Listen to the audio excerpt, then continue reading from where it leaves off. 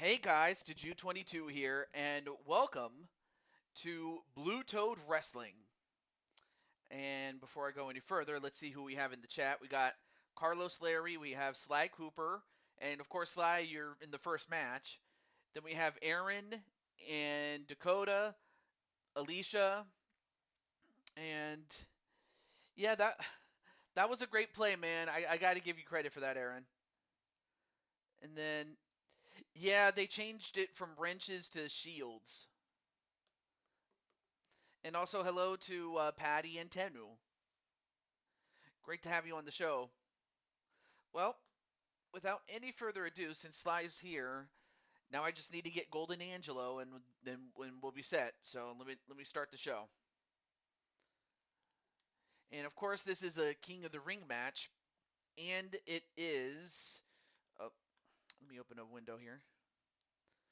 So let me just get the tournament up. But of course, I hope you like something that's new. If you see what it is, let me know what you think.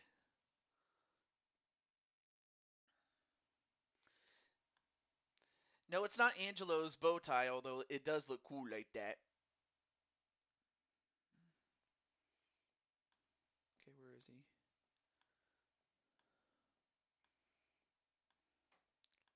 Oh, there it is. I was looking for the. Let's see, who do we have here? Oh, not a problem there, Alicia. Let me just get. Let's see, Alicia. Where's? Yeah, hopefully soon. Yes, but and then of course we have the True Honor Code Wrestling. Maybe I might recognize you if I've seen you before. I don't know. Oh, that's Crimson Heart. Oh, okay. I didn't recognize you at first, but then when I saw that it was Crimson Heart, I'm like, oh, okay, so that's Crimson Heart. Hey, what's up, Crimson Heart? Yep.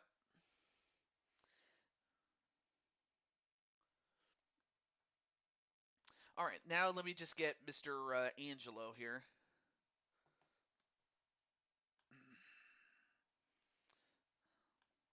So this'll take a moment.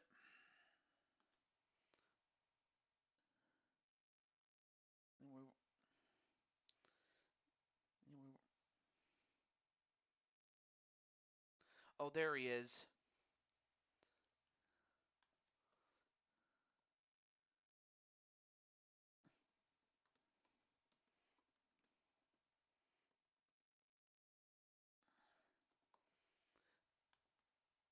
Okay. All right. So Sly is definitely ready to do it.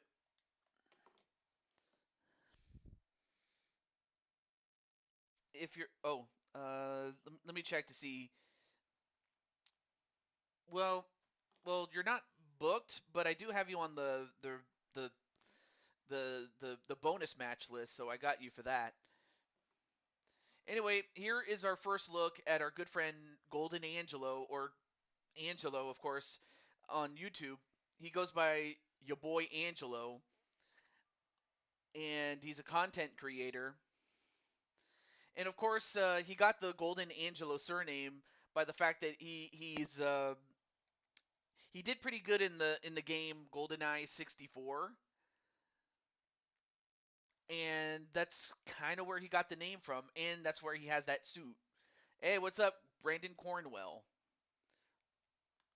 Anyway, let me.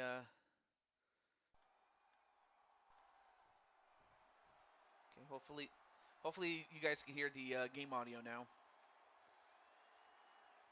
Vixen's Justice, awesome. Representing Diamond Mine from Paris, France, weighing in at And there you see Sly in his dress suit that he wore in one of his own games.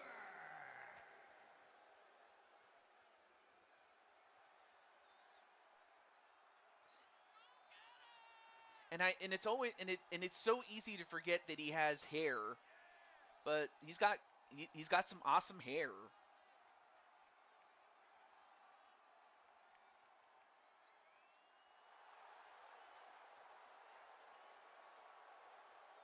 Where can I see this, Sly?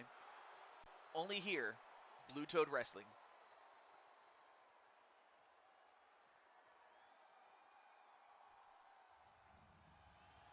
However, this isn't just like a dinner kind of match. This is a casket match where you have to put your opponent inside of a casket.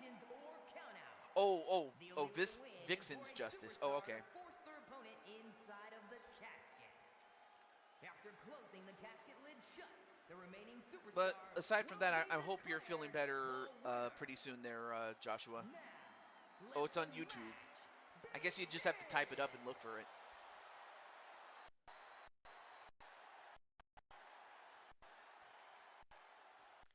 Anyway, there you see Angelo. Match underway. And of course, Angelo with the size advantage, but obviously, you can never count out Sly. Oh, now goes for a leg lock. That'll slow Angelo down, if only for a little bit. A couple of punches right to Sly Cooper. Oh, nice counter with a jawbreaker.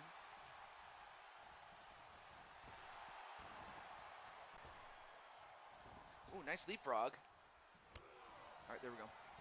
Oh, went for another leg lock, but this time well defended, or, well avoided this time, as he delivers a jumping kick and some elbows a la Mitsuharu Misawa. Oh! But then he delivers a spear. And whoa! Well, the lights went out, and then Sly came back in,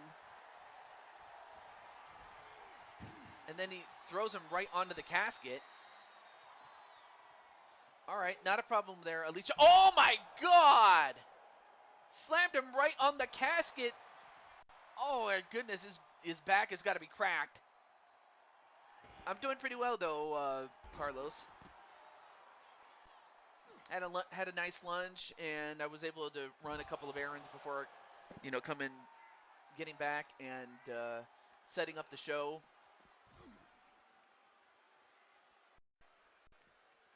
But yeah, there are no pinfalls or submissions. You just have to put your opponent in the casket, but otherwise, no disqualifications. You can use anything you want. Then a European uppercut.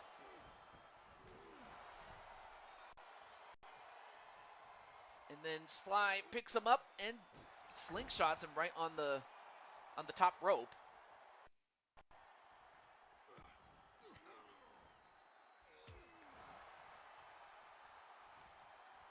But then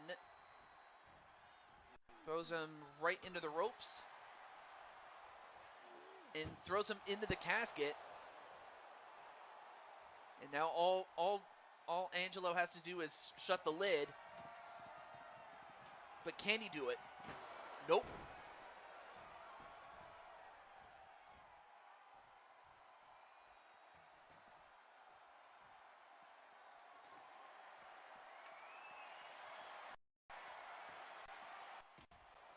There we go.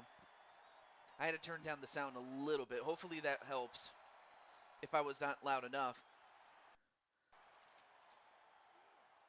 Oh, and slammed right into the steps.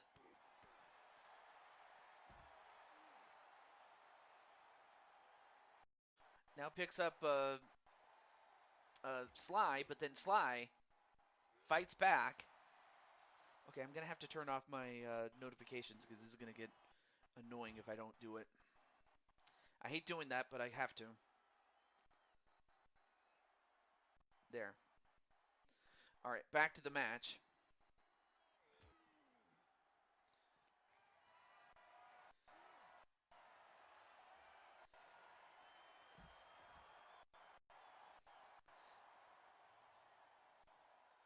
Now, oh, and nice face buster onto the floor.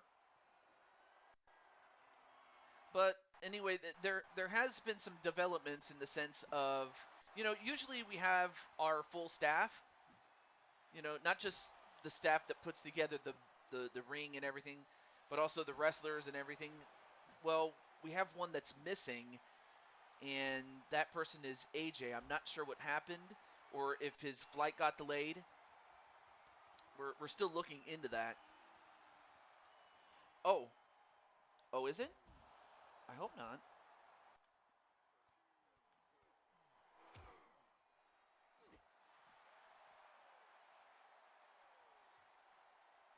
Okay. So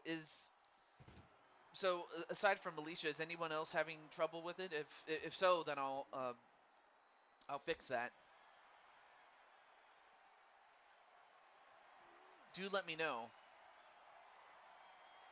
And then, ooh, dropped on his head, face first into the casket.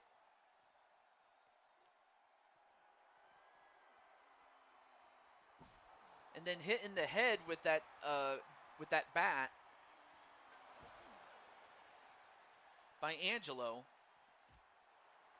But no, guys, is it like is the video going a bit slow? Do let me know. Or if it fixed itself, great.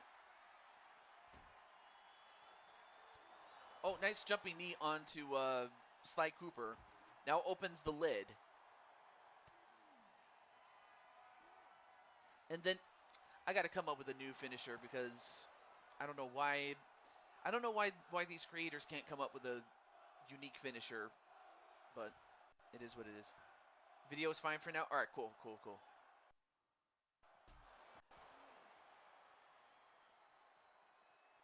You're watching on your phone and it's always a bit behind.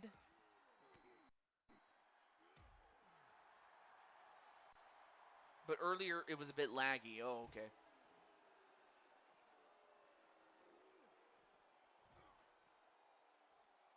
Might have to refresh, but if you have refreshed and it still does that, then okay, maybe I might have to look into it. Now going for a sharpshooter, and Angelo, he can tap out all he wants, but that's not going to end the match. But he is going to open the lid, and that will help end it.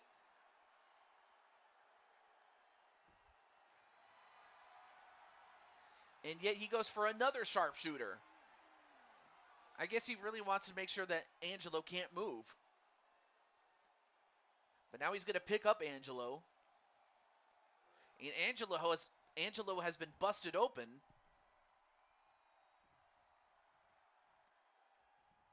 And picks up Angelo. But Angelo's fighting back. And then kicks. He kicks Sly Cooper in the face, but now can he shut the lid? Can he do it?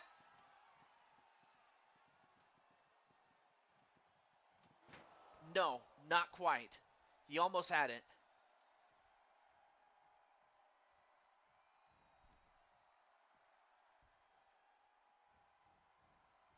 And then, well, Sly decided to become a flying raccoon, and he missed.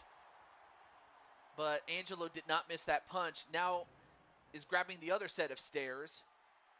Or well, he had him, but then he dropped him.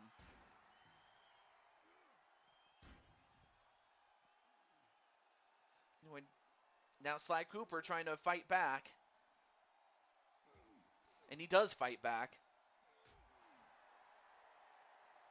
Okay. Oh, slams him right onto the side of the casket, but then Angelo reverses that.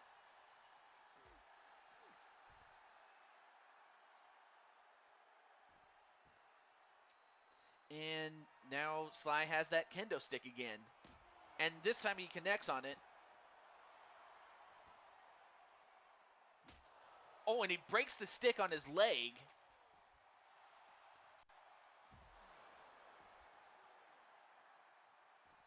I give credit to Angelo. He's not giving up. Oh, and slams Sly Cooper right into the casket again. And then power bombs him. Oh, my gosh. then climbs up the casket.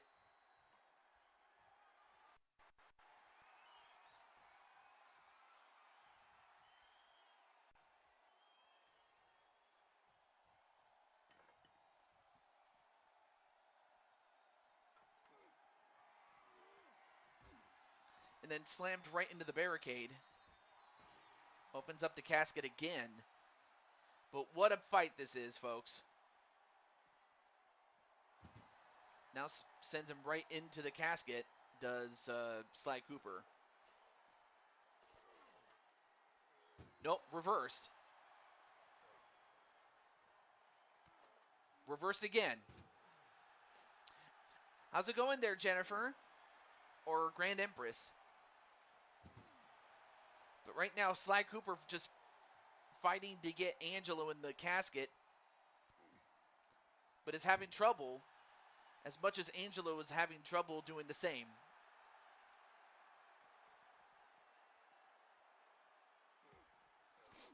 Hi, Wally. How's it going?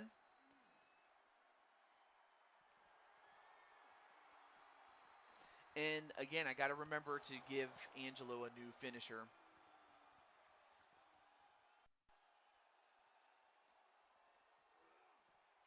Oh, and sent right into the casket again. Oh.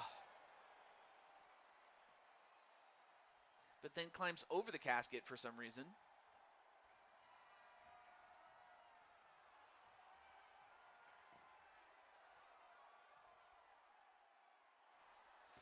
All right, opens up the lid again.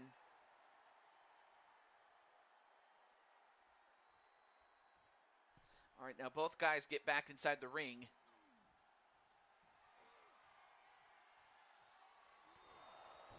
And then does another GTS. I'm not sure why he went out of the ring only to come back in. That kind of random there. But then he kicks down Sly Cooper.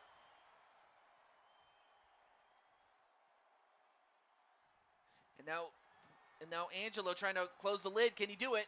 He does. And Angelo has beaten Sly Cooper. Here is your winner, Goldman Angelo.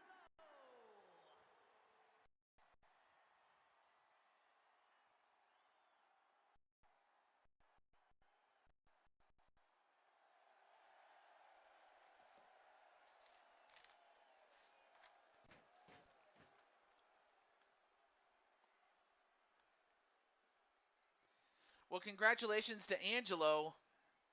And good match. Yep, absolutely, though. Congrats on beating cancer. Aww. I guess you guys were just, polite, or you were just on the edge of your seat wondering who was going to come out. Well, yeah, we'll have to let him out of the casket and then let Sly rest. But what a match that was. I think that was a 4.5-star match. Well, coming up next, we have Mai and Lady Danger in a tables match. And before I go any further, let me update the.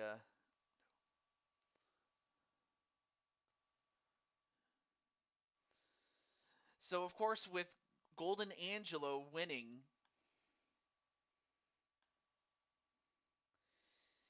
for his efforts, he gets to face off against Spike Ryan. So this could have just as easily have been Spike Ryan against Sly Cooper in the following round, but instead it's going to be Angelo. And as that happens, we now go to the Queen of the Ring. So we get right to it.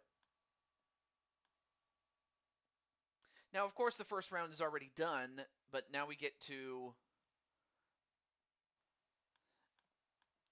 the second round of that tournament for the women. As we have Lady Danger and Mai. So let me just get or rather, Captain Danger's, Lady Danger's man, and let him know.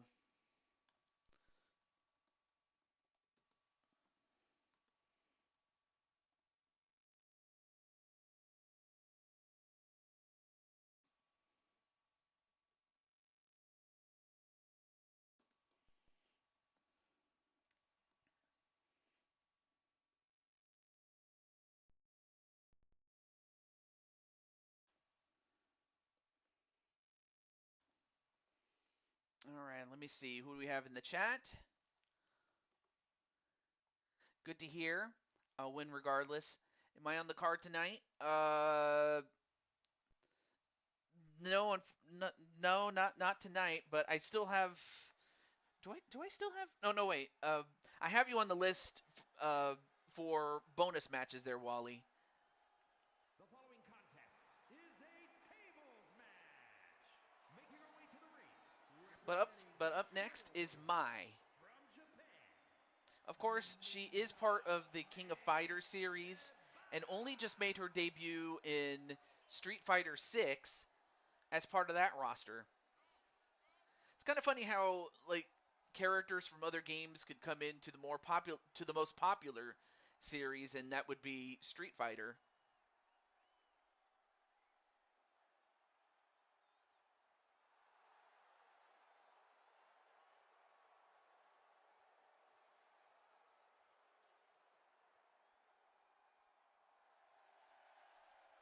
All right. Oh, well, not a problem there, Wally.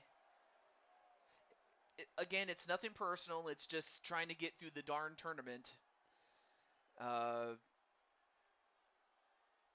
so we have to get through as many matches as it will take. And plus, it'll give me a chance between now and when the tournament does end to like get everything set up for 26. Things like that. Which it sucks. It really does. Like the fact that it's not like the fact that it costs so much more than it did when I first started. Like when I first started, it was like okay, it wasn't too bad. Does Carmelita have a match? Let's see. Carmelita. No, not on the main card, but I can uh, give her a bonus match though. And then Spike Ryan. Uh, me, well, I have Cheyenne. I got Cheyenne, and then let me get. Oh, you were talking to Carlos. Oh, okay. That is cool though.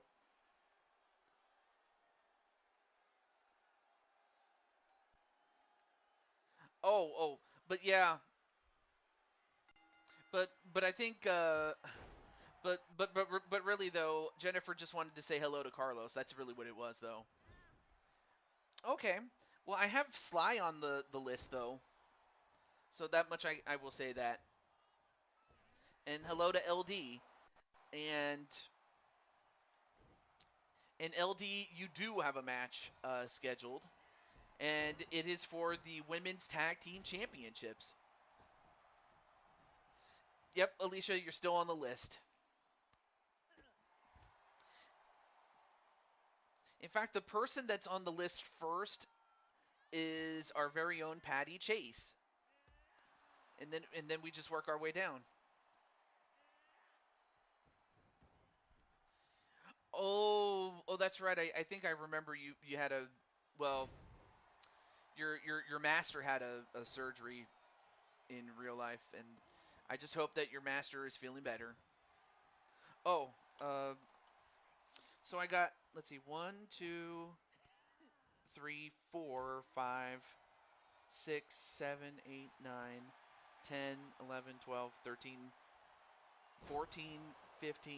17 people, or rather 16 people ahead of you. And now, obviously, some people will not show up, so it's like, so of course, if the people that are ahead of you all of a sudden don't show up, it's possible.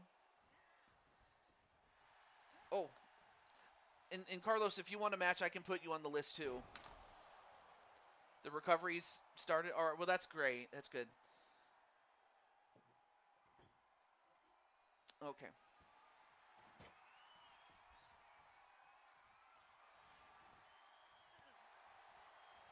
But yes, if you want a bonus match, Carlos, just let me know and I'll put you on the list, my friend. Well, the good news is that I don't have to end the show early as I had been for many years, just because um, the church that I go to has a new start time 2 hours later than it had been. So in other words, I don't have to worry about getting as much sleep as I needed to. So I do have more time for more bonus matches and stuff like that. So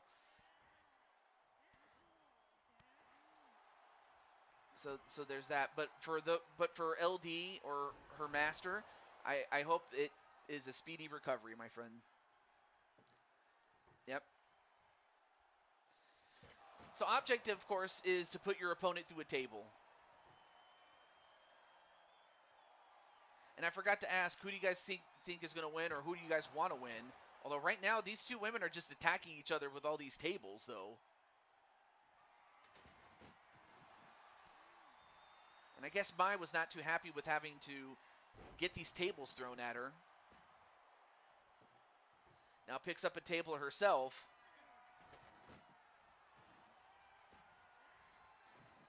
Okay, I will do that for you there, Carlos.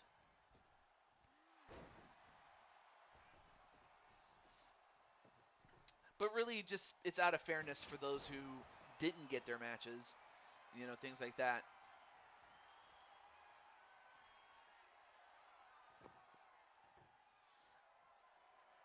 Oh, hang on a moment.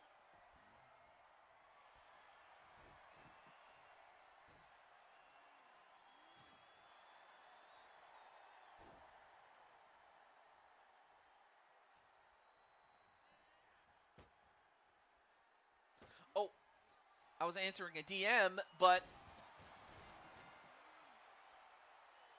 uh, what was it called again?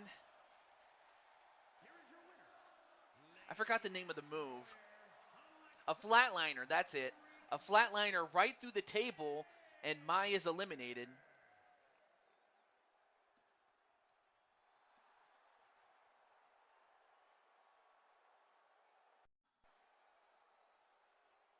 There we go.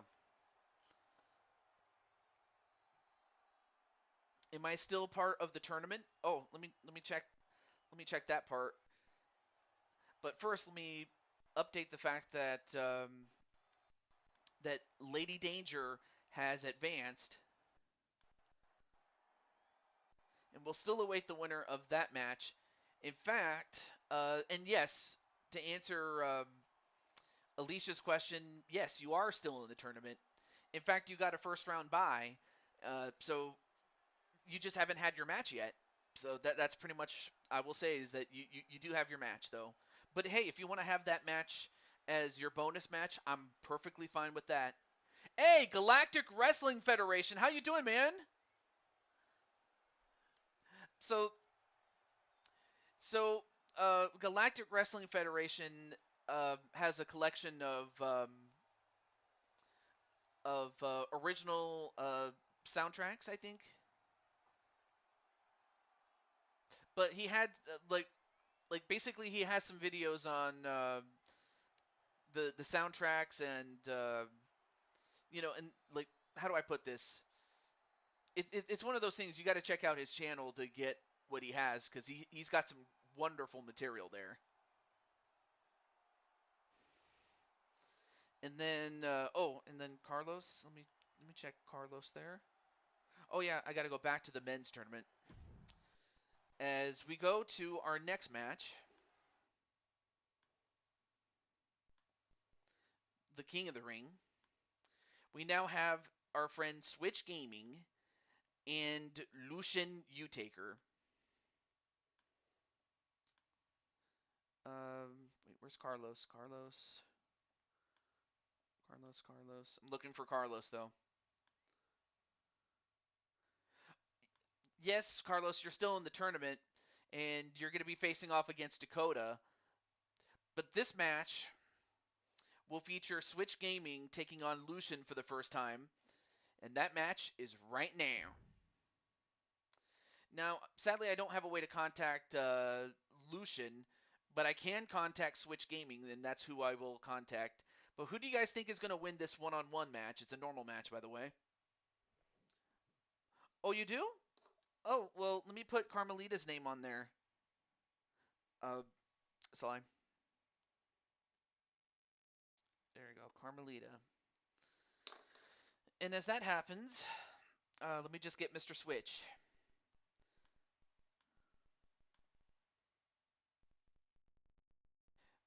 But I did hear some bad news about one of my favorite bands. Well, I mean, of course, that band might not be my absolute favorite, but I have heard of them, and in fact, I do remember them from like the late.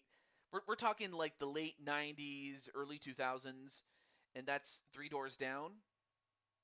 And that I understand that their lead singer um, passed away in his sleep, and my condolences for him, or rather his family, as well as the bandmates and all of the friends that he's ever known. So I want to send my condolences to the lead singer of Three Doors Down. So I want to give him that, uh, the respect and admiration that I can give. Sure, I might not have known him personally, but I got to give. He came up with like he and the rest of the band, they came up with some great hits that truly resonated with me for at one point or another.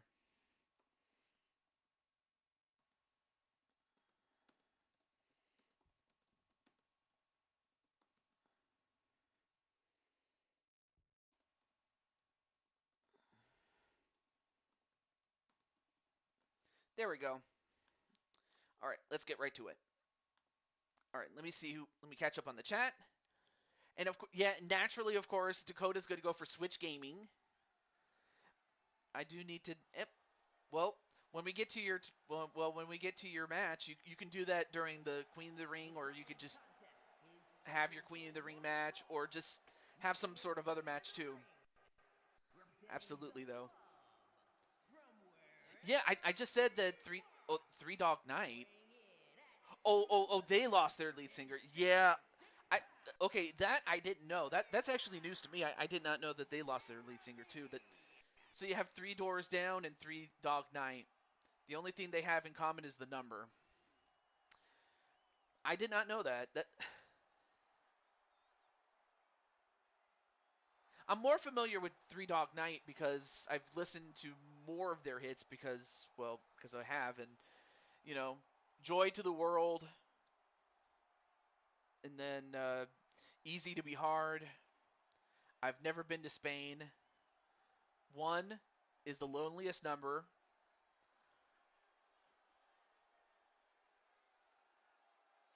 There's a couple of other hits that they've had, but yeah, man, about a week ago. Wow. And hello to Troy. Well, Troy, there's your buddy, Switch Gaming.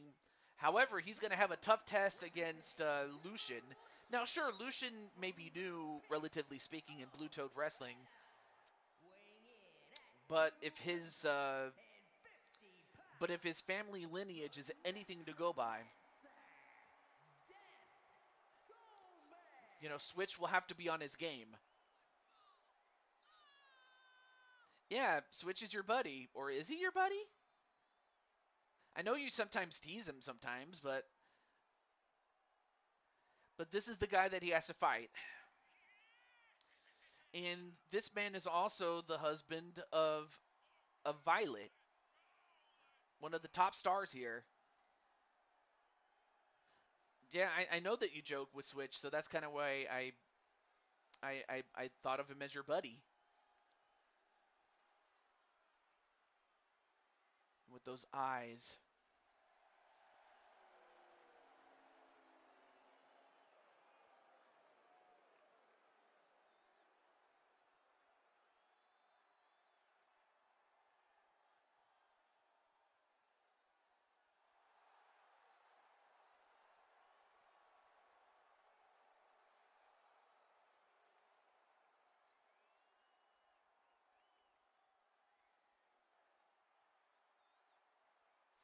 So it's going to come down to now, of course, Lucian is not going to lack for power. I mean, he's got power in those punches,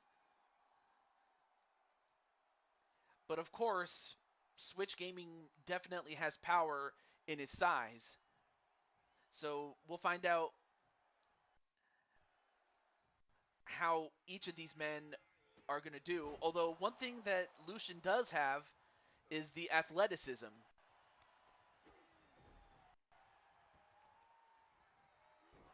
as he slams the arm and then drops the elbow. And then, of course, Jennifer, aka Cancer Survivor, is saying hello to Troy. Oh no, wait, yeah, and then Troy then said hello to her back. But now Lucian goes up to the top rope. Oh, Angelo, you missed your match from like 2 matches ago, so if you want to go back and watch it, you can. But great to see Angelo. 1, 2. However, there is a buddy of yours that's in this match, and that man is the one in the black shirt, and that's Switch Gaming, although right now he's not looking good.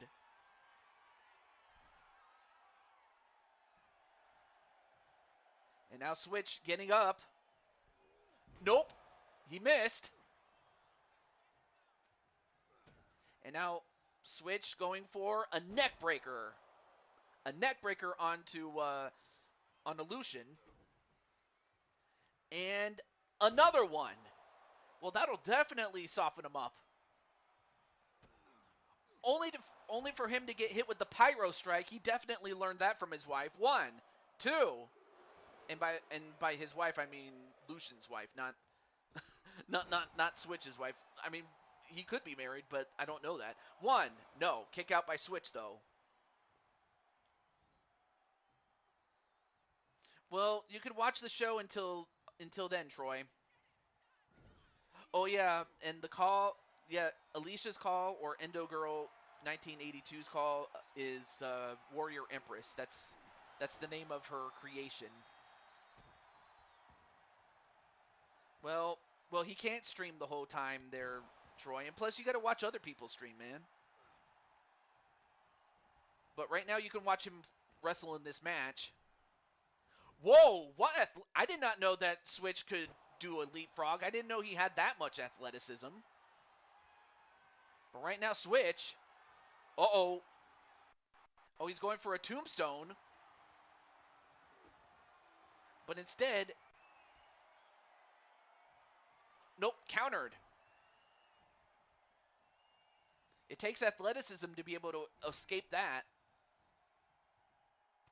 And now a couple of back elbows, and that'll take him down. Oh, stops him right on the leg. And now Switch going up to the top rope. Oh, and he hits the elbow right on the back. And then, uh-oh. Well, the one thing I will say is that I do have, I'm going to get the PS5 version. It stinks, however, that it's not going to be cross-platform, which really stinks because it's like, it kind of takes, but in terms of the call formula or the, what it takes to make Warrior Empress, then yes, I will need help for that. Or at least just to get an idea of, like, doing creation suites and stuff like that, which it stinks, but what can I do? That's the thing I don't like. It's like, well, it's not that I don't like Switch Gaming winning, but no, it's just the fact that it makes it much more difficult. It's like back in the day when that was the case, but of course it was understandable at the time, given that, well, the lack of technology at the time.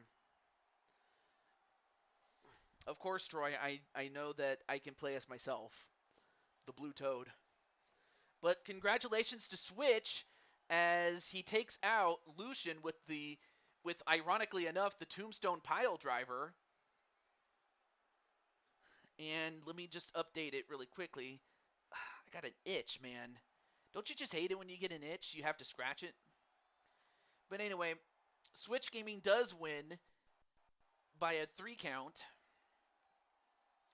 a pinfall. And for his efforts, he gets to face off against Joshua James in round 2. Ah.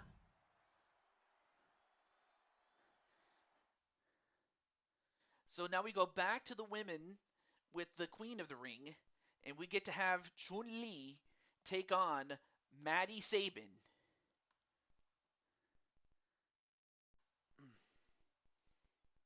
Let's see, where's... Okay, there she is. So while Chun-Li had to beat Liliana Ladrona in the first round, Maddie had her first round bye. So with that, let's get right to it. Let me just let Maddie know really quickly.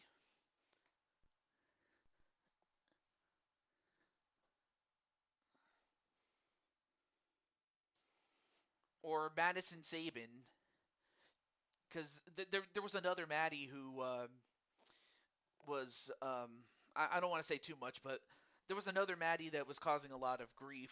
But I always had to like use the name Madison Sabin to avoid confusing one Maddie for another. So there's that.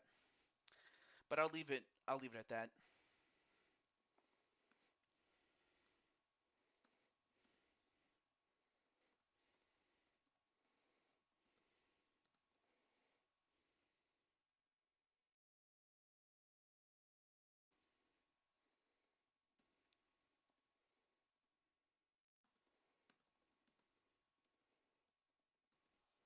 All right, I'll start because Chun Li has to go first.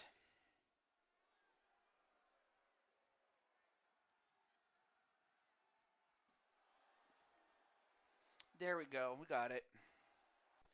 All right, let me catch up on the chat. Oh, not a problem, Joshua. Hope maybe by then you'll have a chance to get your reps in, I suppose. Yep, got to summon the kitty though. I'm doing pretty well there, Angelo. It's great. I'm doing well, man. So we have Maddie coming in. But first, here is her opponent. She is from Street Fighter, the most well-known female in Street Fighter history, and that's Chun-Li.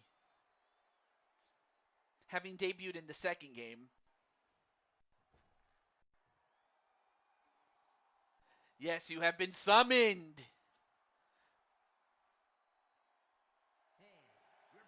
But of course, you are the pink cat this time. So there you see Maddie, the pink cat.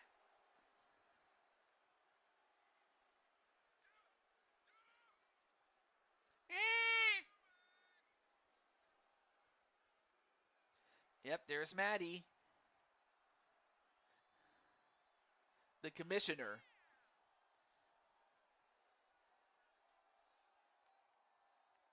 Of course, I imagine she's in her usual outfit because she wants to be able to keep up with Chun-Li,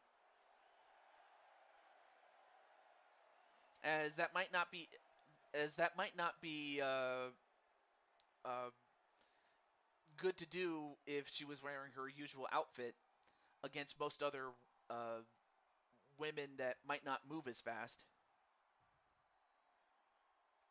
Hi, kitty lady, says Xenon. All right, match underway. Now this is a normal match, so it's one fall. One only gets a one.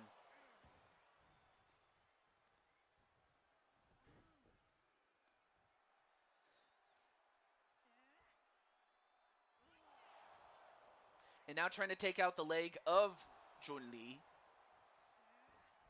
But then Chun-Li with a kick to the stomach. Smiles at the youngins. Aww. Oh, excuse me. Anyway, thrown over the top rope is Chun-Li. Oh yeah, Angelo. I don't know if you got to see your match, or if you went back to see it. But if you did, let me know what you thought. Yep, she's going for the legs indeed. Now the count. Now the count begins. It's a 10 count.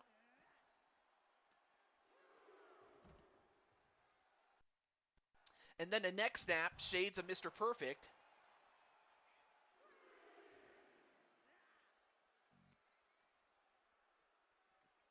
And now Chun-Li thrown back in the ring. And then a kick right to the face. But is that enough to do it? One? No. Of course, Chun-Li's you're gonna have to do a lot more than that to beat Chun-Li. But as that happens, oh, a snap fisherman suplex. But then Chun-Li fights back and hits a flatliner. Oh, the choice. 1, 2. Oh, almost got her there.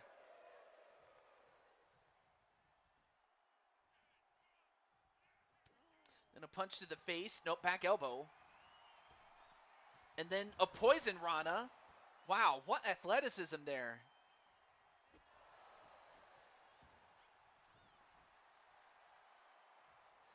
Although Chun-Li not going to stay down. Your signatures and finishing names for Maddie are Undertale / Deltarune references. Okay. Oh, clothesline. And another one. And then a leg sweep.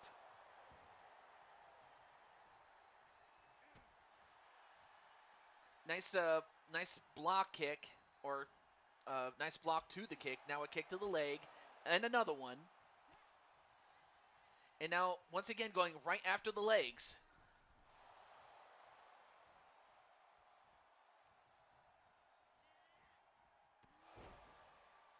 The spider's web. But then, of course, Chun-Li with some kicks to the leg of her own. And then she delivers the GTS, which, again, I got to change some of these moves because it's like 1, 2, and she got her with it.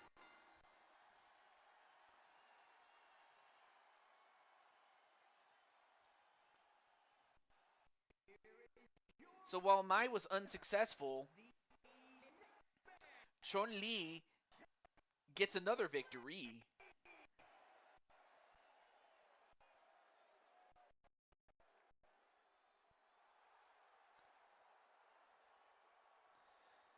And that was a 3.5-star match. Yeah, well, of course, I do want to keep it. What is it? I do want to. What's the word? Keep it objective. But another show that you're in starts in a few moments. All right. Well, not a problem though, Maddie. I'm happy that you at least got to see your match. So there's that. Although your brother Damien has a bonus match, but I'll let him know when it's time. And as that happens, we now go to Kaiser Hart and Drawer Man. So I'm just gonna get Dragonheart. Let me go over to the men's tournament really quickly. The King of the Ring.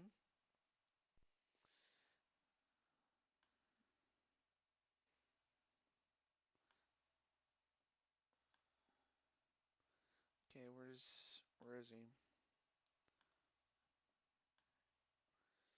Okay, there it is. And then let me get Mr.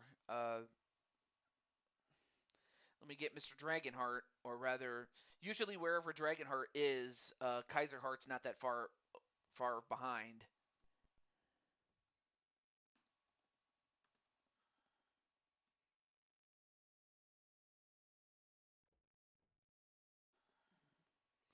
But of course, Emma gets to see her father, and Patty gets to see her man.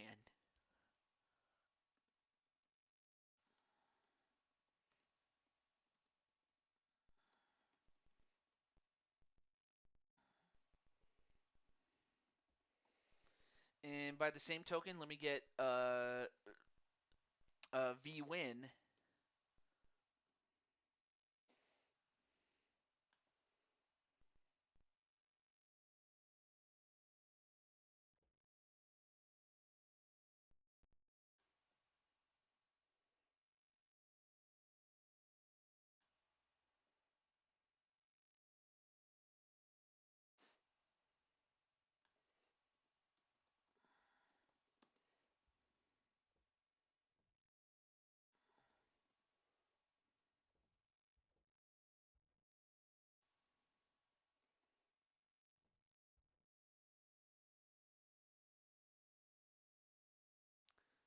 Okay. Well, I wonder who people are going for in this fight. So let's get right to it. Let me catch up with the chat. All right, so Tenu's going for just don't shoot the. I'm not going to do that, Jennifer. Well, there's Kaiser Hart Jr. Then there's Emma going for her dad, Kaiser Hart. I've been dealing with wins all day. Oh no, understandable though, Alicia. But I'm hopeful that you are staying warm. And also hello to primetime Sean Sanders as well. And then everybody else is saying hello to each other. That's cool. But there you see Kaiser Hart. You know, he and Dragonheart Jr. are going for the tag team championships. The following champion Oh, you were referring to the chat. Okay. is scheduled for one fall, making his way to the ring, representing the Lucha Dragons from Buffalo, New York, weighing in at 205 pounds, the total non-stop action champion, the X Factor.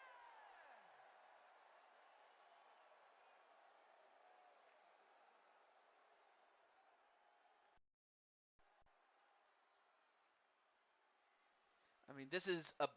Not only is this man a powerful dragon, he's pretty quick as the dragon that he is. Oh yeah, definitely keep yourselves warm as much as you can. Thankfully, like thankfully it's not too cold, but still I do have layers, so like I have extra layers on me, so it helps.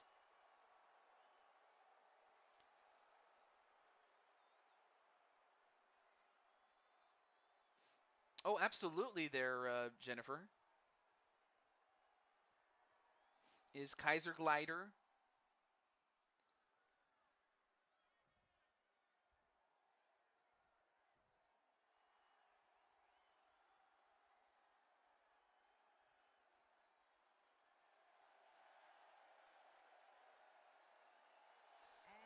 And his And opponent, then of course you have representing the Outsiders Drawer from Man, Japan, weighing in at 228 pounds, the who still holds WWE who still holds one of the WWE Universal Championships that they used to have, but is also a former world champion twice before in Blue Toad Wrestling. Yeah, I certainly don't. But yeah, uh, but absolutely, I have no issue with that.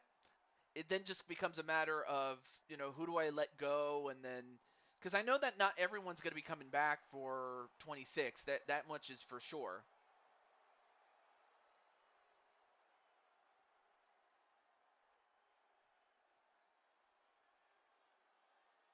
Had to drip the faucets, to keep the pipes from freezing. I could see that. Yeah. All right, here we go. Match underway. And of course, both these guys have lucha libre in them. So it'll just come down to what secondary game plan that these guys can do. A wheelbarrow DDT. And this is under normal match rules.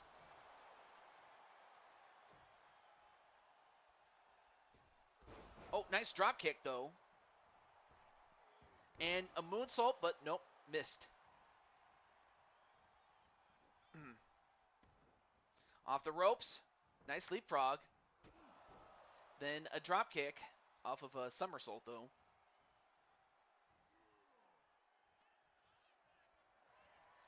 And then Drawer Man. Ooh, nice takedown.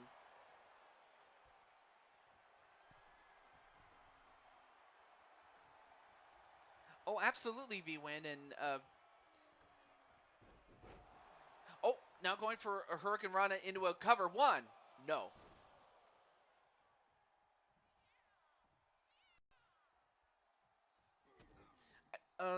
I forget if let me check out V-Win's channel really quickly. Wait, 1, 2, no.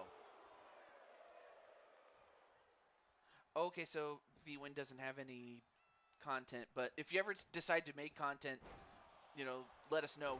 I would definitely like to plug your channel. Oh, nice head scissors takedown though. Oh, thank you so much, Jennifer. I do appreciate that.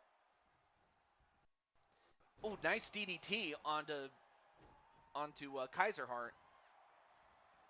I mean, these are two guys that one could easily see win the tournament, but it just so happened that they matched up here, and I forget what Kaiser Hart calls that, but it's a very devastating move, a suplex into a pile driver, and oh, that almost got him though. But then again, it shows the heart of a champion in Drawer Man. But Drawer Man got out of the way. The Kaiser driver, thank you. So the Kaiser driver almost got him.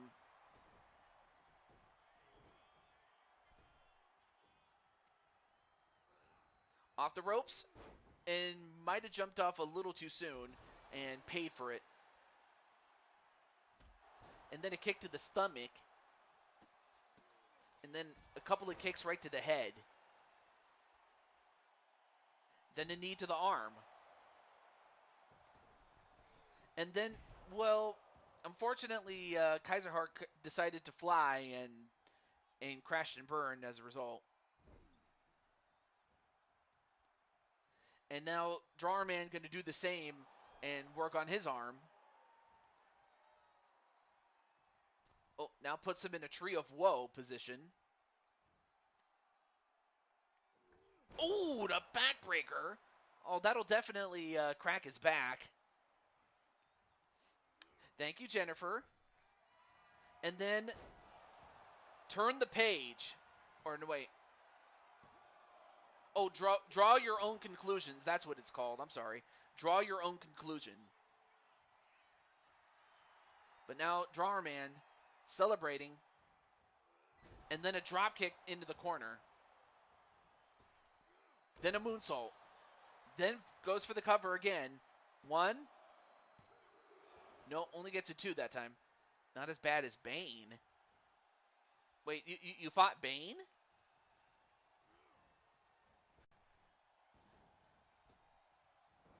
Into 1. Someone created two of our gimmicks into one, and it was hilarious. The Royal Gladiators. Oh, I could see that. Definitely. Oh, nice spin kick there by Drawer Man. Yep, absolutely there, Warrior Empress. And almost got a 2 or almost got a 3 count, but only gets a 2 count instead. And then Patty, of course, wants Kaiser Hart to win. And now Drawer Man going up to the top. And he missed. Uh-oh, he's going for the Kaiser driver again. And he hits it again. Is it going to take 2 of them to put him away? 1, 2, 3, and it is.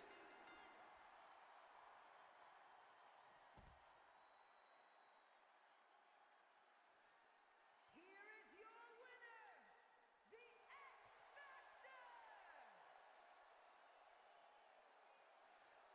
Well, congratulations to Kaiser Hart. Much to the dismay of V-Win for those who wanted him to win, including V-Win himself. But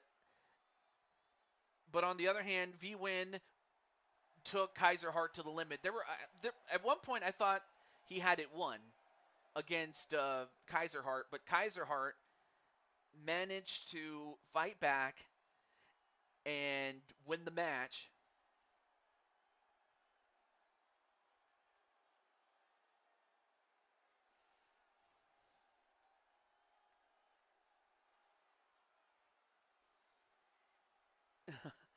Yeah, I imagine that's what Kaiser Hart felt.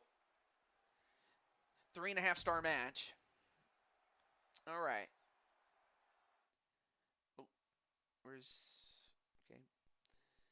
Okay. Next up is the third and final match, at least on the main card, that is, of the Queen of the Ring tournament. So let me switch over to the Queen of the Ring. No, normally I would reach out to Paper Tay, but of course, currently Paper Tay has, is currently on holiday. But once I find that she's not, I'll definitely let her know. But for the moment, it's going to be her against Cheyenne. So here we are. Let me see. Okay, so Brandon's here. Okay, I didn't have to get him, so we could just go right into the match. And this one is a falls count anywhere match, so these two will have a little bit more freedom to fight wherever they want. And Patty, of course, is going to celebrate with Kaiser Hart. Well, thank you, Jennifer. I appreciate that. I really do. I thank you for that. All right, not a problem there, Wally. I'm sorry that we didn't get a match for you, my friend, but trust, as we go through the rounds of the King of the Ring, and we get it down to a couple of people left, then I can put more matches, and then I can put you in there, and things like that. The following contest is a Falls Count Anywhere But of match. course, we have Making his Cheyenne. way to the ring, representing La Femmes Fatales from Virginia.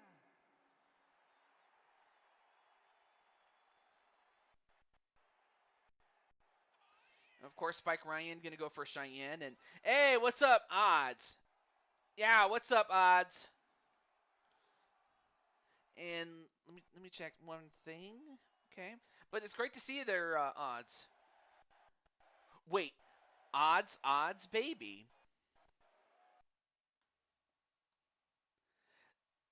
Dun dun dun dun dun dun dun dun dun dun dun dun.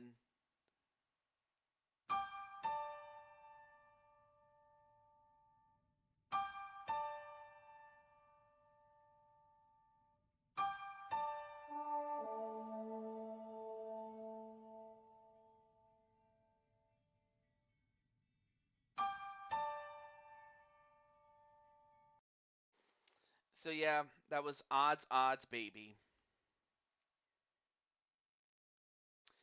And so of course we now have Paper Tay.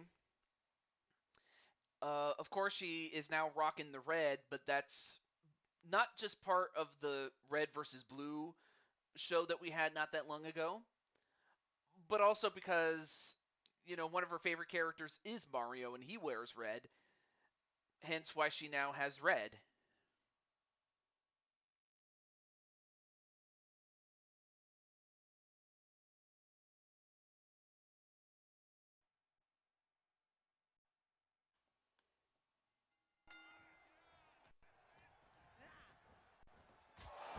Oh, and then just got clubbed. Okay. Also, let me know if the pitcher starts to crack out, but nice bulldog onto Tay. And now stomping on the hand, especially with those heels. Oh, okay. And then, oh, a body splash that missed. And then, well, a stunner attempt that missed. So he had two misses in a row. And now Tate tries to get right back up again. And then a bit of a miss there. Well, she didn't miss with that punch, though. And again. And again, so took 3 punches to take her down. Back elbow. And then gets the octopus stretch. Oh, but although Tay with so much power to just get out of it like that. and then slammed right into the barricade, and then goes for a pin off of that. 1, 2. Ooh, almost got her there.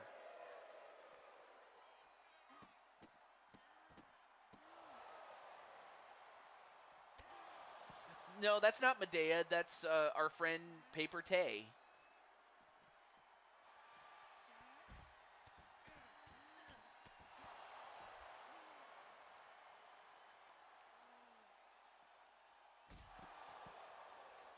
Yes, the famous Space Ghost is here. Took the words right out of my mouth, Tenu, but thank you. I thank you, man. Anyway, takes down. Oh, nice. Okay, that was pretty cool. I'd never seen Tay actually do that before. Heck, I don't think I've ever seen anybody else do that. Oh, a face buster to the knee, and ref out of position. 1. Only gets a 1.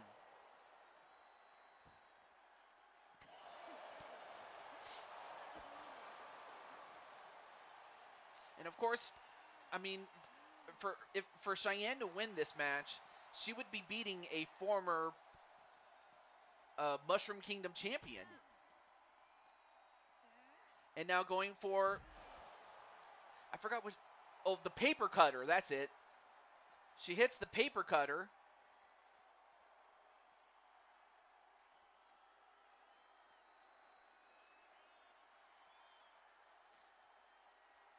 Oh, I'm sorry, correction, she hit her with the neutralizer, rather. Oh, not a problem there, Space Ghost. If anything, I'm just thankful that people didn't get so mad that they decided to boycott. I'm just thankful that it didn't get to that point, because you really are good, and there were times we had to double or triple team you just to get victories, but it just goes to show you found ways to win, and if anything, that's a real skill in itself, man. And I applaud you for it. I really do. Very commendable indeed. Oh, and then a double arm DDT on Tay, Paper Tay. 1, 2. No, almost got it. Paper Tay trying to hold on. And then I forget what she calls that move, but 1, 2. Oh, the Ryan bomb. And she gets the win right there. Here is your winner. So Cheyenne gets a big win over uh, the former Mushroom Kingdom champion. Oh.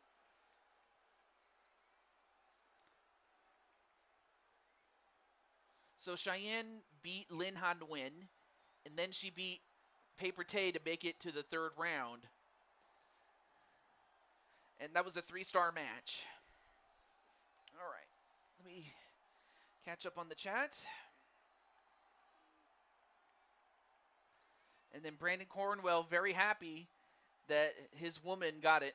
Nothing bad or upset about it. Just want others to get a win. Oh, of course.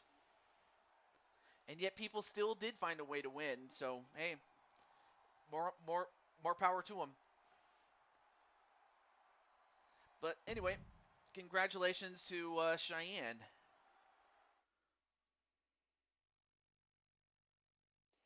All right, so now we get to our non-tournament matches, and one of them is for the tag team championships. So we have LD and KK teaming up as part of the Mythic Elite to take on the Young Clan. So let me just get KK and then of course the Young Clan's father figure. So let me get Mr. or Miss Crushing Kelly.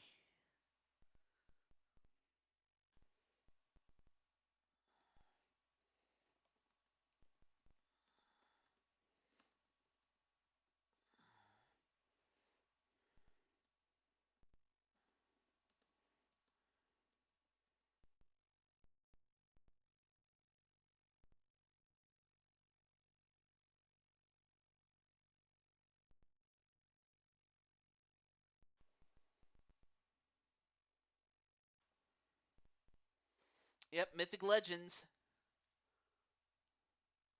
Oh, I'll get to you that. Oh, you're number 16, so that means there's 15 people ahead of you. But again, there may be a few that might get skipped because because somebody's not going to show up. That just happens. It really does. All right, I'll start the match and then I'll get Kyle Young.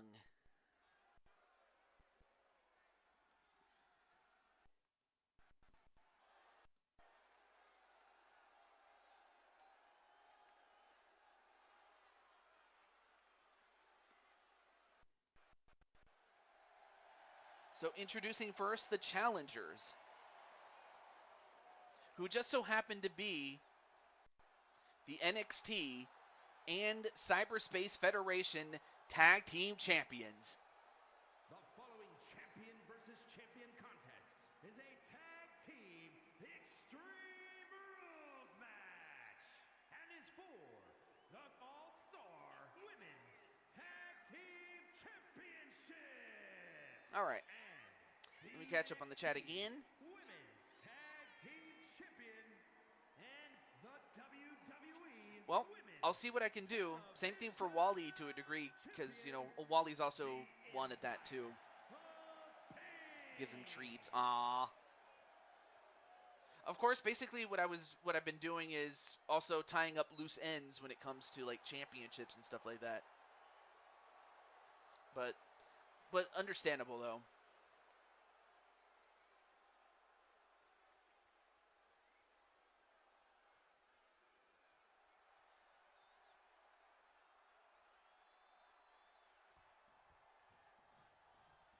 So you have LD and KK.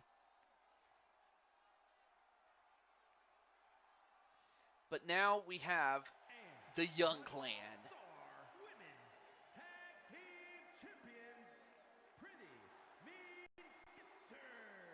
And it looks like these two young ladies are going in their singles attire. I was surprised that they didn't go with their Young Clan attire, but even still.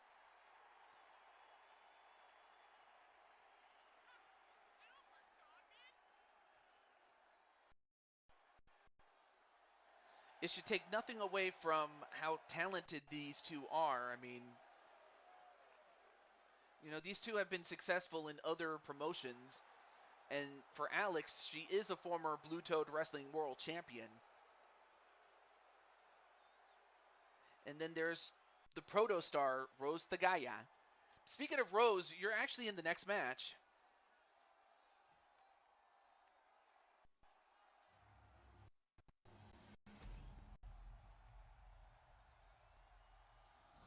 But this is for the Tag Team Championships.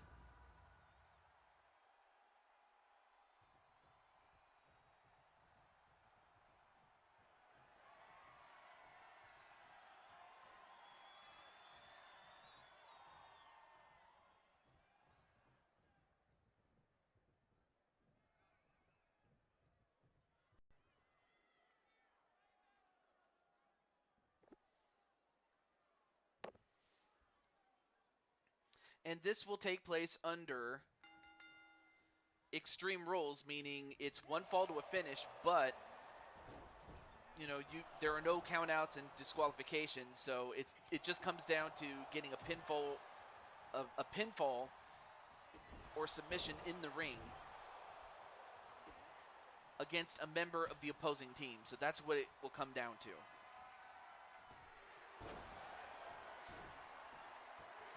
And then Alex getting struck with the sledgehammer, as does Jade.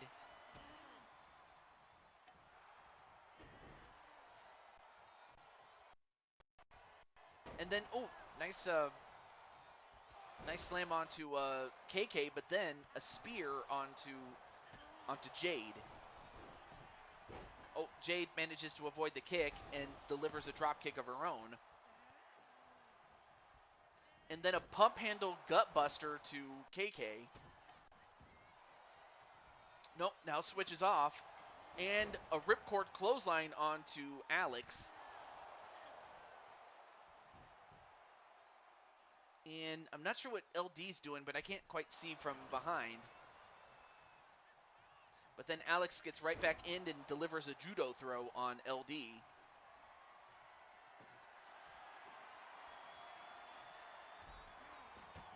And then, off the ropes and a 619.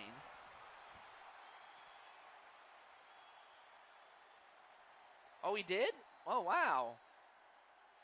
Oh, yeah, I have heard that he made one for Colton, I think.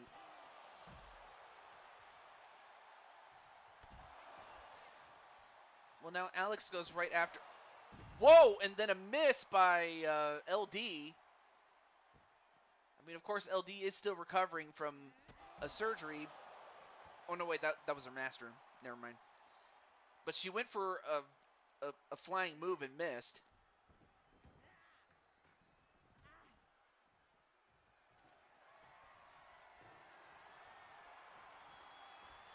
And now we have a trash can.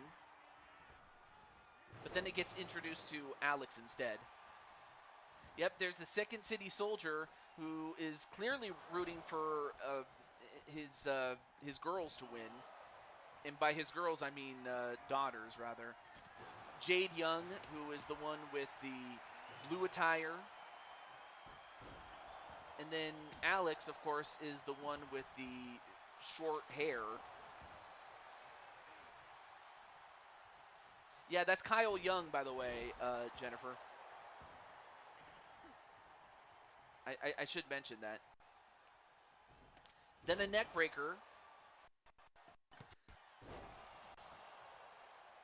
And a leg drop onto LD. And then a pin. One. No, kick out by LD.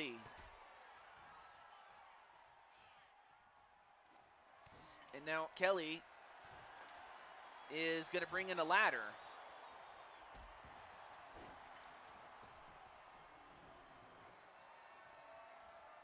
And then, well, LD takes out Jade.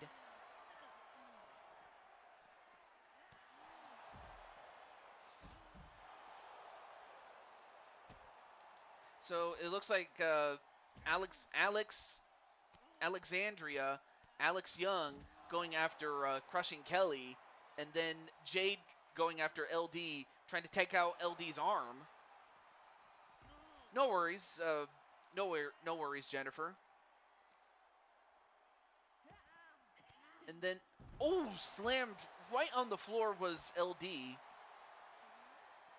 But then LD comes right back with a couple of hammer fists.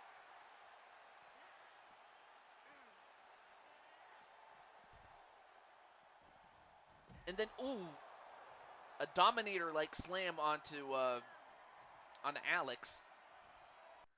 Head scissors takedown to Kelly. Then gets a kendo stick used up on Alex.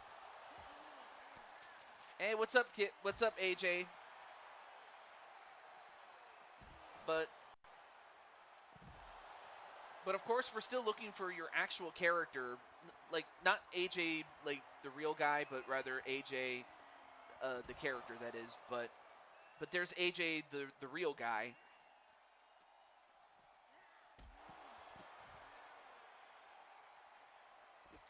Oh, not a problem, Jennifer. I appreciate that.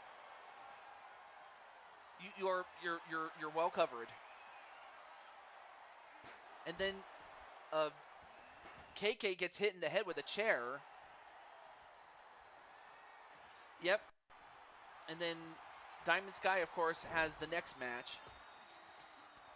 Now going for an armbar on LD, but LD not going to give it up like that.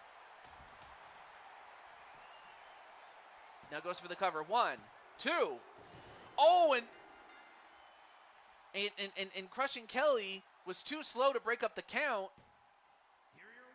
And the winners, and still the tag team champions, the Young Clan.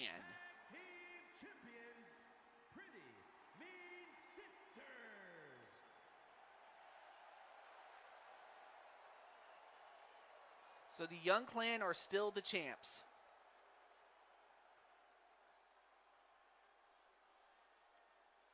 So that means that the that the championship match for what is to be the final Super Show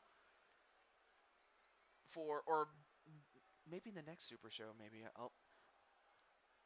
But at the very least, it's going to be the Skylights against the Young Clan. But as it is, congratulations to the Young Clan for defending the Tag Team Championships. A 3.5-star match. But I got to say, LD, you did pretty well in your match. But up next, we have Rose the Gaia looking to regain the Women's Mushroom Kingdom Championship against the current champion, Diamond Sky, who, upon winning that title, became a 5-star champion. But this is a last woman standing match, and for Rose, this is her well, I don't want to say her last chance ever, but it is her final opportunity unless she gets this win. So let's find out if that's going to make her a diamond or if Diamond Sky is going to let it rain. Let's find out. But who do you think is going to win? Is it going to be Rose or will it be the Diamond Rose of Texas, Diamond Sky? Because a Rose of any other name just wouldn't do.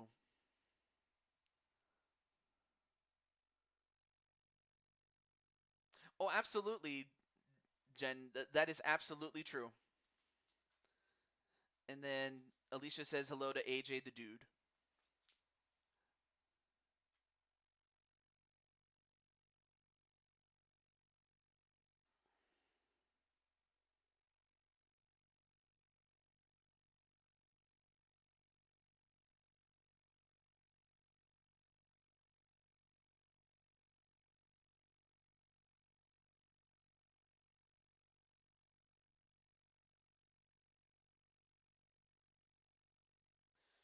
All right. Oh, right. I forgot to hit the the X button. Duh. No offense to Rose, of course. Absolutely. Is our last woman standing match, and is for the Women's All-Star Undisputed Championship.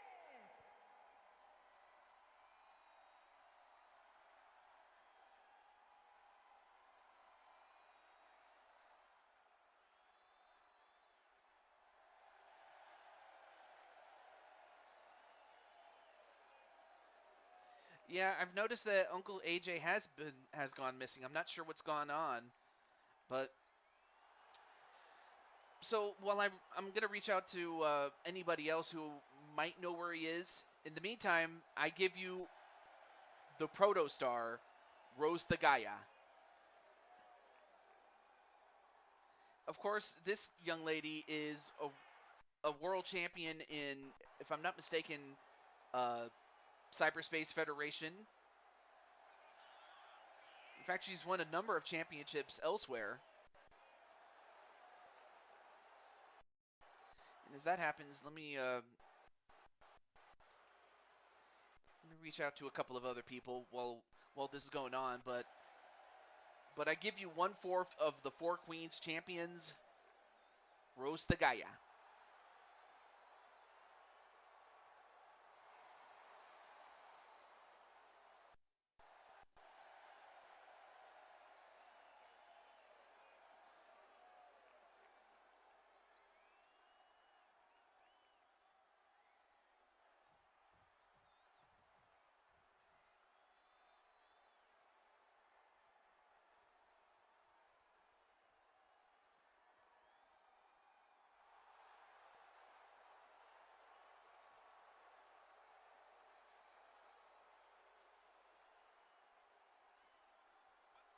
Okay. So now that I was just simply reaching out to anyone who would find AJ though. But up next, we have another double champ. We have the WCW Women's Champion and the Mushroom Kingdom Champion, and that is Diamond Sky.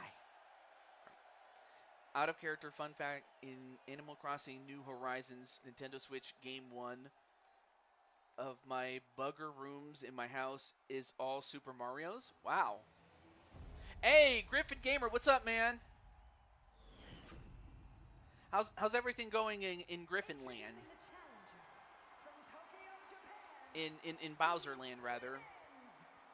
Men's I have to say I really do like the rebrand because it definitely brings out the Canadian Bowser in you. Just chilling. Hey, I'm doing pretty well, man. I'm just having a lot of fun, and I hope you have a lot of fun watching the show as much as I like making it out of character. But in character, we have ourselves an excellent match about to come up. So here is Diamond Sky, the sister of AJ Cool Kid, as she's defending her Mushroom Kingdom Championship against a former champion in Rose the Gaia.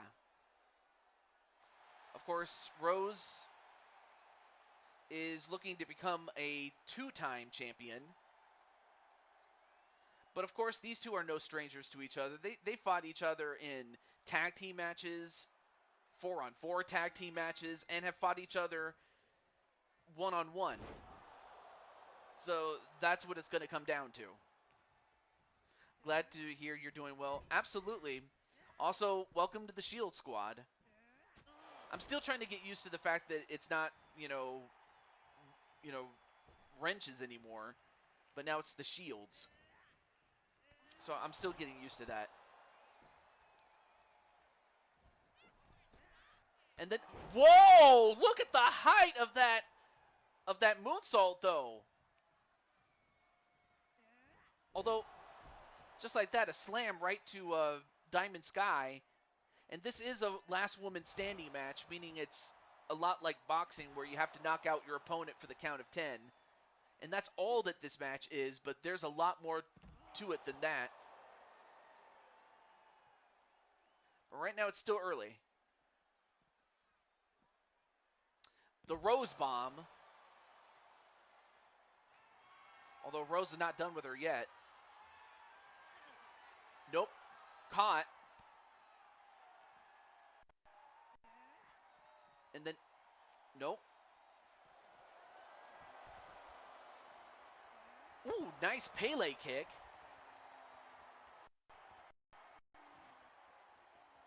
And now Rose goes underneath the ring and gets a sledgehammer, and she uses it on Diamond Sky. Although Diamond Sky gets out of there and delivers a spear of her own. Thank you guys. Thank you, Brandon Cornwell and Griffin Gamer. You know, you guys are cool like that. I mean, really, you guys are just awesome people to talk to in different ways, but for many of the same reasons. You guys are just pretty awesome, man. And I got to give you guys credit for that. Although Diamond Sky going to go for the Diamond Destroyer. The Diamond Destroyer. All right, now the count is about to start. If Rose does not get up by the count of 10, then Rose will lose, and Diamond Sky will win. But instead, she picks her up. Oh, I think she really wants to put her away for good. And while Diamond Sky had the right idea, Rose counters and kicks her right in the face with a thrust kick.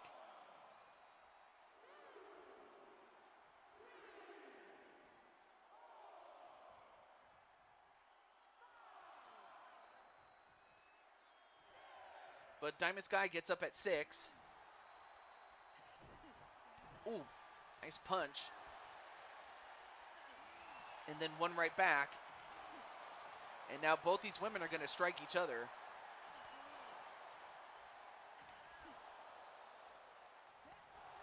Couple of knife edge chops.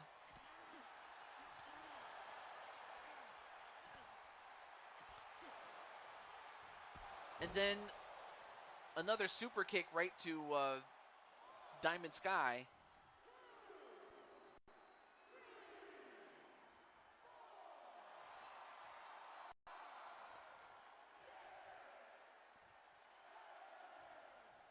8. Oh, and Diamond Sky got up at 8, only to get hit with a spin kick right to the face.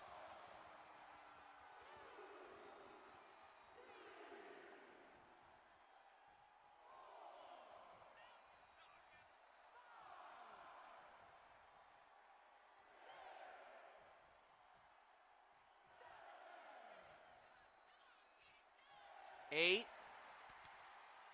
9, and well, Diamond Sky got up, but she got up at 11. You have to get up before 10, and she didn't do that. And we have a 2-time champion in Rose Tagaya. We got a new champ.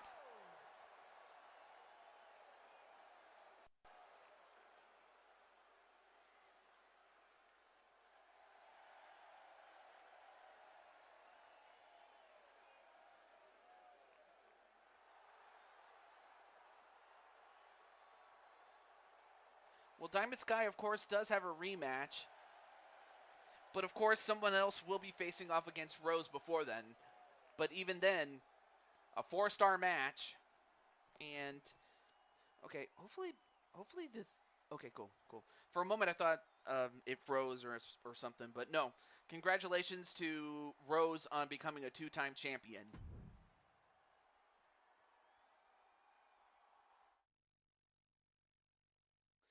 But now we go from the Mushroom Kingdom Championship to the Blue Toad Wrestling World Championship, the Men's World Championship, and it's between Riker, the former champion, and the current champion, JW Caliber. So, of course, Riker, is, usually wherever Violet is or any of AJ's relatives are, usually that's where, not that far away is Riker. So let me just get JW, and then we'll get started. All right. So let me just get JW. Mm.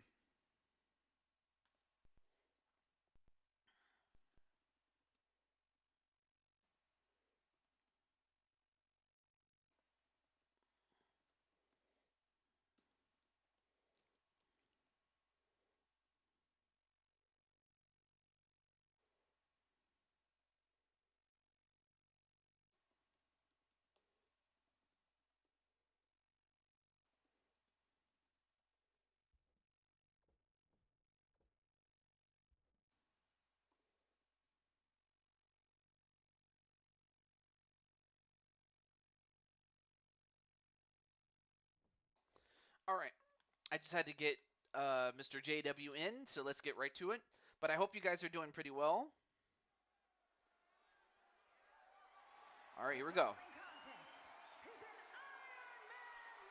So, of course, unlike all the other matches where it just takes one fall to win, this match is going to last 15 minutes, but it's basically whoever gets the most falls or most points to win. And whoever has the most points at the end of 15 minutes will win. It's about as simple as I can make it. But up first is the former champion, Riker Lancaster.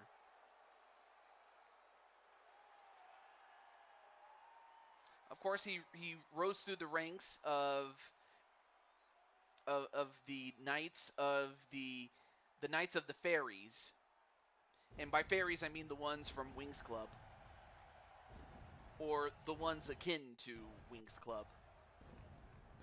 Not their smaller variations like Tinkerbell and those fairies. But he worked his way to becoming the head of the head of the guard, as you will.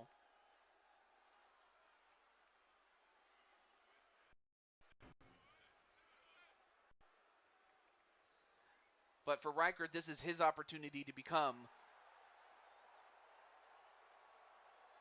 a 4-time champion. So he's been champion 3 times before. and would love to become a 5-time champion.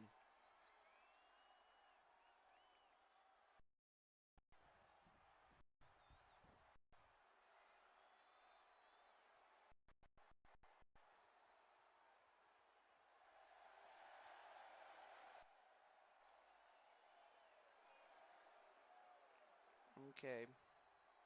There we go. So next up is JW Caliber.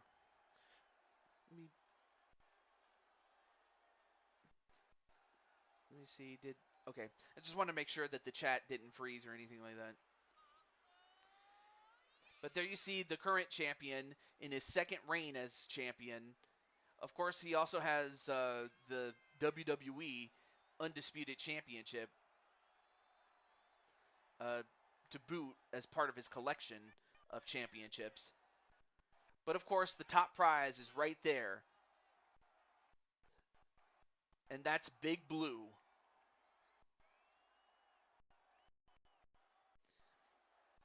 Of course, Riker's not going to go down that easily. You know that, JW.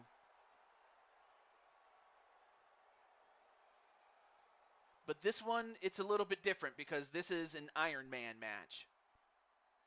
The match doesn't end when we get one fall. It ends when it gets to 15 minutes.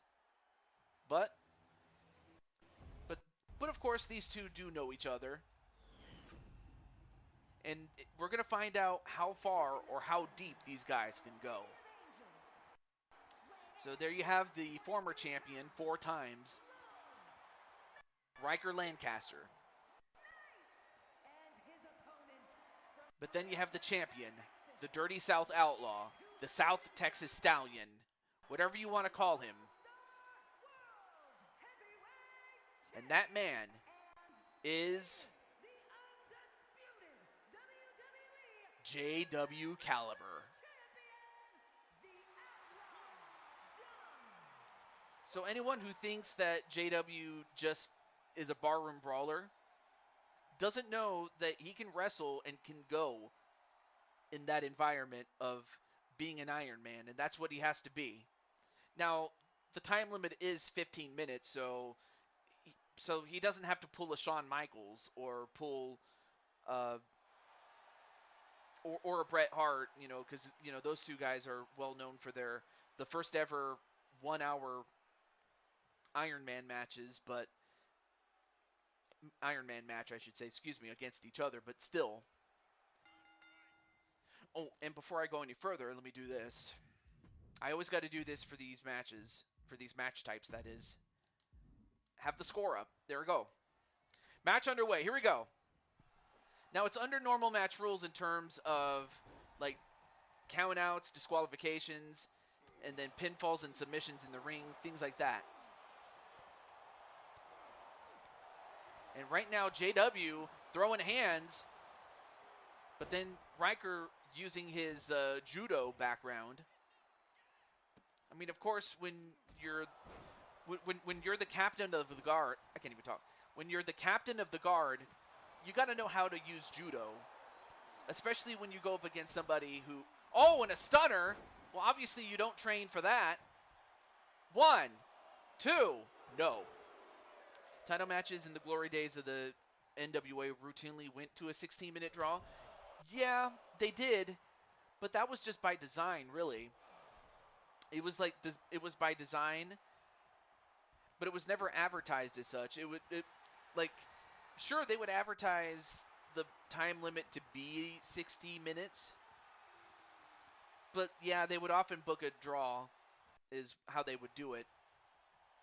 And especially when they had the NWA World Champion, the National Wrestling Alliance's World Champion, against the Worldwide Wrestling Federation's champion at the time, Billy Graham, Superstar Billy Graham.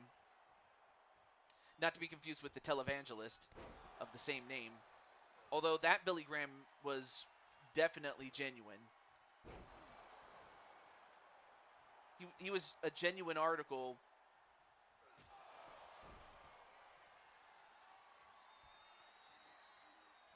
And as that happens, JW Gets right back on his feet, and he hits the Dirty South Lariat. Now he pulls Riker away from the ropes. But yeah, that is true, though, JW. I mean, like, they had the matches with Ric Flair, and before him, Terry Funk, Harley Race, Luthez, among some of the great champions that have held that championship when it was at its best.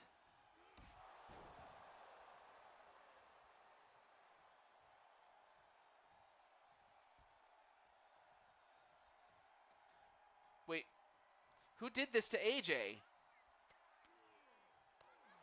I don't know who did it. I'm not sure. I'm not sure who would do this.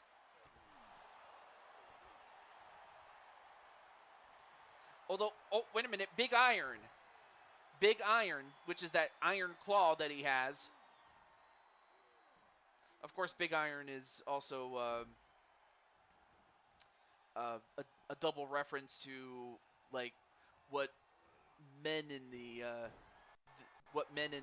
South, in cowboy country, call a big gun, Big Iron. But of course, that in itself is also the reference in a song called Big Iron. And then a running knee onto JW. Now JW rolls out of the ring. Now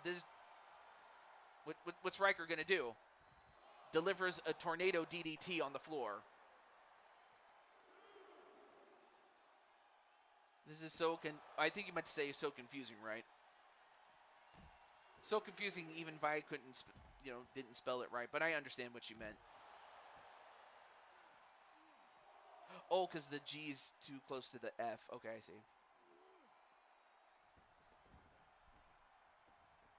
All right, now Riker gets JW back in, but JW not to be outdone. Off the ropes.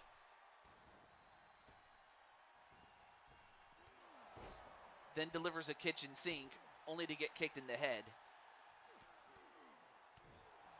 And then a couple of shots in.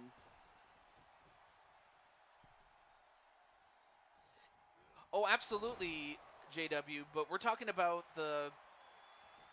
what happened to Uncle AJ for niece Violet. Because AJ's missing, by the way. Not the real dude, but the character AJ.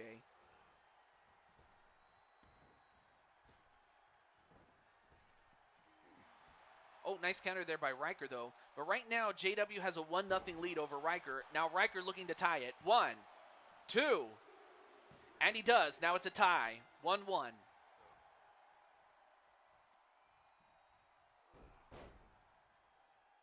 And now Riker trying to take out JW's legs.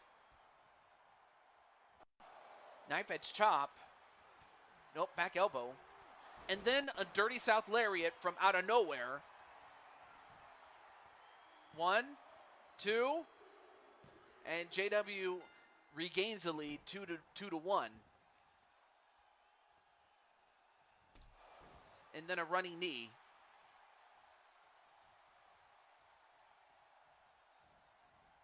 And then a knee rush with both knees. I'm not sure. Oh.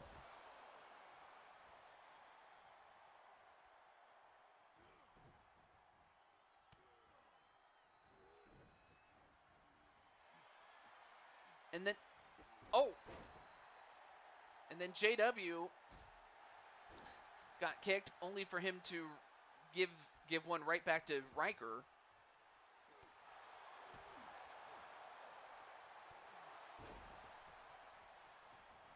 And then Riker got a little too overzealous and took himself out. Oh, absolutely, Atticus. I'm thankful that you asked for permission first, but yes, you may promote.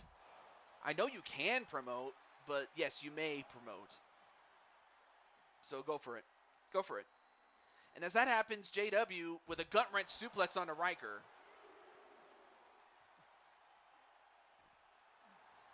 All right, so if you guys want to check out more wrestling action, you may check out Atticus Black. Of course, Atticus has a different take on wrestling. So if you're interested in a more darker tone, in more ways than one, of course, or if you just simply want chaos, check out Chaos Regional Wrestling, CRW. And JW gets right back in before he gets counted out, and it becomes a point for Riker.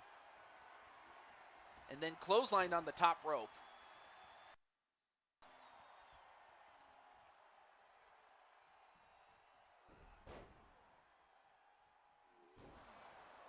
Uh-oh, Vi's really mad.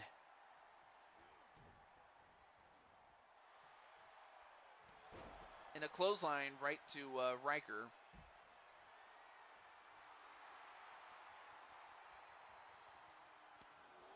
Oh, sure.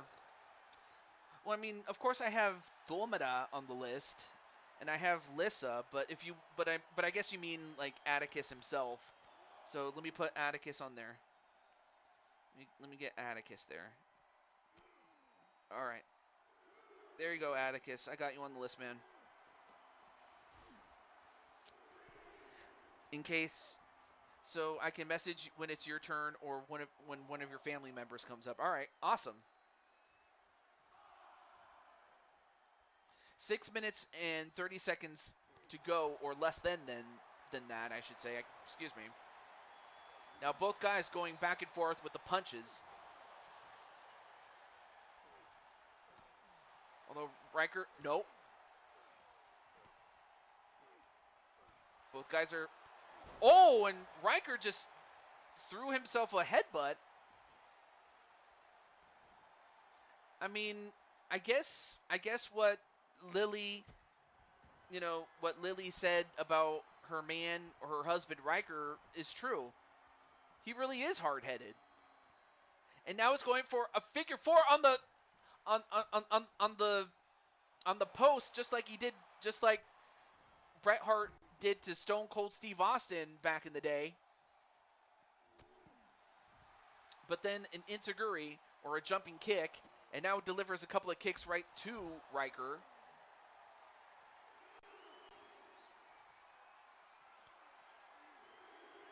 And then a ripcord clothesline onto Riker.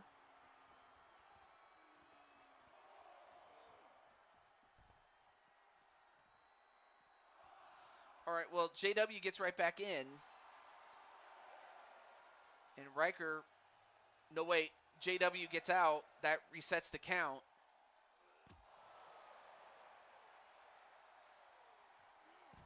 But that still doesn't mean he's out of the woods just yet.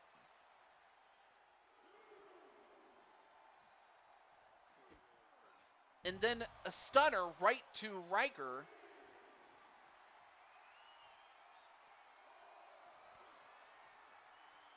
And then another ripcord clothesline. I mean, almost took his head off there.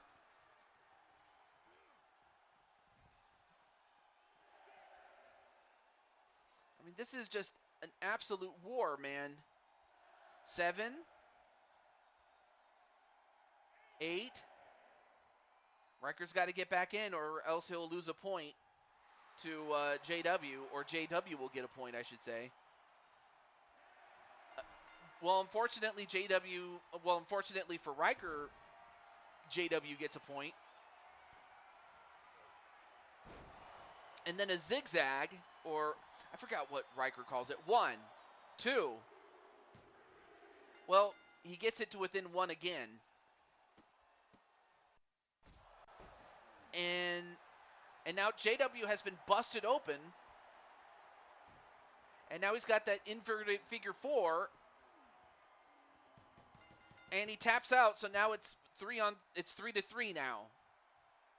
With 3:33 left to go. How ironic.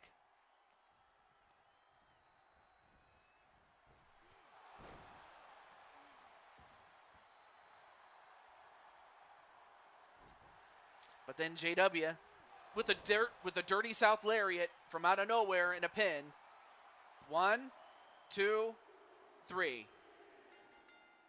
And JW regains the lead 4-3. But Riker, oh, nice somersault Pele kick.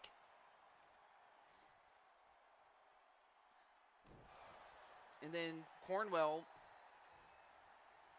says hello to AJ, but I think he's talking to AJ the dude.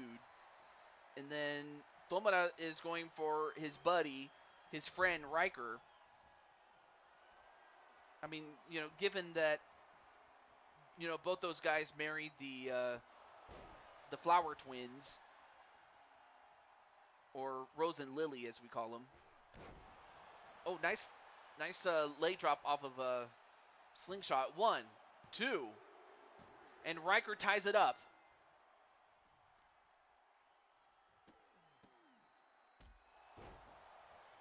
Now there's a little over 2 minutes left to go. And now going for the STF. He's got the STF.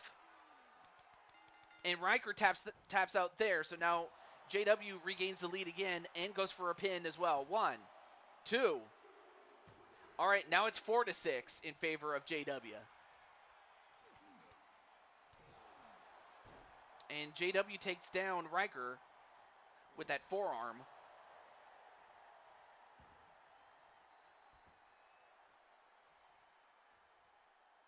And now what's he do? Oh! A leg breaker. And definitely Riker's feeling that. Hello, Joker. How you doing, man? And then, whoa! I did not know JW could fly. Like, I knew he could fight, but I didn't know he could fly.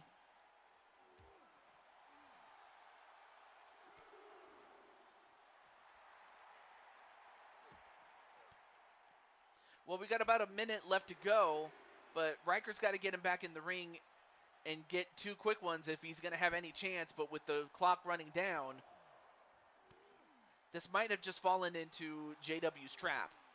And gets hit with a shotgun stunner.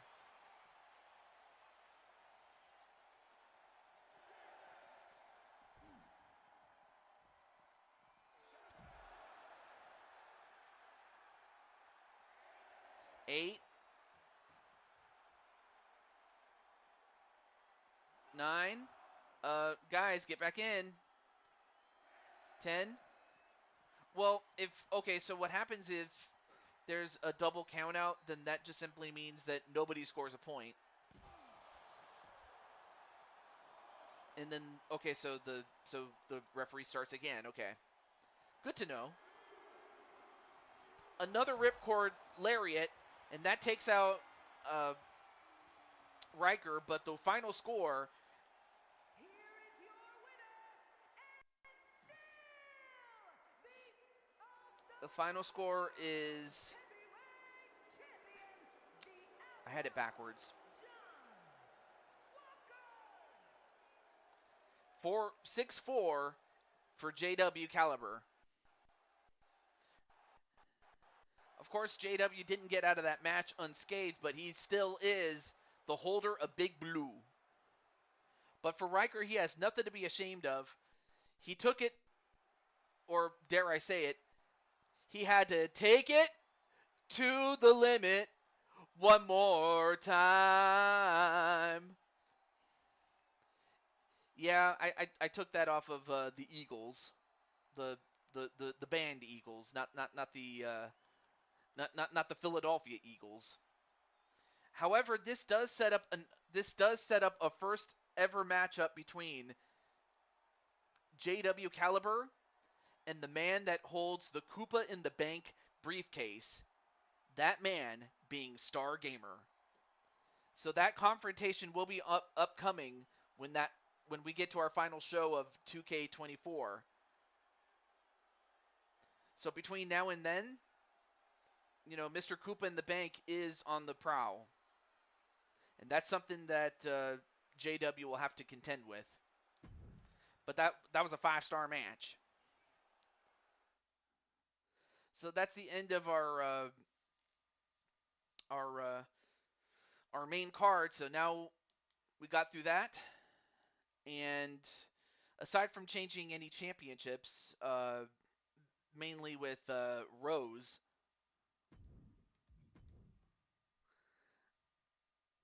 Ah, there we go.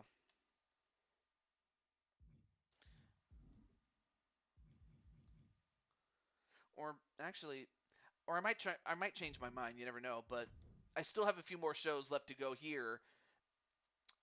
But it's basically just to build. It's just to give myself time between then and uh,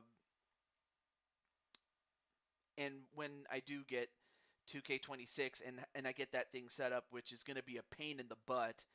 Although I really shouldn't even have to tell you that, but I know that it will be. Okay. Uh, so of course the Young Clan are still the champions, and then I believe Rose is still the champion if I'm not mistaken.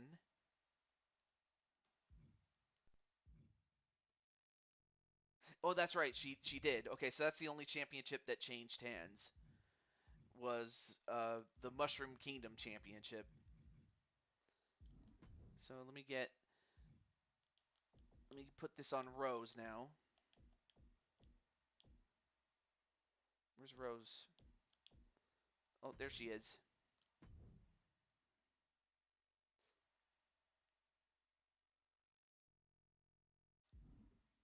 Okay, now that we got that straightened out,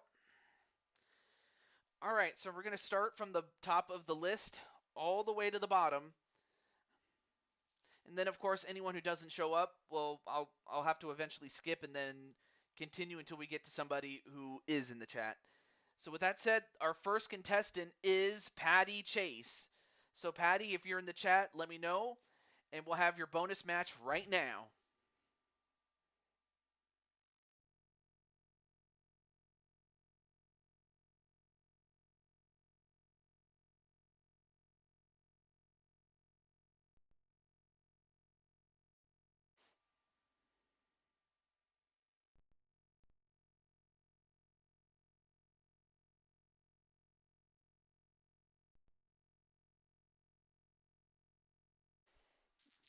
All right. So Patty Chase, if you're in the chat, like I said, you're up next.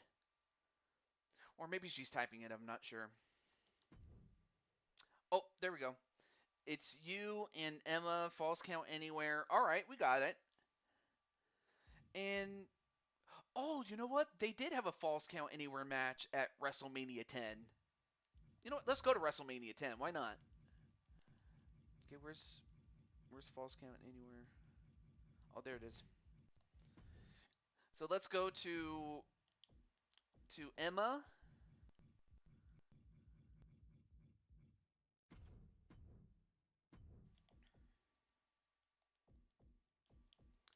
and Patty.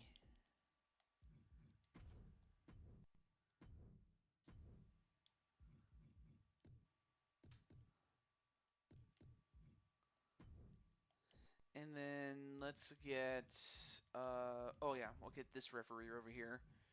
And let me and it's 2 out of 3 falls.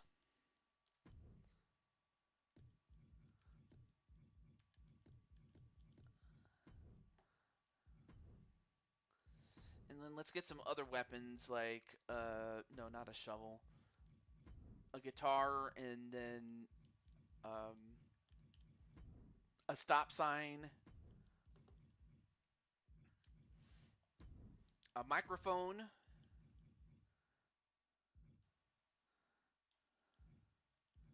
and then maybe a Slim Jim. Oh no, people did watch it back in the day. No, people did watch it. It was, I mean, of course, I don't want to say that it was a box office success like WrestleMania 3 was, but it was a successful show, all things considered. No, really, WrestleMania 9 and 11 that that happened to sandwich 10. No, 10 was really good. I will say that. If Emma has a long entrance, say, all right, I will do that for you, Patty, since this is your match. All right, here we go. Let's get right to it.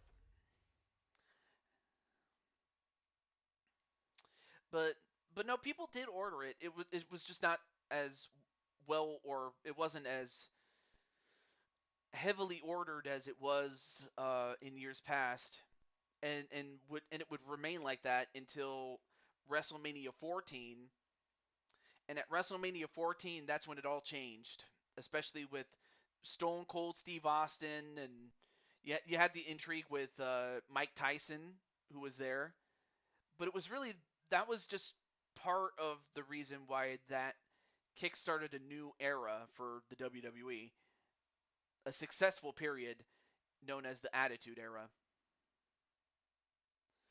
No, the stage is well done. It's a lot different than it was in real life.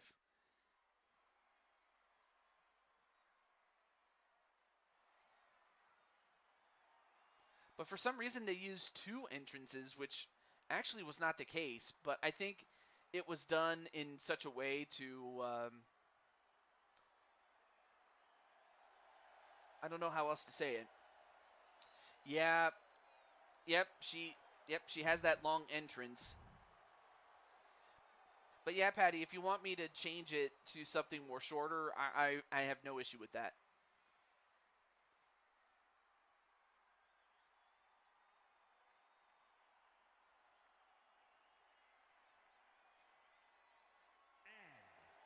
And then there's Patty Chase herself.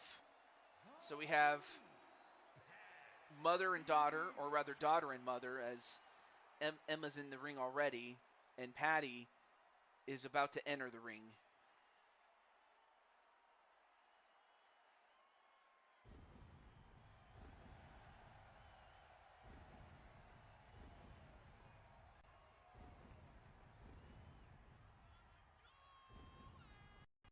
Okay.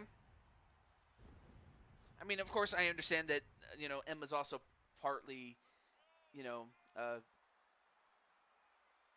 Kaiser Heart, or rather Dragonheart's creation out of character, but I have no issue with shortening her entrance, so I have no issue with that. But there, of course, there you see the old Queen of Lanale and the Minister of Defense, Patty Chase.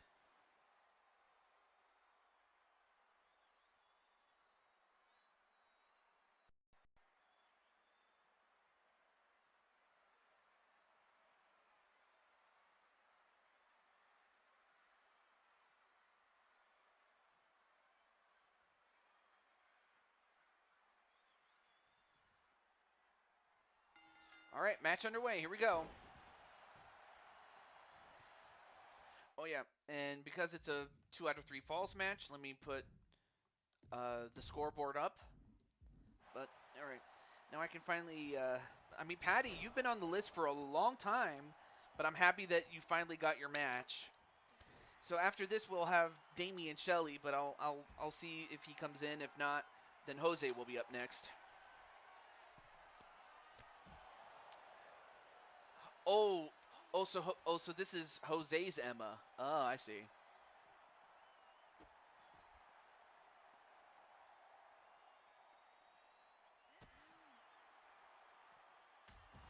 Hmm.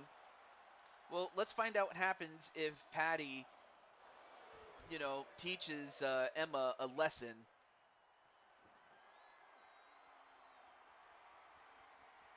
Oh, and then hits her in the head with that microphone. Then gets hit with a spear. Does Emma? One, two. Ooh, almost got her, but Emma kicks out.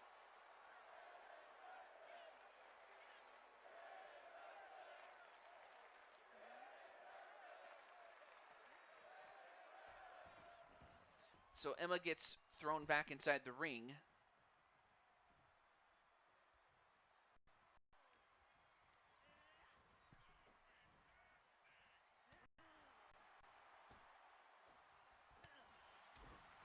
And now Emma throwing hands and then an elbow off the ropes. Whoa! A, a flapjack into a cutter onto Patty, and that almost got her. I should see Emma in CRW. Oh, so her in CRW is pretty cool. I wonder how different she is. I imagine she's not quite the same Emma as she is here or even before then or on NWA.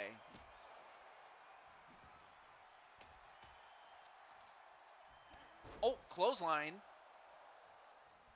Ducks a clothesline herself. Back body drop and landed on that kendo stick a little bit. And a spine buster and a pin. 1, 2, no. And now Emma wondering what it's going to take to get a fall on her mom.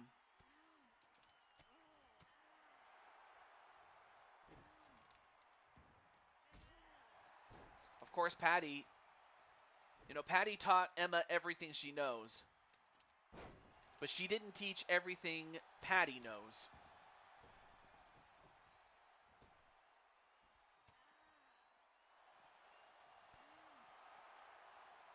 And then a spear right to Emma. And a pin. 1, 2. And that's the first fall for Patty.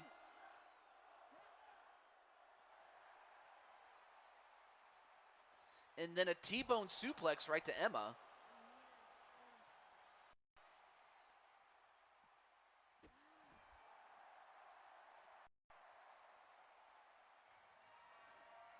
And now Patty looking for... Oh, she's got a Slim Jim. Snap it to a Slim Jim. And she smacks her right in the back with it. It's like getting hit with a belt. Like getting hit with a belt, when you do something bad and you get the leather belt. Well, that's kind of what that feels like. And and Patty Chase breaks Emma's back as if to say, I got to humble you. I got to humble you, daughter.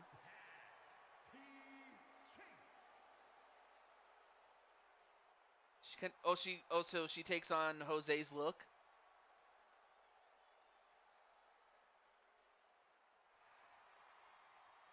And as that happens, Patty gets one over on Emma after Emma, eliminated her from a Rumble match last time we had a show. Anyway, a 3.5-star match. Uncle AJ, where are you? I did invite. I did reach out to a certain friend to see if we could find AJ, but no response yet.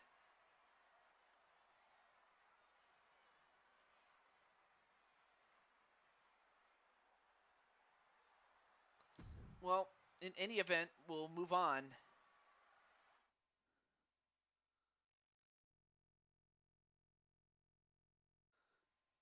Okay, and speaking. Oh yeah, next up we have Damian Shelley. So let me reach out to him, and if he doesn't answer, then we'll go to Jose, and then so on and so forth. So let's get right to it right now. Let's get to it right now. Okay. Oh yeah, Maddie.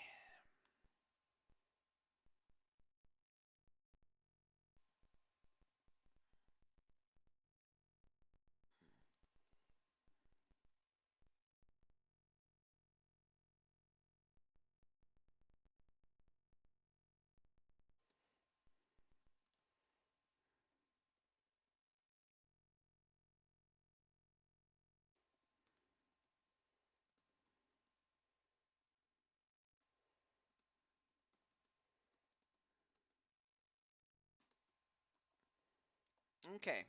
So I reached out to Maddie, and so in turn to reach out to Damien. Oh, awesome, Griffin. You know what? Let me put your name on the list there, Griffin, because you are cool like that. And who knows? Maybe, hopefully, somebody challenges you to a match, my friend. It'd be cool. But I'll put you on the list though.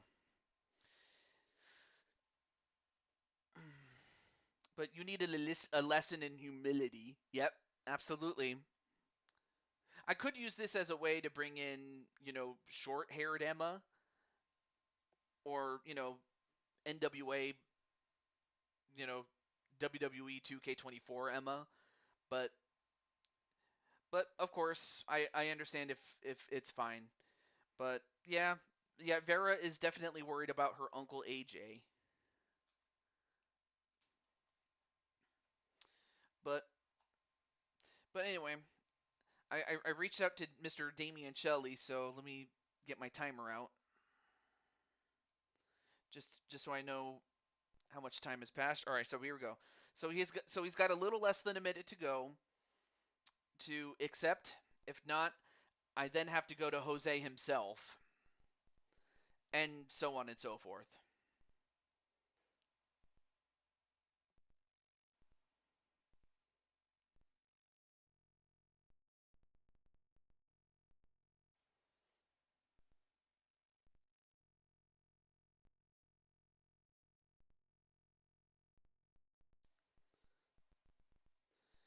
All right, 20 seconds left to go uh, for Mr. Damian Shelley. 10 seconds. 5, 4, 3, 2, 1. All right. Now we're gonna move over to Jose. So let me get Jose. And we were just talking about him.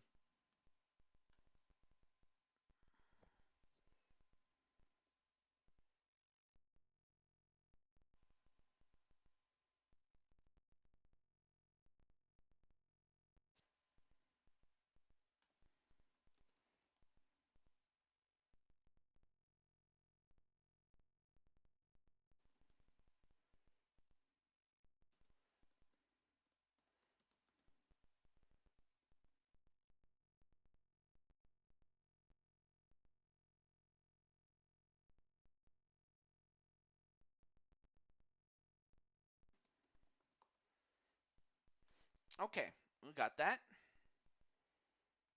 Let me get. All right, so Tenu's still here. Wait, do I have Tenu on the list? Yeah, I do. I actually have Tenu, and I still have Sly on the list, so that's good. All right, so I just let Jose know, and let me get my timer out here too. So I'll give him 45 seconds from now.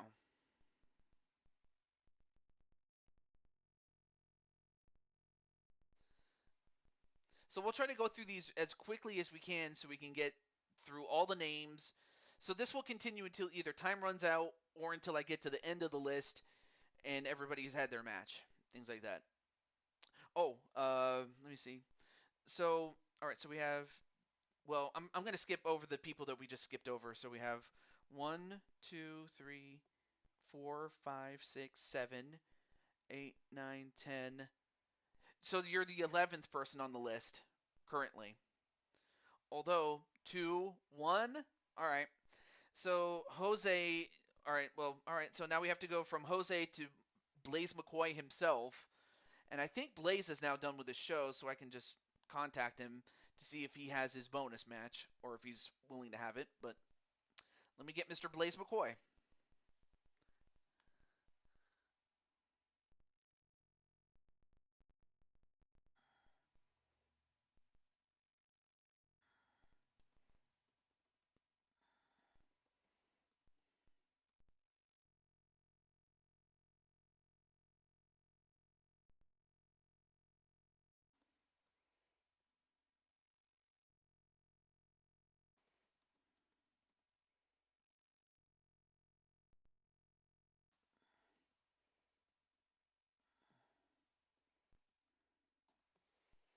Okay.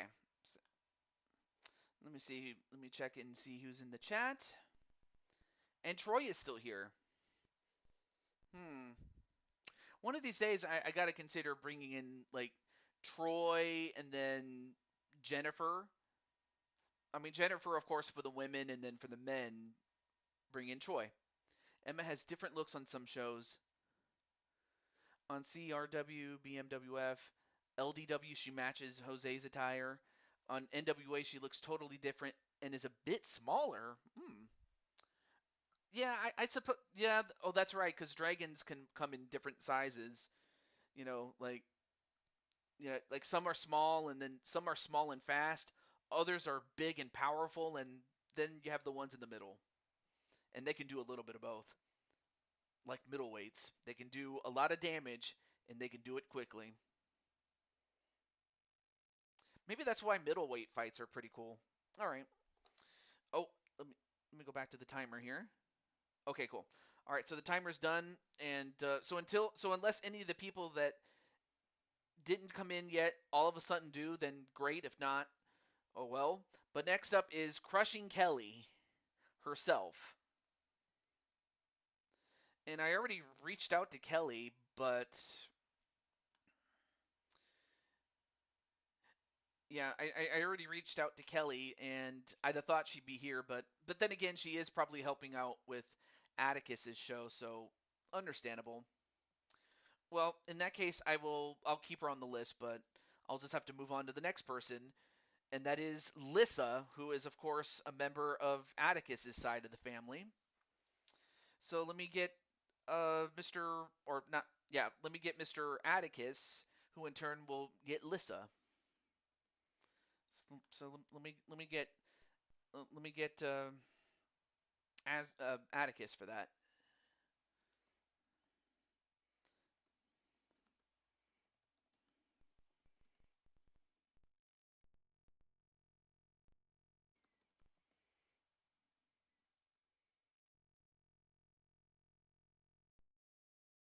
All right, so let me just give Atticus some time. I know he'll. Yeah, yeah. No, I that's why I skipped KK because I know she's helping Atticus with his show. But it's just that Atticus himself wanted me to contact him, so that whenever anyone like Lissa, yep, there he is. So this is Lissa's bonus match. So let's get to it then. Let's find out what Lissa is gonna go with. And I know that she'll either use her own account or use Atticus's account to to say what match she wants.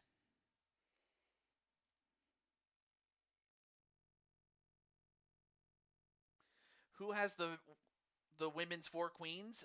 Well, that would be the dragon flowers. You know, Andromeda, Violet, Vera, and Rose, and Lily, but mainly the first four because Lily's the world champion.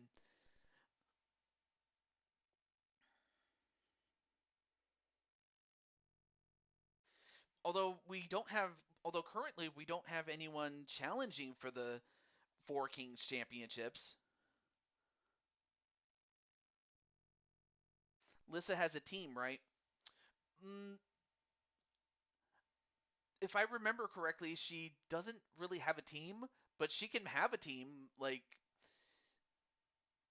so in other words, she can put a team together, between herself and three other women. So, we can do that. But now the question is, who are those three other women, and what kind of four-on-four match would you like to have, Lissa? That's what happens when you burp, or at least that's what happens when I burp, though. But I mean, she could team up with members of her family like Kelly and uh, Sarah Richards.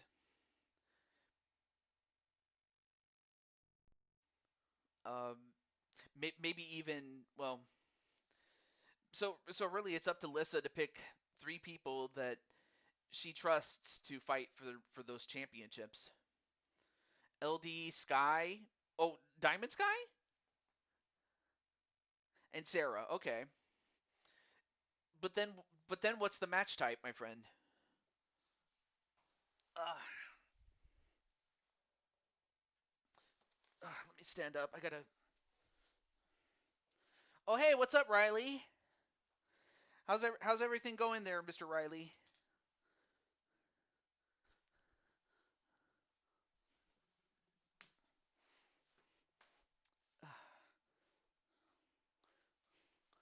War Games. All right, you got it. Excuse me about that. I had to stretch. Okay. Or for a shot at it. Okay, so basically Lissa's team has to win to get the shot. I say that's a fair trade-off. That's a fair deal. Okay. Obviously 4-on-4. Yeah, we'll go with Survivor Series. Okay. All right. So on one side we'll have Lissa and her team. So who's going to start the match? And then of course I'll counterbook for for the Dragon Flowers. Unless of course Vi or Vera want to be the captain for the other team. Yeah, of course. Lissa and Rose start first. Okay, well Lissa. All right, I'll go in that order. Lissa, and then wait. Oh, I'm sorry. Rose on the other side. What am I doing? Rose will start first. I'll give her her second outfit just to show it off. Okay, and then all right. Well, let's find out who goes second then.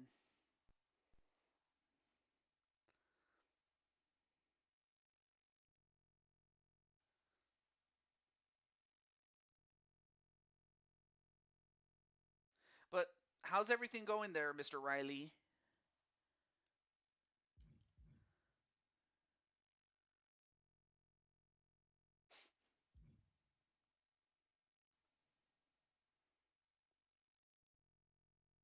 Hmm.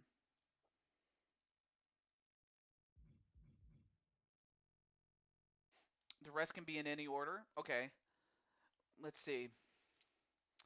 Well, LD and Sky had matches already, but Sarah didn't. All right, I'll put Sarah next. Yeah, I'll put Sarah up next though.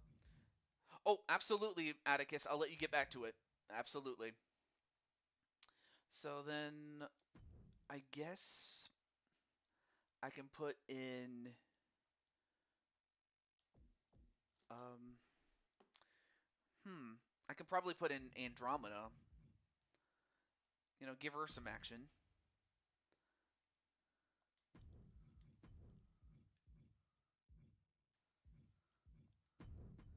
And then let's go with and then I'll go with Diamond Sky and I'll give her her second outfit. Okay, so all right, I'll put Vera in there, and then oh yeah, and then Violet herself, and I'll give her her matching outfit there, and then of course LD herself. Okay,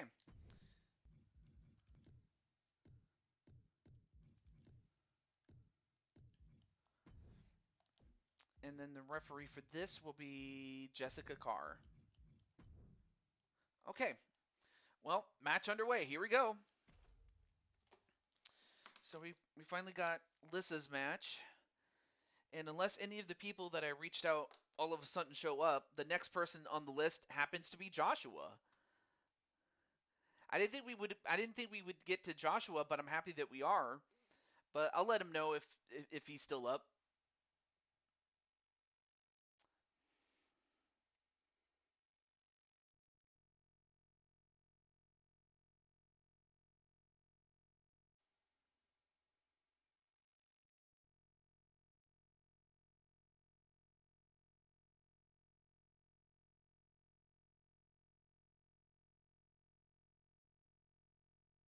Of course. Now I know that all 8 of these women are going to put on a tremendous fight, but but I still can't help but think that you know Diamond Sky and more specifically the nieces of AJ are still worried. I have no idea what's going to happen. The only thing that I do know is sometimes when faced with adversity, it brings out the best in you. I don't know what it is, but that's just what it happens. But it could also bring out the worst in you. I don't know. Only time will tell.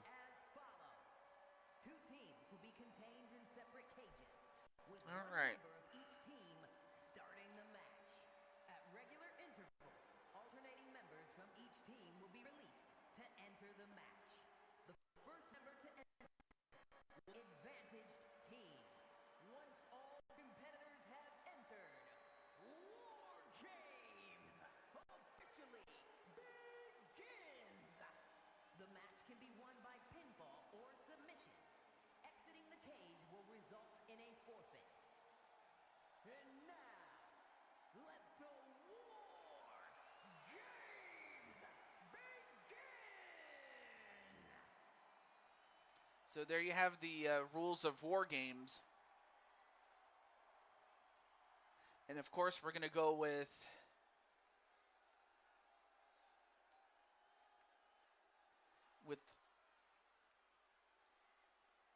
we're going to go with Lissa, herself a former world champion on 2 different occasions.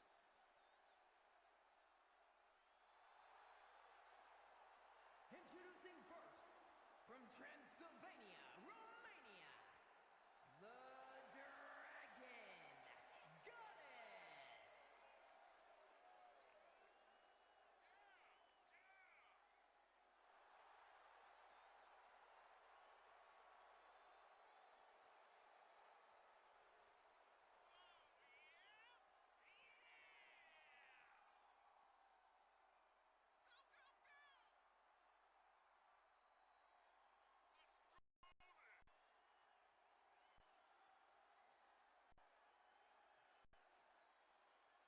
And of course, all 4 of, or actually all 8 women have been in this match several times, so they know what they're getting themselves into.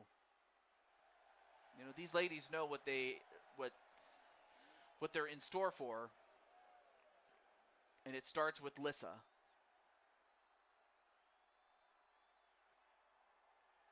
Hey, what's up, Captain Danger? By the way, your girl had a match on the official card, but it's great to see you though. And you're just in time for War Games. As we now have for our second appearance, Rose the Gaia. But this time she is the Mushroom Kingdom champion to go with the 4 Queens title and is wearing her gold outfit that she had for Silver and Gold. Silver and Gold. Champion, Princess Rose.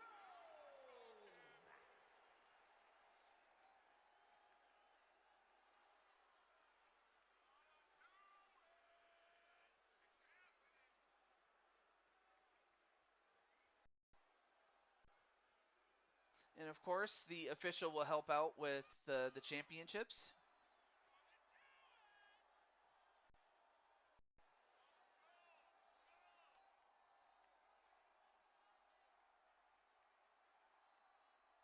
Oh, let me look at the list. So, not counting the people that I had to skip. So now we are down to 1, 2, 3, 4, 5, 6, 7, 8, 9. Wait. Did I put? Wait. Oh. Oh. I'm such an idiot. I forgot to put your name on there, Spike Ryan. But the next member of your family is Cheyenne, who is who is still on the list, by the way. That is, if I can get this stupid pin to work. Okay. But as far as Cheyenne is concerned, well, that's 1, 2, 3, 4, 5. So Cheyenne is 5th on the list, though. But yeah, I just added your name, and then only to realize, oh wait, that's right. We crossed out your name on the last show when Cheyenne gave you her spot instead of taking it for herself. So now I remember now. Anyway, now we go back right to this match, and of course Rose and Lissa are no strangers to each other. I mean, master and pupil is what it is.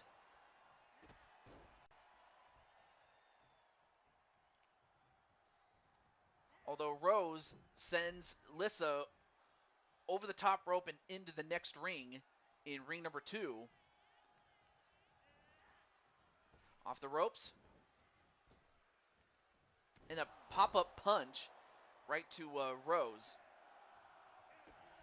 Oh yeah, let me check to see if anyone's tried to call me. I always forget to check my phone sometimes. I don't know why. Sometimes I do that.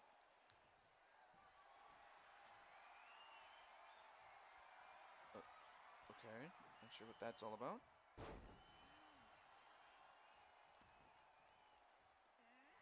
Okay, I was checking my messages in case someone's tried to call me or anything. But as that happens, it looks like the uh, Dragon Flowers get the advantage, and we have Andromeda coming in as she brings in a chair.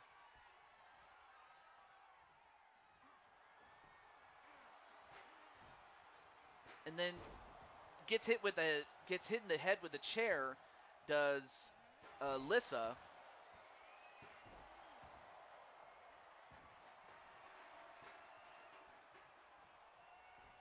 And back body drop onto Rose, but then got left open for Andromeda.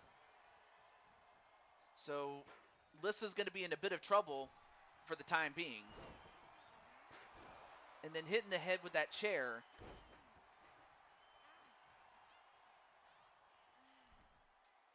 And then Andromeda going up to the top. I'm not sure why. Oh, and an elbow drop. Barely got her, but still got her. Slams her hand right on that chair.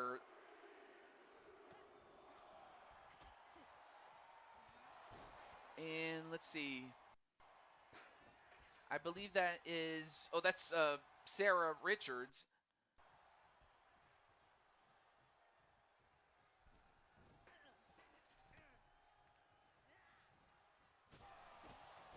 And Sarah's going to go right after Rose, while Andromeda now goes after Lissa. Oh, but then switched off as Andromeda now goes after Sarah Richards. Now, of course, this, like, between now and until all 8 women get in, this is just a fight.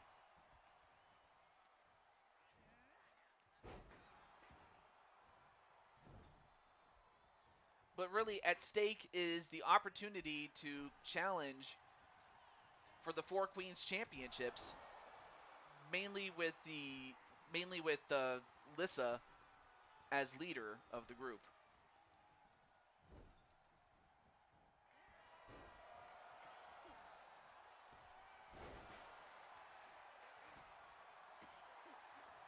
And now Sarah with an inverted suplex.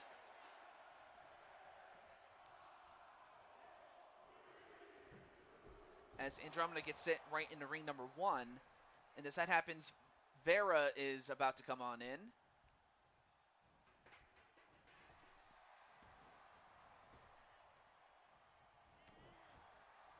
And it looks like Vera is going to get something underneath the ring. And she's got herself a sledgehammer.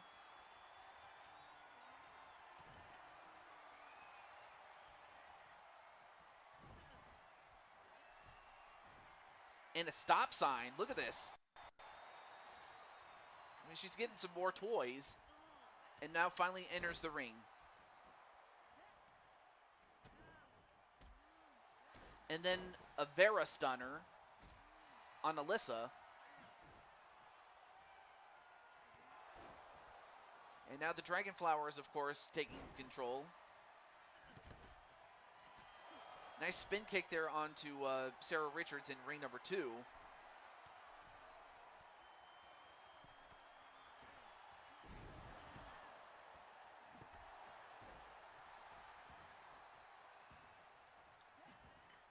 And of course, Lissa getting double teamed in ring number 1. And a spine buster onto Sarah. And Vera's going to go over and help Rose take care of Sarah.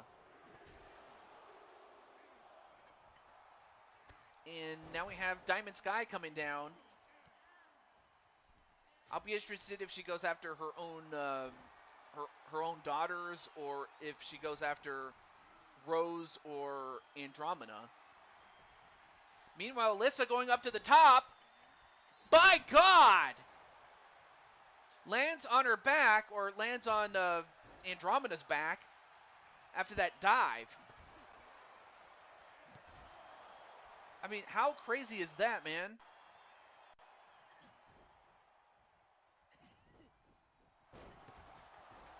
All right. But there's still one more member for each team left to go. And now Diamond Sky goes after Rose.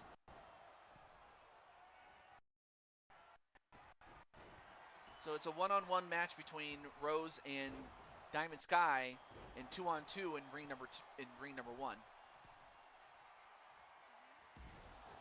A 450 elbow drop on Diamond Sky. You know, normally I'd ask AJ, but of course Uncle AJ's not here.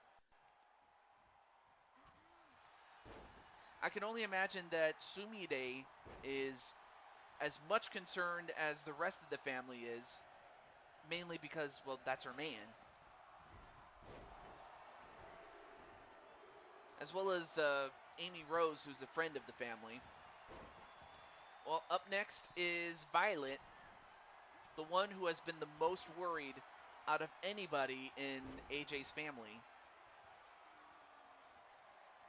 But it looks like Violet is going to go get some weapons as Lissa goes off the top of the cage and lands on her stomach as she was trying to land on Andromeda. And then the silver bullet onto Vera. And now Violet is in, and now she has that table. Now sets it up.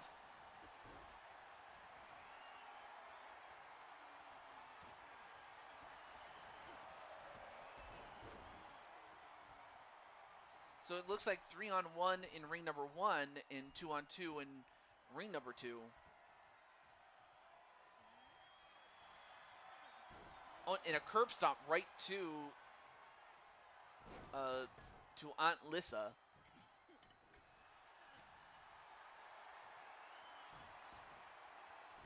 And then a Vera stunner on Lissa. But meanwhile, Sarah and Diamond Sky are just double teaming Rose. But up next is LD. And then double suplex right to Lissa.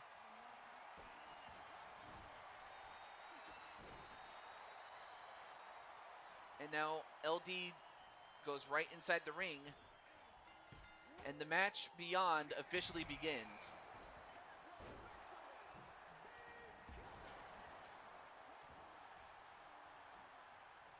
So now you have a 2-on-3 situation in ring number 1. And a 2-on-1 in ring number 2.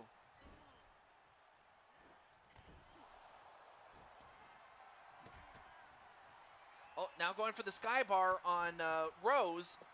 And it looks like the others have just noticed it. Although Rose does... Oh, no, wait. Rose did give up. I'm sorry. I missed it.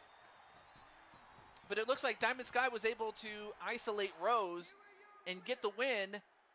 So that means that Lissa, Sarah, LD, and Diamond Sky are getting the opportunity to fight for the 4 Queens Championships. Unbelievable.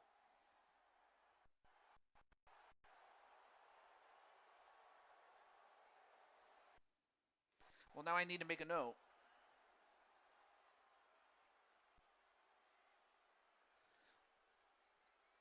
Okay.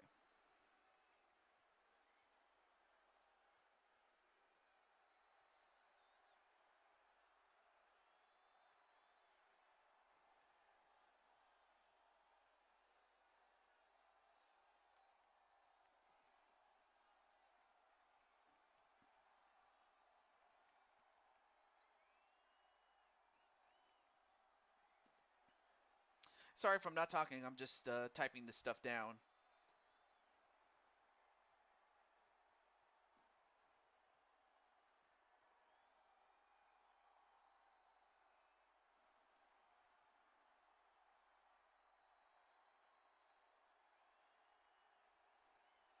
Oh, all right. I gotta. There we go. Got it. All right. Let's see. Let me catch up on the chat. Hmm. Is it just me, or did people stop chatting?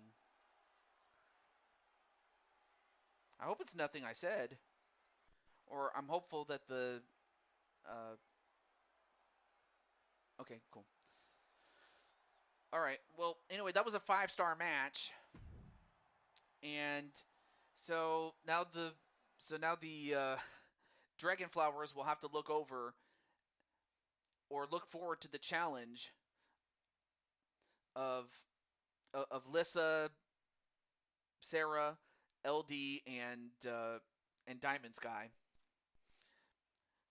Well, although I now have to ask how Diamond Sky feels about it. Oh, okay. Well, thank you, Captain Danger. Thank you for putting it on the new Draw Art channel. I was like, because I noticed that you and several other people, like mainly the only other person that has art is Sly Cooper, and I noticed you guys do a lot of art. So I'm like, you know what? Let's put some artwork on there. And I also noticed that our good friend Sonic McCracken also has art. So I just figured let's put an art channel on there. So let's do that. Okay. So next up is Joshua James. Again, I don't think he even he knew we were going to get to him, but we're going to get to him now. Now whether he'll come in, I don't know, but that's another story.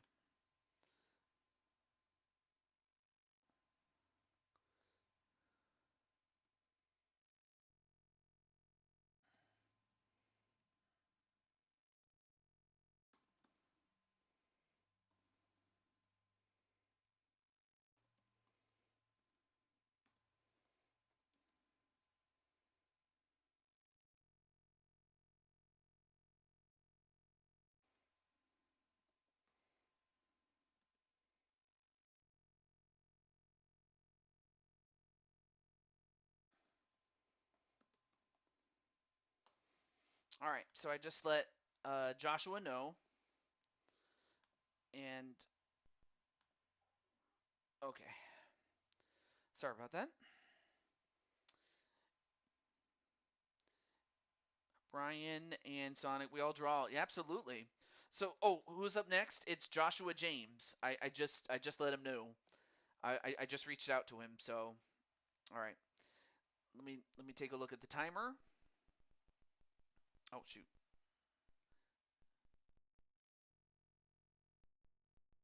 Uh oh. Oh, there we go. So I'll give him a minute starting right now. So I'll give Joshua about a minute, and then I'll go over to Arkham 500 since he's the guy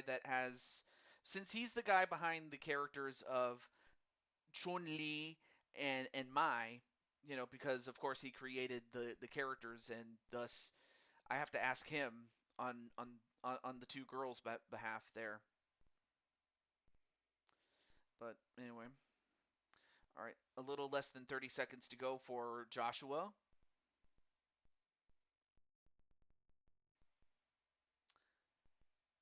Oh, you don't? Okay, well we'll save it, but at least you'll be more closer next time there, Joshua. No worries there, Joshua, but thank you for coming in. Okay, well since Joshua himself has declined, so that means I can just move on and go over to Arkham. So let me go get him. I can't even talk. Where's Ark? Where's Arkham?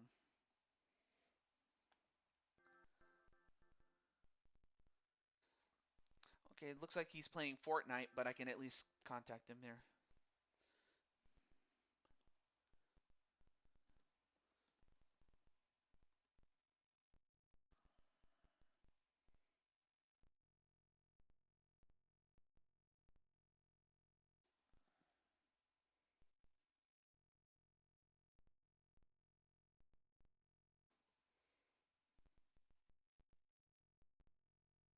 Right now, I'm contacting Arkham. So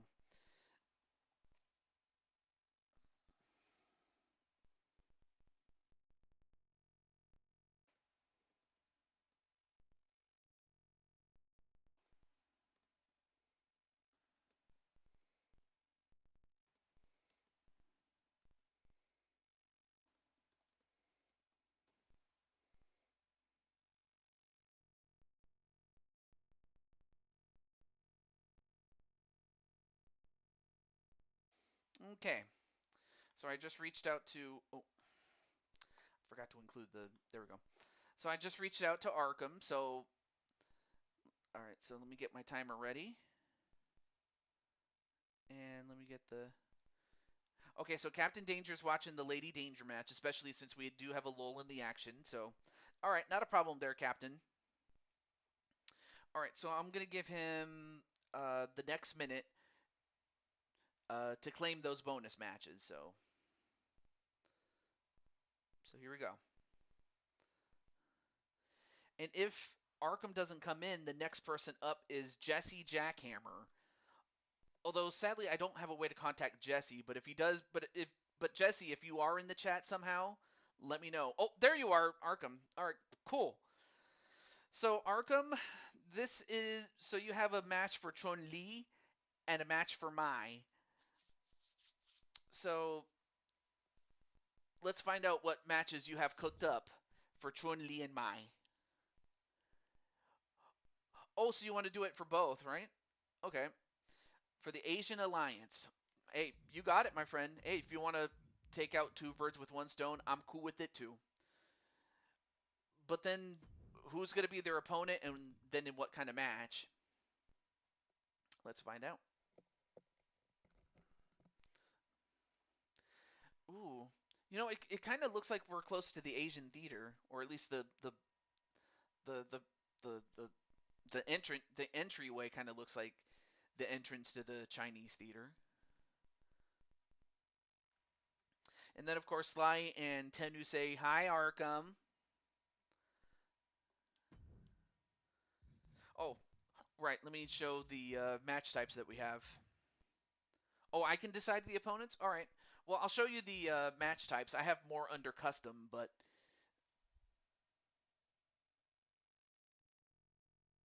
yes. Ah, I got I had bugs in my eyes, man. Ugh. There.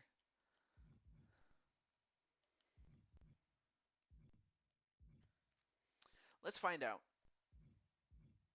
In fact, you know what? I do have some opponents in mind. But first, we just need a match type.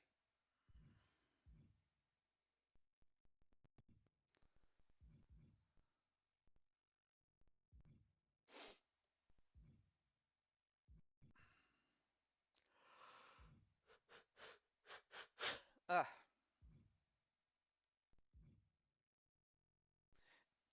Oh, absolutely. I have it under custom matches, so let's do that. As a matter of fact, I do have. Where is it?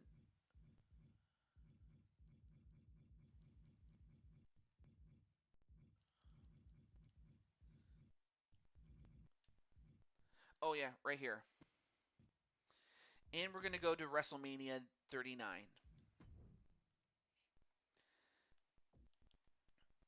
So well, normally I would put the opponents first, but I'm gonna put Chun Li and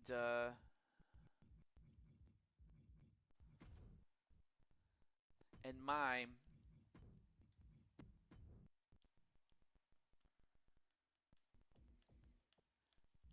because I have something special for you. Well, for your girls and for you, of course. Okay, so Captain Danger saw that his woman won. Awesome. So the match is against Crushing Kelly and LD. So yeah, LD is getting her third match, and Crushing Kelly's getting her second match. But it's to defend a championship that both these women haven't defended in a while. and that is the NXT Women's Tag Team Championship. So here we go. Oh, I forgot to switch championships in universe mode. Oh well. But yes, I'm giving the Asian Alliance a championship match. I hope you like it, my friend. And then Brandon says hello to Arkham. All right, so we killed two birds with one stone. Thank you so much, man. I appreciate it. And definitely check out Arkham 500. In fact, let me do this for you guys while I have a chance.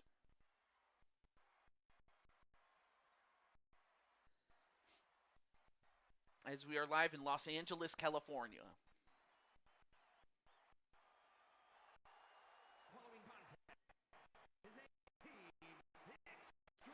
Ooh, Rob Gamer's live. I just noticed that. But here we go.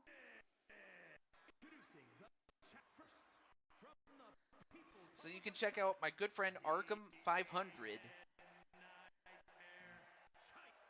Nice. No, me burping was not nice. No, I was just simply, I had to let it out. But no. I wanted to share Arkham 500's channel. So for those of you who want to check out Arkham, I wanted to share it with you guys, of course, but I wanted to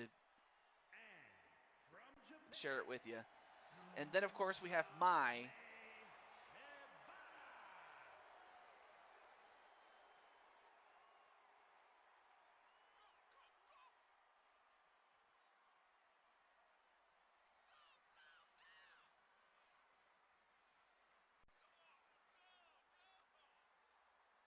Thanks, TJ. Absolutely. Well, you had. Oh, by the way, I forgot to mention this. By the way, Chun Li and Mai actually had matches earlier, and it was for the Queen of the Ring. Um, and it was early in the show.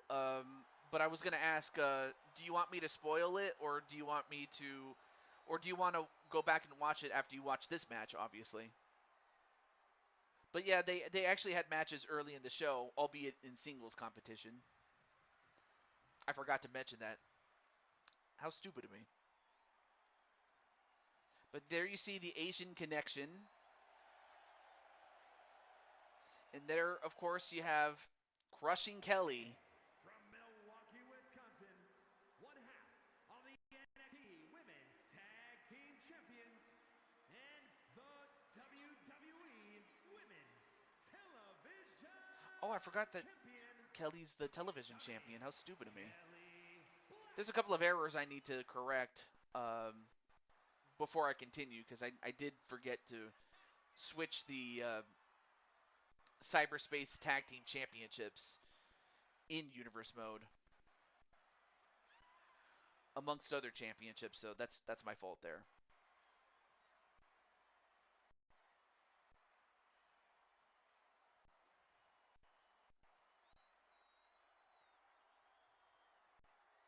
But but aside from that, though, Arkham, how's everything going there, Miss?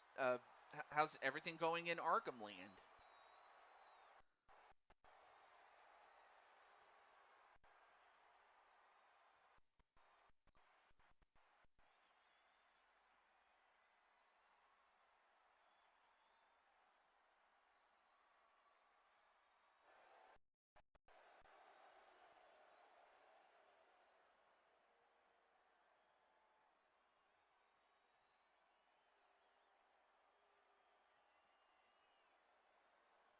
Everything's good. Awesome. And making her second or her third appearance rather is LD. We saw LD in action for the World Tag Team Championships. Well, now from the she is city defending of the Atlantis, NXT one half Women's of Tag the Team NXT Championships. Women's Tag Team Champions, And we saw her in the the previous Blue match, Demon. you know, as she and the rest of her team got an opportunity at the Four Queens title. So LD's going to be busy, I can tell you that. Welcome back, Alicia. Well, Alicia, we're getting closer and closer to your name, actually. Again, several people didn't come in. So unless any of the people that I reached out all of a sudden show up, we might actually get to you. But anyway, making her second appearance is LD.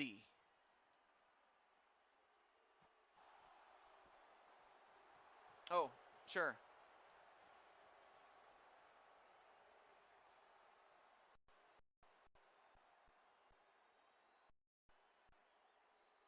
Oh, let me make sure the picture's good. All right, cool.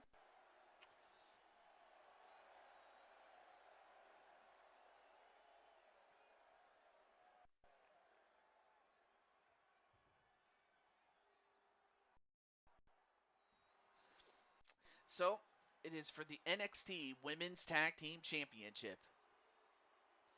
Now, this match is an Extreme Rules match, but it's under elimination rules.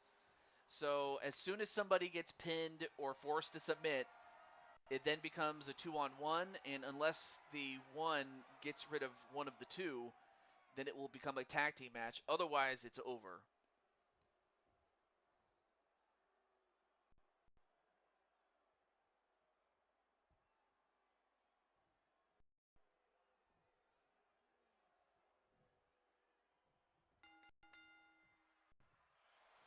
Match underway. Here we go. And let me look at the DMs. I won't read it. Oh, there we go.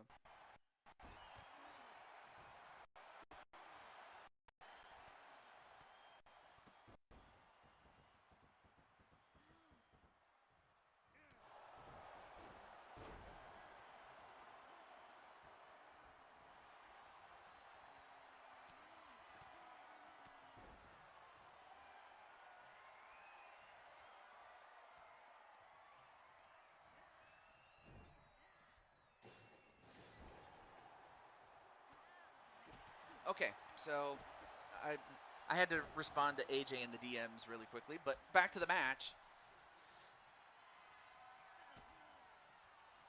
And oh wait, nice counter there by Kelly to send Mai into the trash can. But then Chun Li switches up to LD, and oh, and a miss by Chun Li. Now gets a hold of the sledgehammer and strikes KK right in the stomach.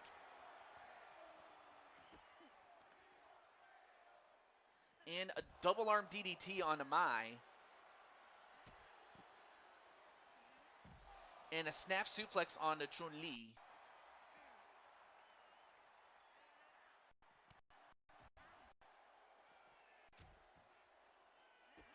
Oh, and a spin kick right to crushing Kelly. But then Chun Li going to get herself a chair as LT gets thrown right into the barricade.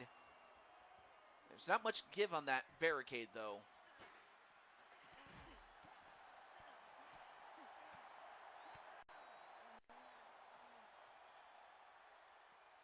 And a belly-to-belly suplex right to KK, or crushing Kelly.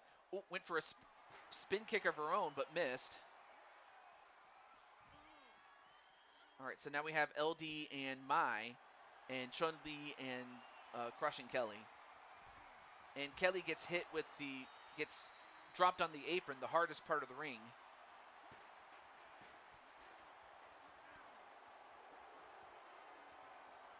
Now going for a submission, and then a dominator on Mai.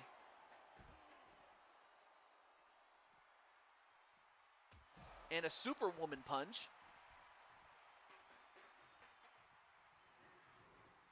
As LD gets thrown back inside the ring. Oh, and a kick right to the head, like kicking a football or something.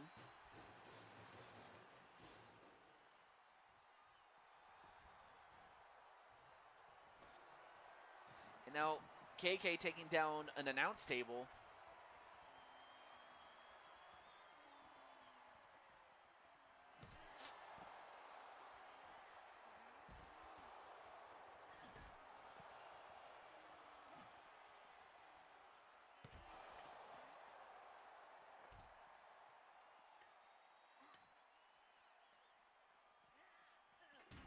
And Chun-Li gets thrown right into the steps as LD gets thrown back inside the ring by Mai. Although Mai gets caught and gets hit with Fin de Mundo. And a pin, 1, 2. No, kick out by Mai. I'm surprised Mai kicked out of that.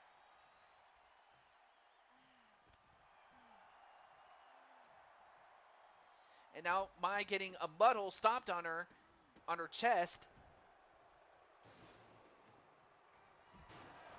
as Chun-Li gets hit with a garbage can and gets pinned off of that. 1, 2, no, only a 1. And then a moonsault, but accidentally knocked out LD with it. That was a mistake there by Crushing Kelly.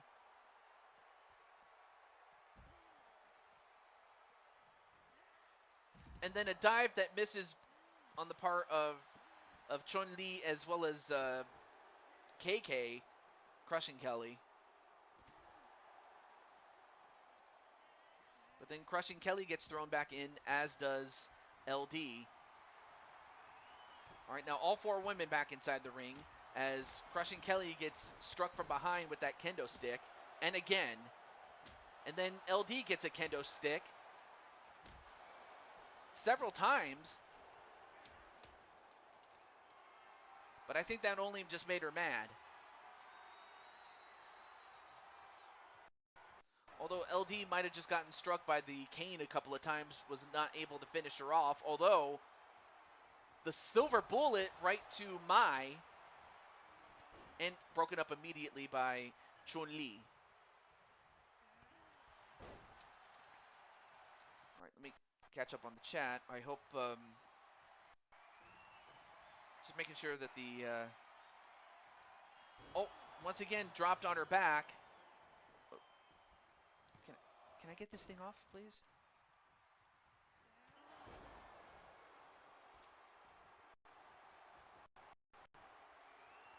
Oh, there we go. 1, 2. And, oh, it's a 2 out of 3 falls match. Oh, I had the rules wrong. But the champions so far have the first fall. And then Chun-Li going for a pin. 1, nope, broken up.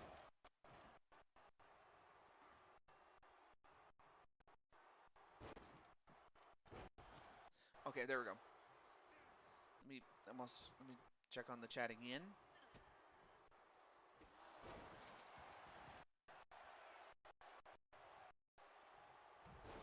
Anyway, nice running knee. But right now the champions, Crushing Kelly and LD, have the first fall in their back pocket.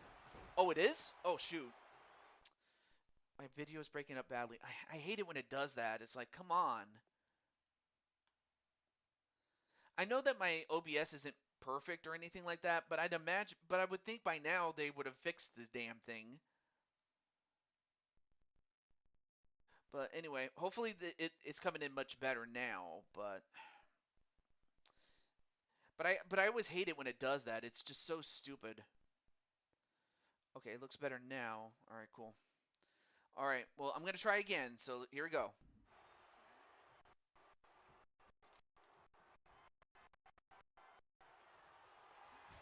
Okay, there we go. Anyway, oh, and a pin onto Crushing Kelly. No, kick out by Crushing Kelly. A submission outside, but falls don't count outside, however. They only count inside the ring.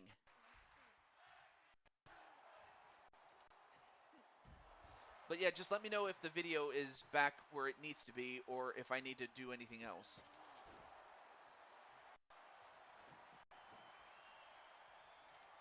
And now Chun-Li going right after Kelly. Oh, and a super kick right to the head of KK, and then a pin. 1, 2. Nope, kick out or broke up. All right, then a judo throw and an elbow onto the arm.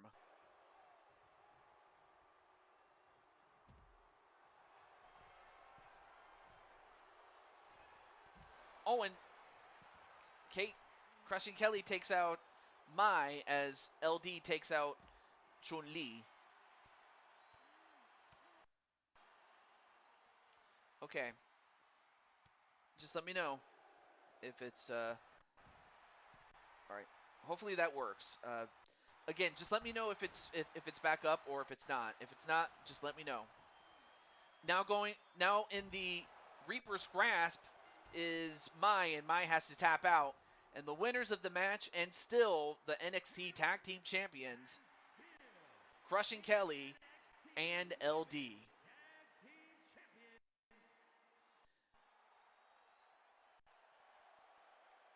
Yeah, GG's indeed.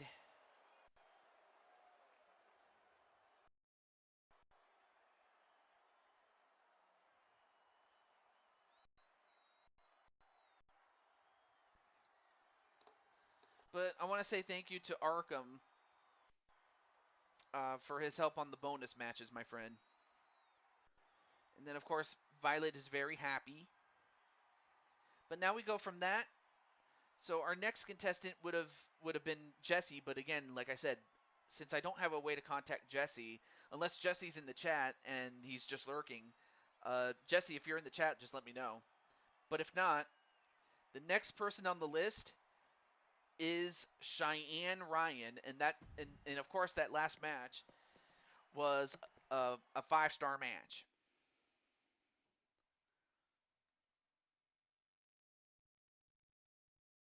Okay.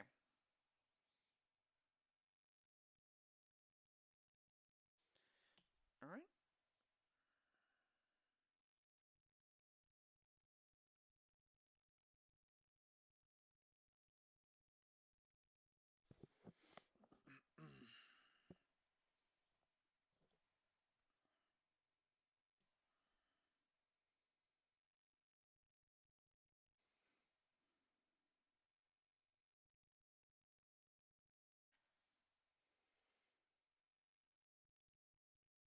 Oh, it's you against JC Jane. Okay. All right. Well, let's go to it. Okay. Let's pick a different arena for this one.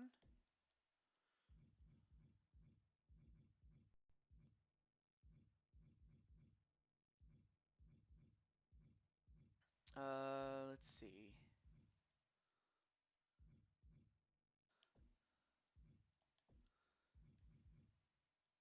Yeah, let's just go to the Blue Toad Arena. Why not? Extreme Rules. All right, you got it.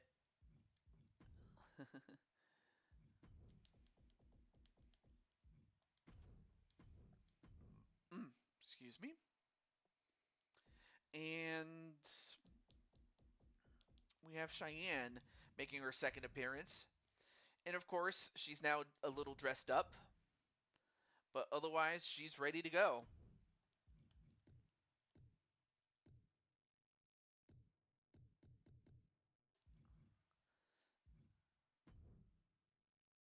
All right, here we go.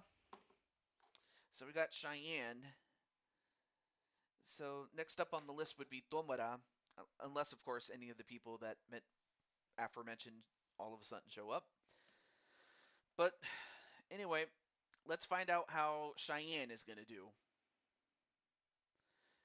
A continuality from the tag match that Brenda and Cheyenne had against JC and Gigi. Yep.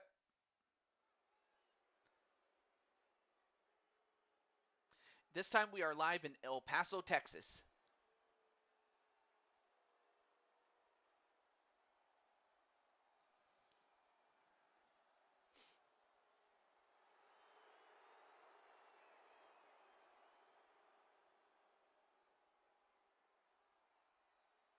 The following contest is an Extreme Rules match. Making her way to the ring from Tampa, Florida, JC Jane.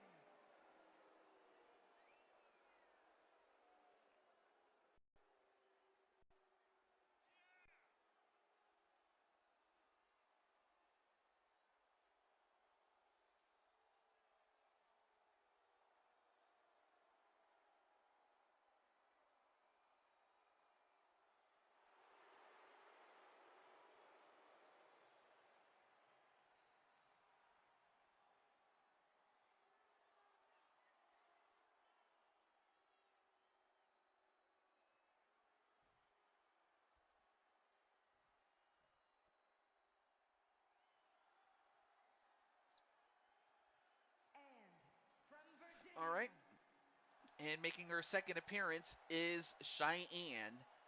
And she's got her special blue outfit.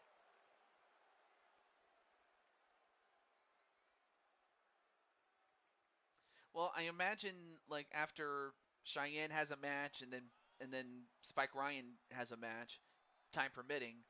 Well, regardless, I imagine after the show, they'll both Cheyenne and Spike will be we'll have some dinner after the show.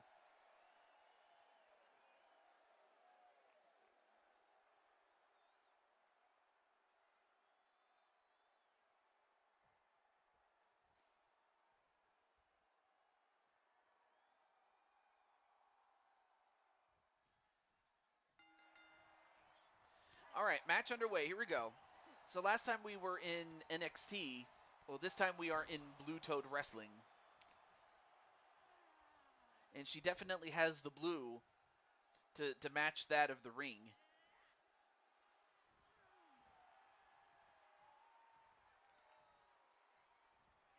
Oh, and a kick right to the leg, especially with those heels.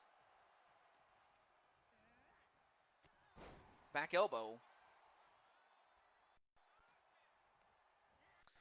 And then off the ropes. Nice leapfrog. Then a spinning back elbow. Ooh, kick right to the back. Now has the arm stretched out and is going to stop on her hand.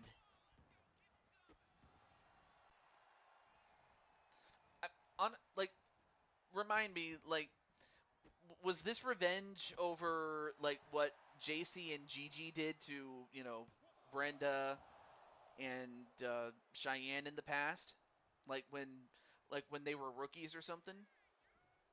I always wondered why. A little refresher can never hurt. Anyway, nice hot shot though. Okay, so more or less that's what it was. Oh, nice leaping leg drop.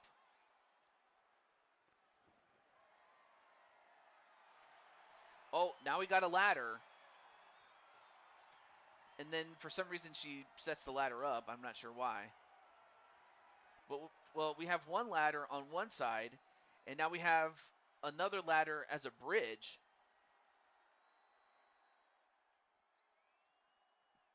So this was like back in like we're talking like 2022.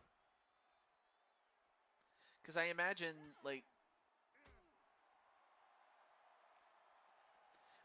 I imagine that was their rookie year, both Cheyenne and Brenda.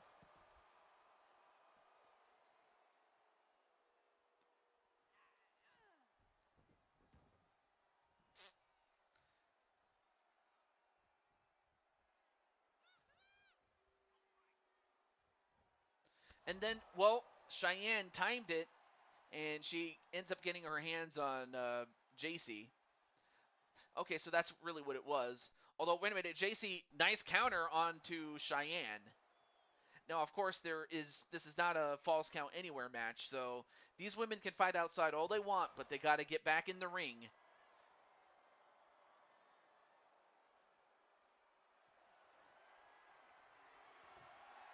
And wait, what's J? Oh, JC has a table and is going to set it up, apparently.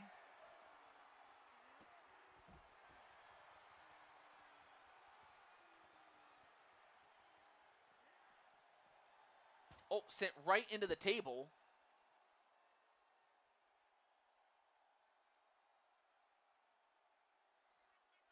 Cheyenne, why are you just standing there? Although, wait a minute. Oh, and a snap suplex, and that broke the table.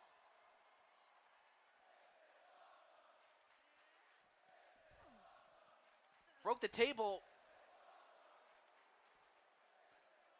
on JC, although JC regains herself, but not for long.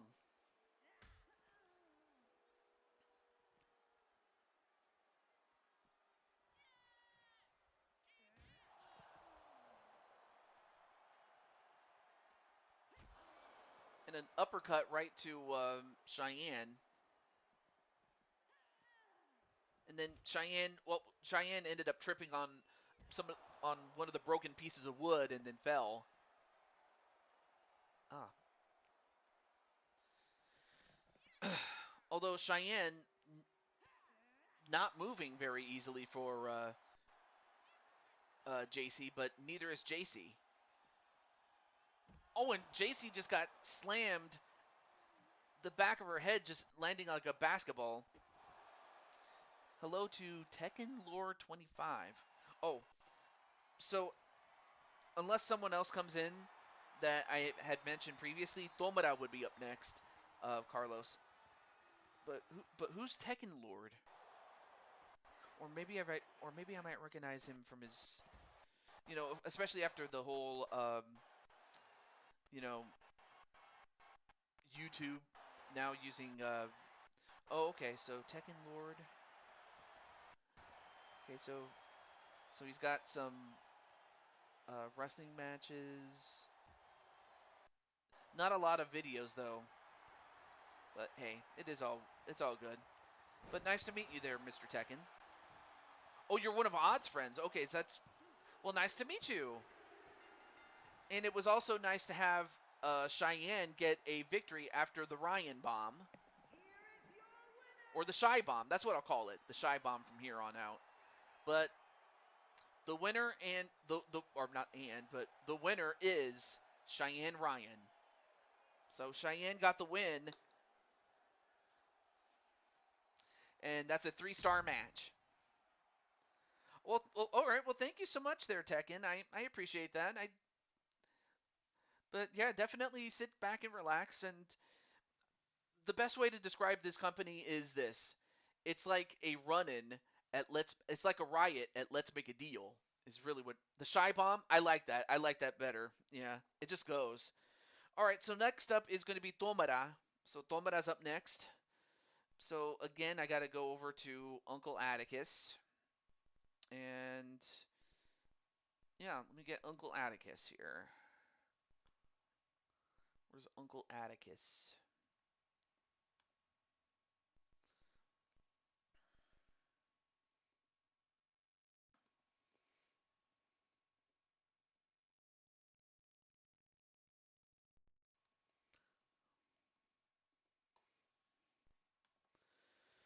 Okay.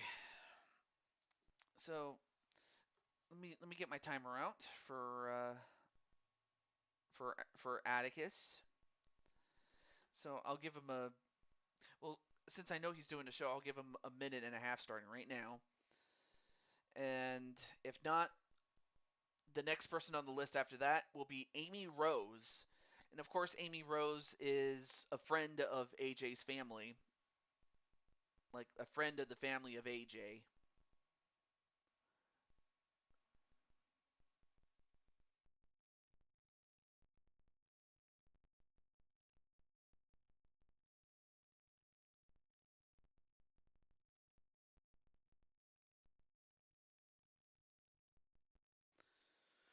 All right.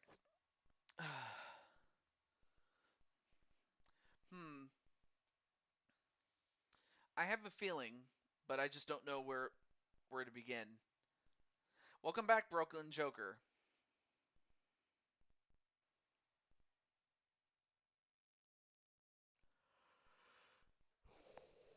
Ew, excuse me. Jeez. All right. Okay, less than 30 seconds to go. So the Cooper family are worried about AJ, and Vice still thinks that Jose's behind this. I wouldn't put it past him though. Oh, let me put you on the list then, Joker. All right. I'll put you on Spike Ryan's list there. There we go. Joker. There. Joker.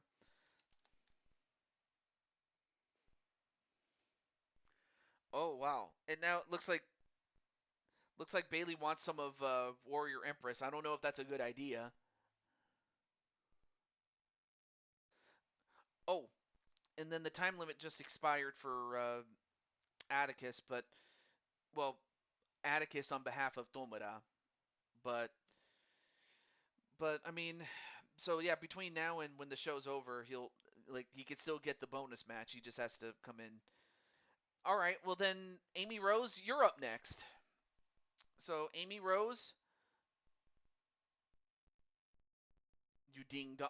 Oh, that's right. That's what Bailey would say, especially her heel character, or even just her character now that she has a punch of charisma, something that she didn't have when she first started. So you're after Spike Ryan, and you're at the bottom of the list because I just added you on there. But so we have Amy Rose, Tenu, Primetime, Alicia, Wally, Azriel, Sly, AJ, Rob Gamer, Carlos, Carmelita, Atticus himself, Griffin, Spike Ryan, and then you. WrestleMania 19 is small. No, it's not small.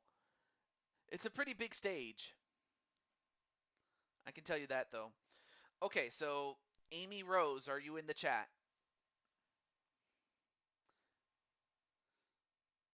I'll have to give you the next minute.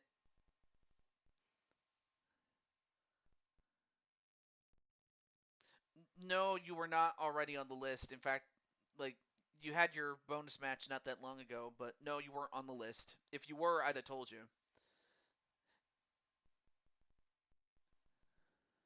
Can AJ and I swap on the list?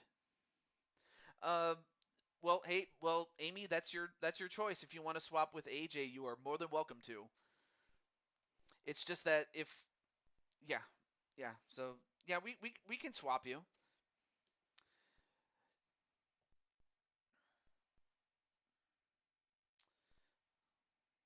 I'm gonna beat the ding dong saying right out of your mouth. Oh wow. Well, but I mean, I will say this though. I still don't know where AJ is. But wait, wait a minute. Oh, hey, what's up? All right, so we have Leo now. All right, so let me put Leo on the list there. Now I don't know if well, I'll try to get through as many of these as I can, but anyway, but we're doing pretty good timing here. So the only thing is, I still don't know where AJ is. Wait, what's going on here? Wait,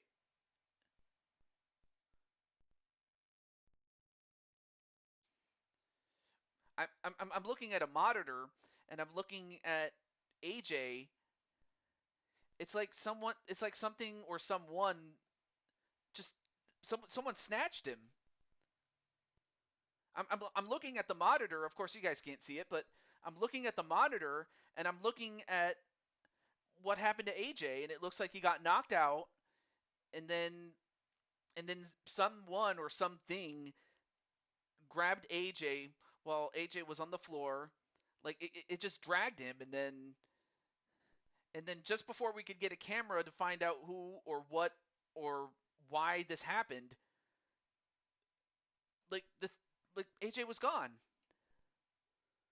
Although wait, something's coming into the arena right now. Now, of course, we had a match coming up with our friend. Now we had a match coming up in just a moment. In fact, that match is about to start right now with our friend MJ, and MJ is in Houston, Texas right now to have that match. And so let's get that match ready since MJ has waited a while for this. So here's Mr. MJ.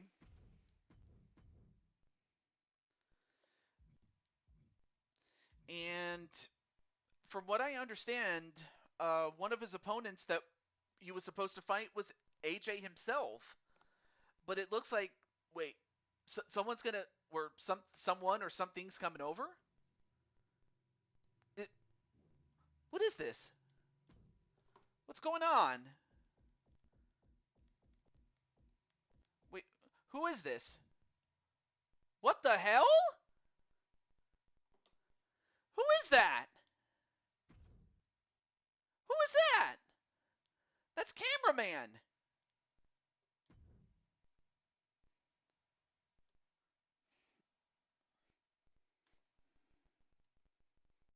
Oh, hold on.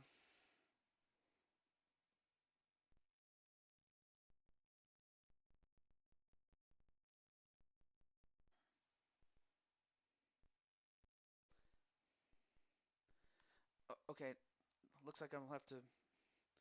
Okay, sorry about that. I was fixing my OBS. That's why I wasn't talking very much. And I was also answering the question of, like, yeah, it was Tomara, but you were a little too slow for it. I mean, I understand you're doing your show, and that's fine, but it was Tomara's turn. But but but who is that? So that's Cameraman?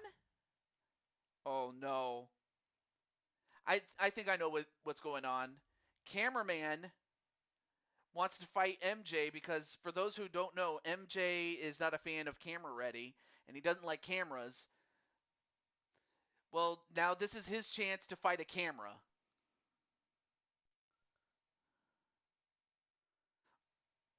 Well, well, sure, you can put it down.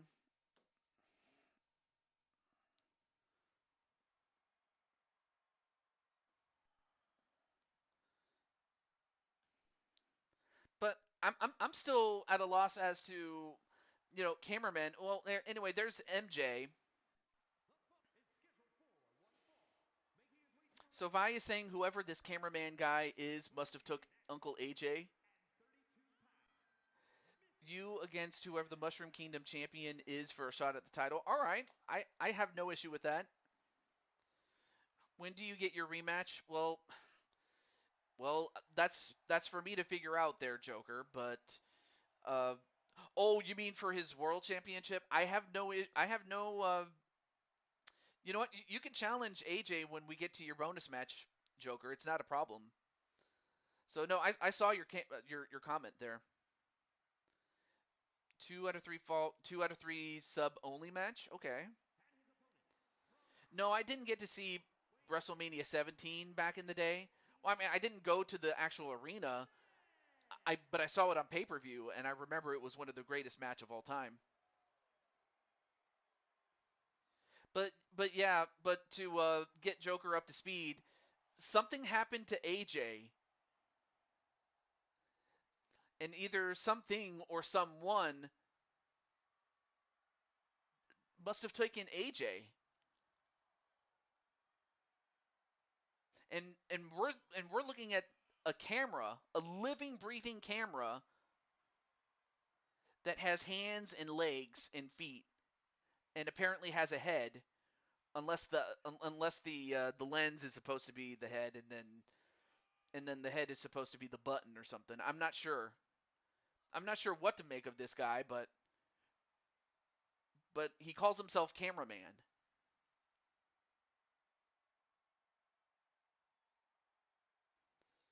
And then he steps over the top rope.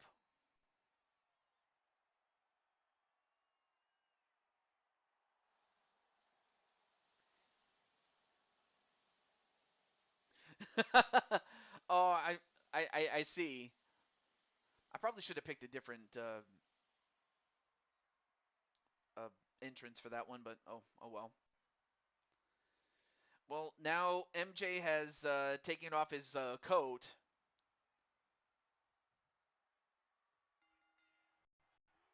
Oh, oh, you're gonna get to go to Vegas to go watch WrestleMania. Well, I hope you enjoy it, my friend. But as it happens, cameraman, whoever this camera guy is, and actually, cameraman looks a little bit small, although he goes for an overdrive move. Although I think that might have just made MJ mad. Wait, is it? I noticed he used something like a flame wheel, but of course that was from flames, really. So I can't say if the camera guy knows anything about that,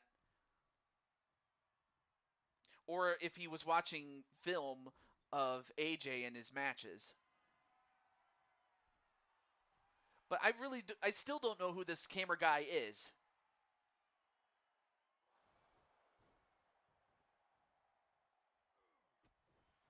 So apparently, Damage Control, or what's left of them, want to fight for the championship that Warrior Empress has. I don't want to say it was a 5-star match, but it was definitely deserving of it. I mean, well, I don't want to say. I would say definitely a 4.5-star match, but 5-star I wouldn't be upset about. I really would have think. Yeah, he kind of does look like the same height as AJ. And he's going for the cover on MJ. 1, 2, no.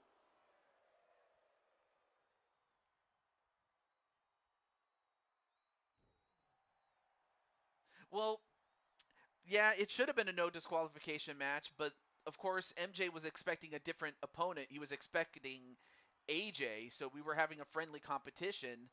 But then whoever this camera guy is took over AJ's spot, and now MJ is fired up. Oh, now eight. Well, I guess one benefit of being small is that when you're going up against somebody that's tall and somebody tries to clothesline you, well, he was too short. And now once again goes for another dragon choke. Several people have used that move, and one of them is AJ.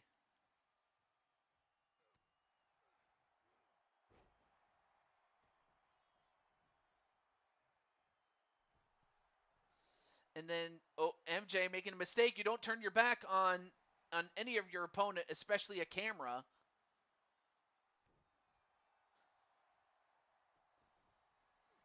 And then MJ, of course, gets right back in and then gets a hold of cameraman and drops him.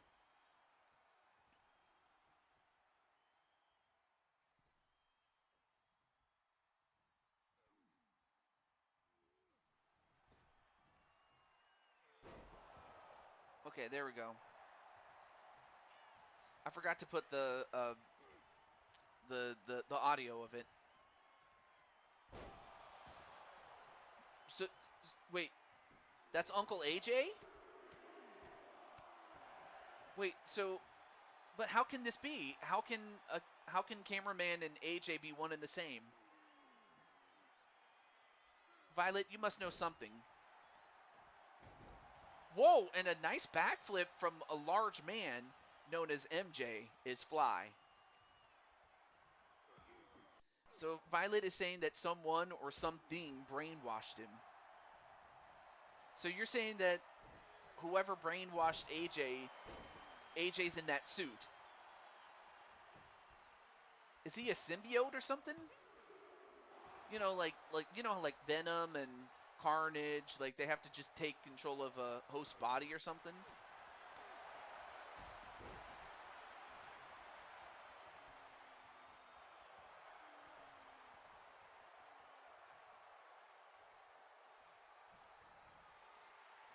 She's whipped by Nyla. Oh no, Carmelita got taken out.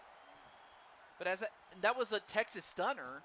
1, 2, and I can't believe this. Cameraman actually beat MJ. Here is your winner, Cannon Man.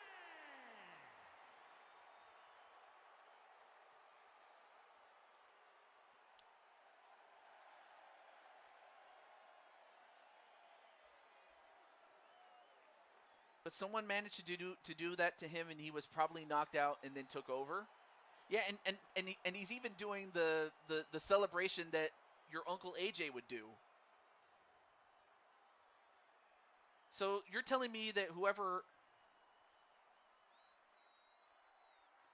wait you wait a minute out of character. Do you want me to take off the show? Do you want like Violet to actually rip off the mask or something.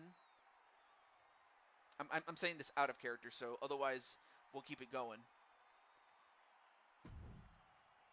Anyway, back in character now. So it looks like Vi is get trying to take off the mask or something, but yes, okay, cool. So all right, let's see. Now Vi is trying to get is trying to free her uncle AJ, but can she do it? Can she do it? No, that's not C. Oh, cameraman. Yeah. Oh, okay. I'm sorry. I forgot that CM stands for cameraman and not CM Punk. My bad. So let's see. Let's. So let's see. Now Violet's trying to take off the mask. She's trying to take the mask off.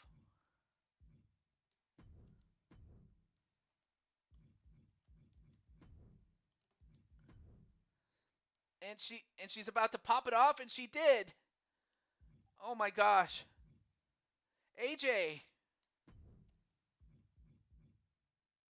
Oh my gosh, AJ. And now Vi's ripping off the rest of the suit. Look at this.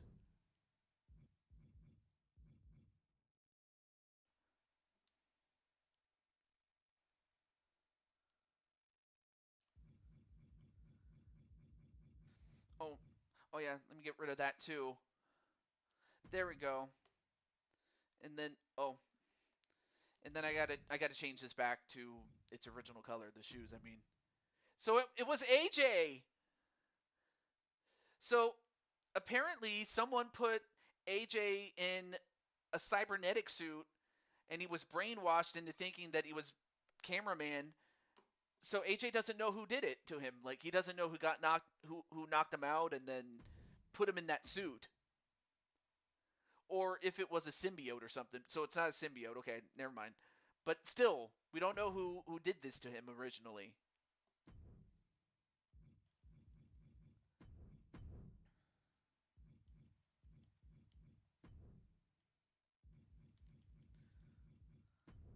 But AJ, are you okay?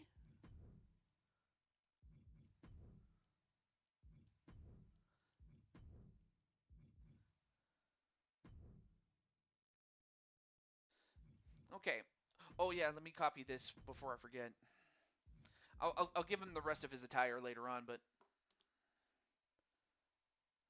wait, Gunther knock you out? Wait, but how did Gunther or Gunther or it doesn't matter what his name is knock you out? And better yet, how did he have the technology, or where did he get the technology, or who did he collaborate with, or did he just do it by himself? I just don't know how he would have. He can keep the cybernetic suit to protect people. That would have been something though. But so Gunther knocked you out. I don't believe it.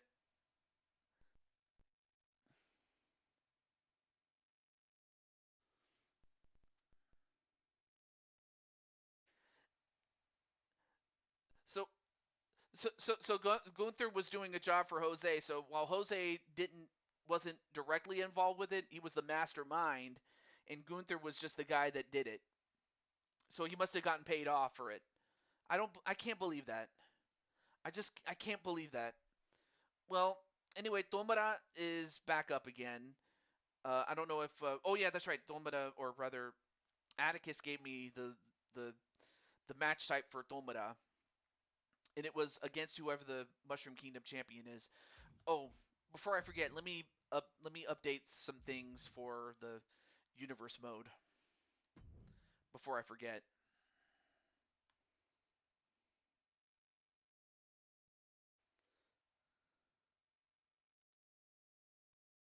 And builds a suit to brainwash him. Oh, so that's what it was.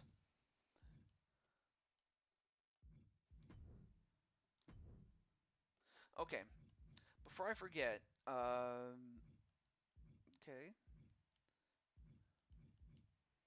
I'm trying to remember where it was. Where where are they? Where are they? Oh yeah, that's right. The Mythic Elite are not the champions anymore. It's the yeah, the Dragon Flowers or the Sky the the what is it? The Starlight Crusaders. That's right. Oh yeah, that's right. Joker, you are the world champion.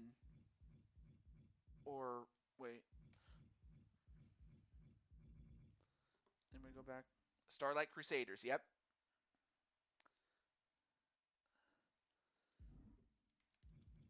I had something of I had something of a brain fart, my friends. But yeah, it turned out that Gunther attacked AJ, and then Jose built uh, a cybernetic suit, and then put it on AJ, and that brainwashed him into thinking he was cameraman. I won it outside of. Oh, that's. Oh, never mind. Okay. Well, first let's get the championships that you had before. Now, of course, out of character, we were keeping this as a surprise for MJ. So I'm trying to remember what championships AJ had. He had the Men's World Cyberspace Championship. I do remember that. And then I got to change AJ's name from cameraman to AJ. But then of course Mr. Cameraman and TJ became the tag team champions again. I do remember that.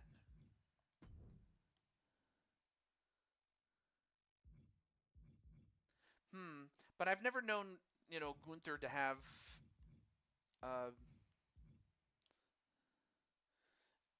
the WWE Championship, the Men's World. Oh yeah, the Cyberspace Men's World Title. Yeah, yeah. Where did I put it? Oh yeah, it was AJ. Or I gotta change AJ's name again, and it was the WWE Championship, I think. Yeah, it was okay. The one you won off of Joker. Okay, cool. There we go. All right. Well, let me go back and finish. Let me fix these things, and then we'll get to Dulmada's match. But yeah, a lot of housekeeping, folks.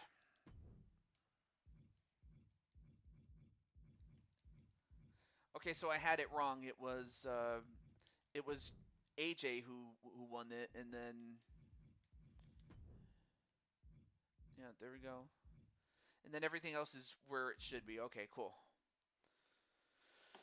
So I just need to do one more thing, and then we'll get to Dulmada's match, and that is to change AJ's name back.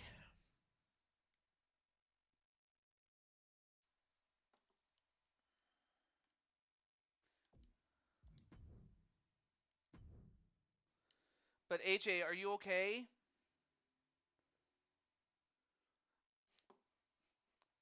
Well, anyway, don't forget your woman's your wife, Sumide. She was worried sick about you.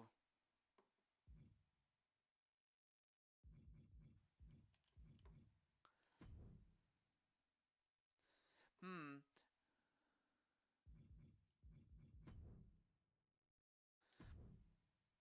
All right, right. I gotta go back to AJ.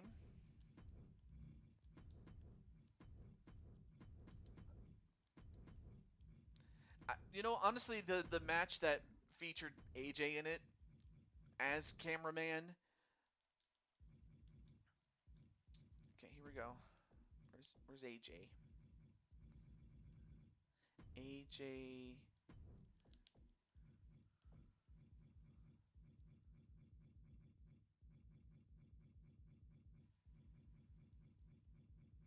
Cool. Where's Cool? Cool.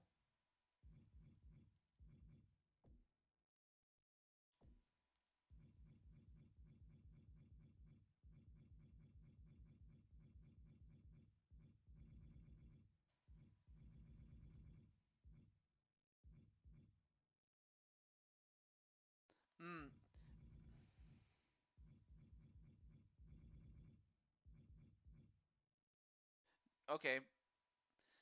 AJ. Yay. Oh yeah, let me. No, no, no, no, not that one, not that one. I gotta go to. I gotta go back to Texas. I gotta go back to Texas. Yeah, I said Dallas, Texas. Yeah.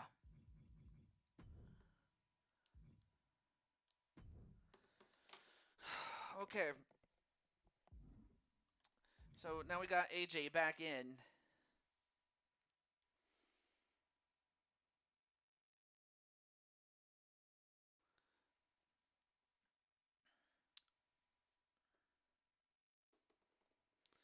And of course, Tomura is going to face off against Azrael Black, who is the uh, Mushroom Kingdom champion.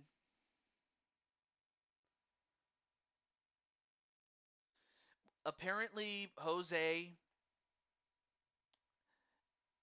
and then Gunther, like Gunther was involved in knocking out AJ and then putting him in that suit. And then apparently Jose must have stolen one of your cyber suits because I don't know how he came up with it. So I guess Jose or one of his goons must have stolen it.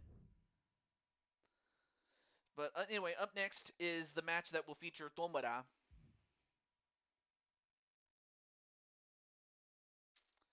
Yep. Awesome. Thank you, Carlos, for checking them out. Oh, uh, oh, let me go back and look at the rules again. That where's it was a 2 out of 3 falls sub only match. Okay. Oh, 2 out of 3 falls sub only match. Okay, cool. Um,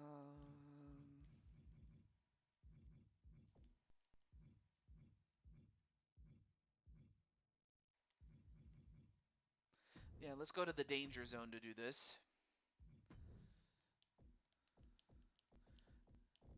So anyway, we have Tomura,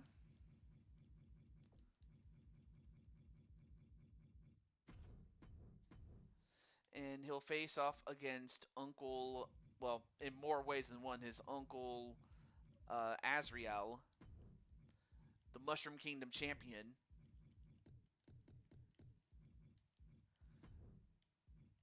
All right. Okay. Two. All right. Cool. 2 out of 3 falls.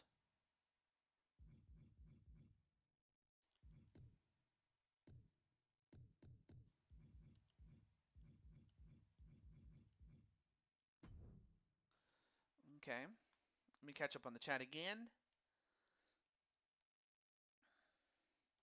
Put for knocking me out, TJ. Put me in a feud with Gunther. Okay. So apparently you want to have a program with him.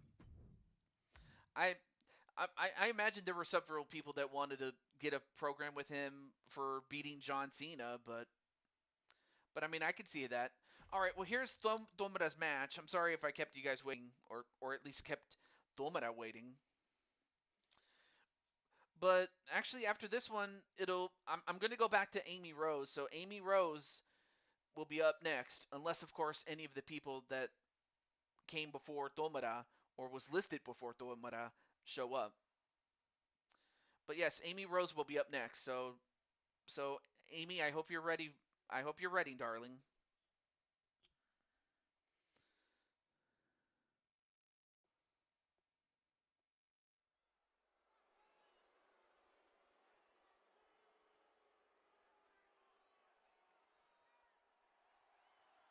And while that's happening, we are now in San Antonio, Texas. I mean, I was just busy talking about Dallas, but now we're in San Antonio, as we have the as we have the Blue Toad Wrestling United States Championship and the IWGP Heavyweight Championship holder, Tomura Tagaya.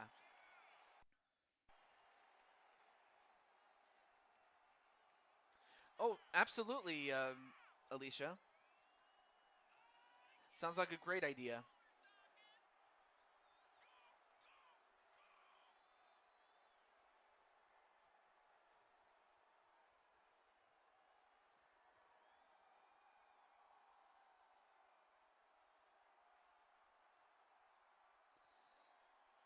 So yet we have another belt collector.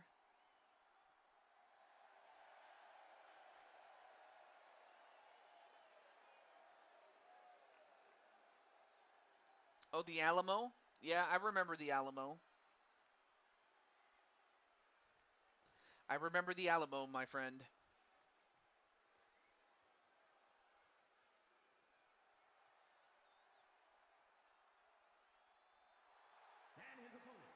So I give you the...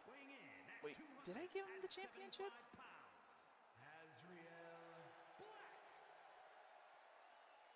I could have sworn I gave Azrael the uh, Mushroom Kingdom Championship, or did I not give him that outside of Universe mode?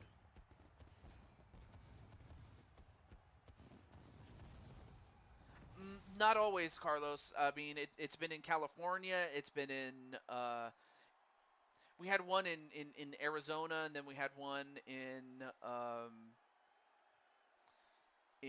I think it was Connecticut, but that was in Hartford.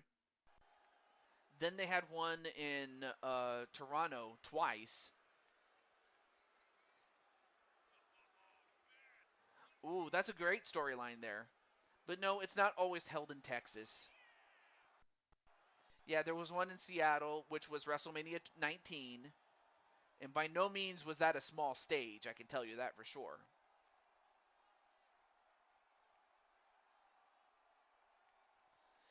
And now Vegas for 2 years running. But hey, you know what? If Vegas wants to give them that, FU money, then so be it.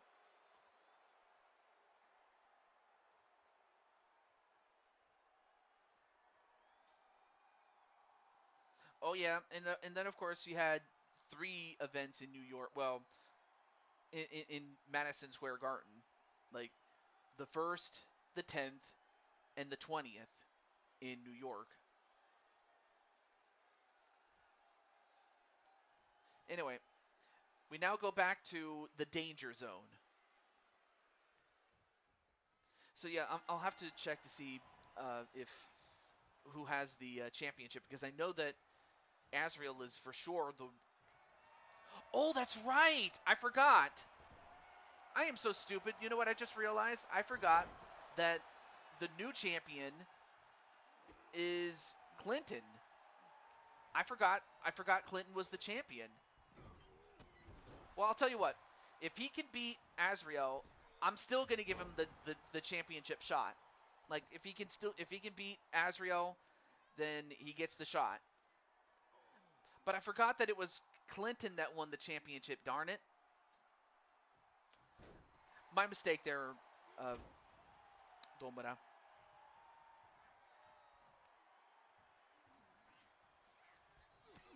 Oh, nice counter there onto Azrael. Now, this is a technical match. Now, not to say that, you know, Domara couldn't handle himself in a, weapons-filled brawl, but more so that Azrael can hold his own inside of the squared circle in a mat-based wrestling match.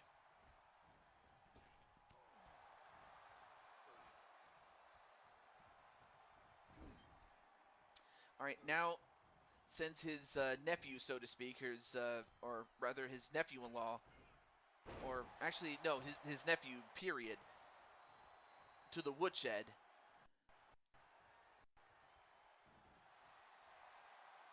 But instead, an Insaguri right to Azrael. Oh, you know what I forgot? I forgot to put the HUD on, or put the score up. There we go. Okay.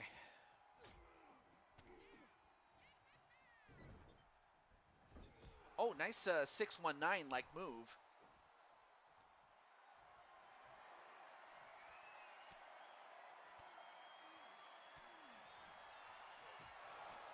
Oh, nice spin kick. Now, normally he'd go for a pin, but you got to get a submission, and it looks like Domara's going to bring him closer to the middle and away from the ropes. Now goes for a modified crossface.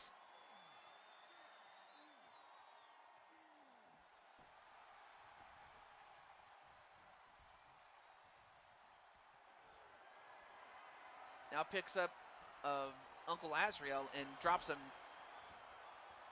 with a clothesline on the top rope. No, this is a 2 out of 3 falls match. So it's 2 out of 3 falls. Or in this case, it's submission only. 2 out of 3 falls, though. Although Azrael going for the muscle buster on Tomura.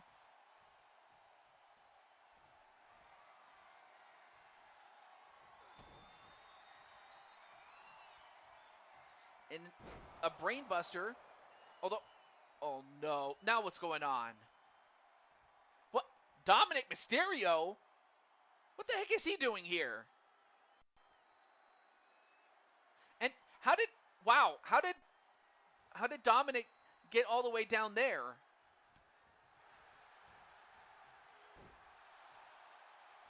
I honestly I don't think he was there to help Domina. I just think he wanted to go after Azrael, but what's his beef with Azrael, though? Well, now it looks like he's leaving, but yeah, seriously. Like why is he there?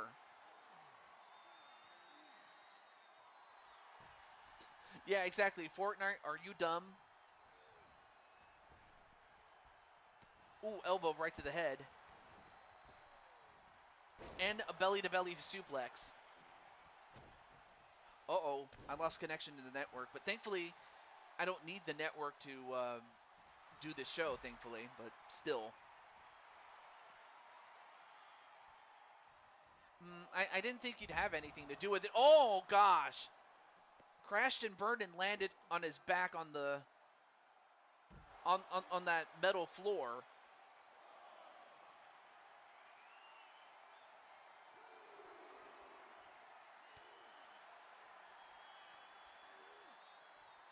And then Tomura gets thrown right back inside the ring. Probably the safest place in the ring, right? Safest place in the world right now.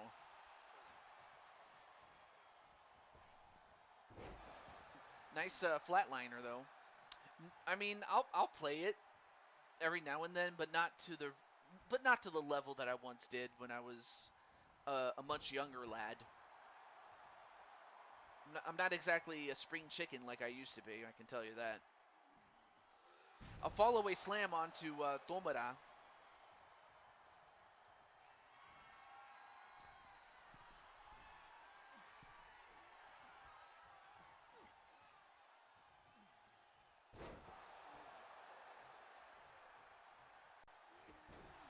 Yep.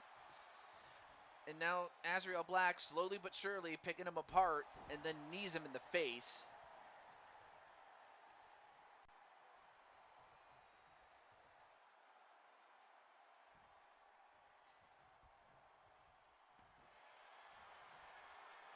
And now Azrael Black looking to go for the Muda stretch. Although, wait a minute, Tomura manages to get out of it. Although he probably might have learned, like, how to get out of the Muda stretch. But then, Azrael Black, no wait, countered. Countered by Tomura.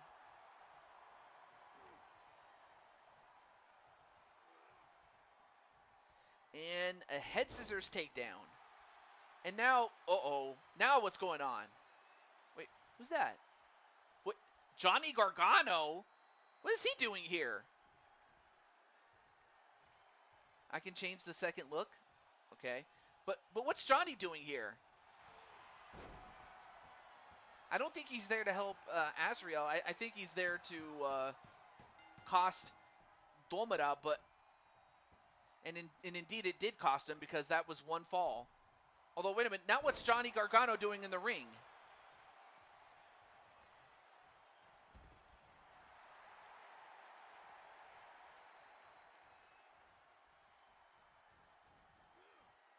Oh, and a miss. And now Tomura.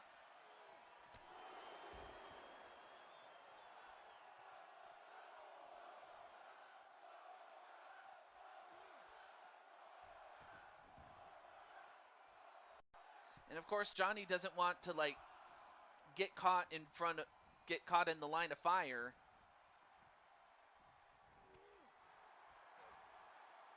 I really don't know what's going on. I mean, I get you, Alicia.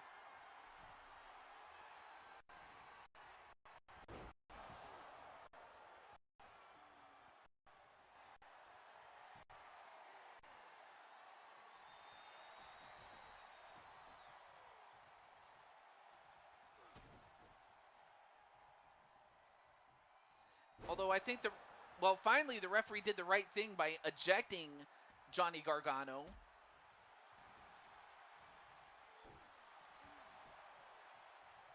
Well, well, well. Thank you to the referee for taking out Johnny, but Johnny's distraction helped Azrael Black get the one fall advantage here. That would be cool. Actually, that could be the basis of a show. Honestly, we could do that. Oh gosh, and then dropped on his head was Tomura.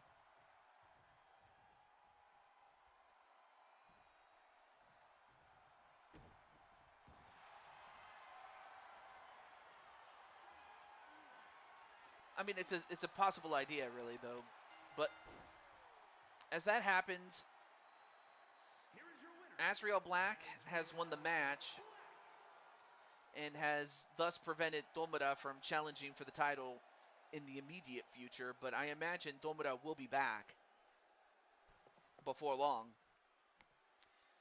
But anyway, Amy Rose, are you in the chat? And if you are, let me know because you're up next, my friend. But we have done something like this before, though.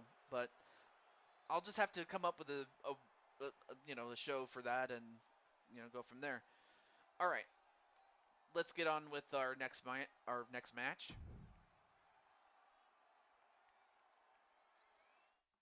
It makes sense if we're seeing run-ins from both Dominic and Johnny. Yeah, absolutely.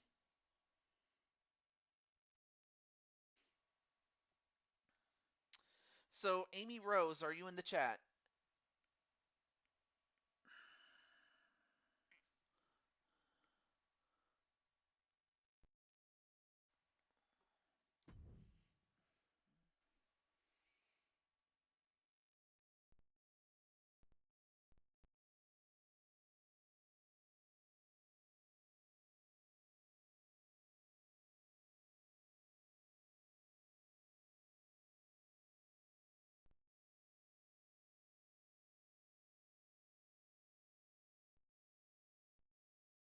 Uh-oh.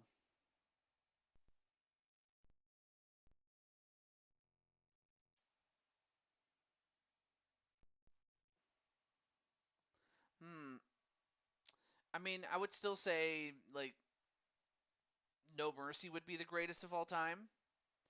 I mean, WWE 12 is good, and WWE 13 was awesome, but I would think of but there's other games I can think of that I like SmackDown. Here Comes the Pain is another one, another great one, or Shut Your Mouth. Those are just some of the awesome ones, but those are good games. I can tell you that. Yeah.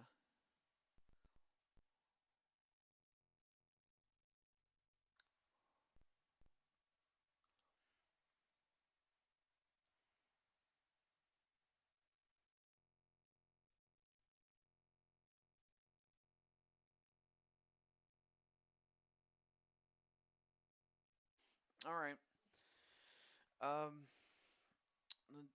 I'm just waiting for Amy Rose. I'll give her one more minute. If not, then Tenu Miyalagan will be up next. Uh, I'm just hopeful that the capture card can hold its own. I always hate it when it's not. Oh, it was Amy Rose. Amy Rose is up next, AJ. I was waiting for you on behalf of Amy Rose. Yeah, not Rose Tagaya. Amy Rose.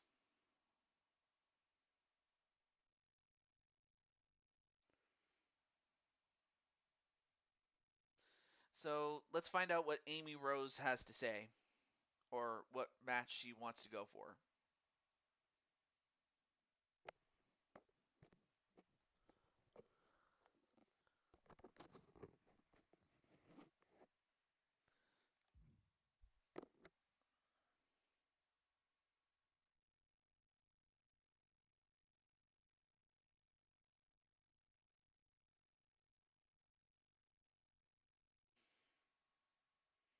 Candice LeRae. Oh, okay.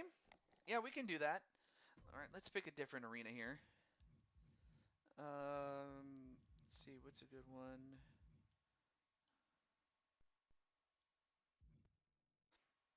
Yeah, yeah, those are some good games. I'll say that.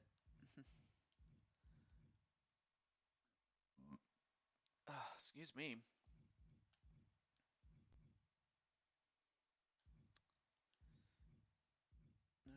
Oh yeah, let's go to WrestleMania 39 again. Oh, I meant to do. Also, I almost forgot. What kind of match type is this? I forgot to ask Amy that. But thank you for giving me the opponents though, in partner. But I forgot to ask what kind of match is this going to be. Sorry about that, Amy. But yes, after Amy will be Tenu Miyalagin.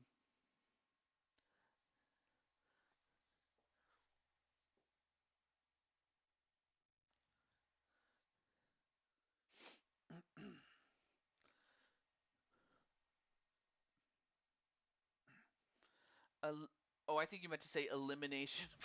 Okay. Oh, okay. You know what? I'll just use it off of that. Off of Extreme Rules. We'll use that. We'll do that. Okay. Let's get that. And it was Candid. Yeah. No Mercy, WrestleMania 2000. Those were fun games. I got to tell you. Well, that and WWF Attitude was also fun. In a way, it was fun, but I can also understand why people hated it. Not fun to play, but definitely fun to just simply watch and enjoy it for what it was, at the time. Oh yeah, that's right, Candice LeRae. I forgot about that. Candice.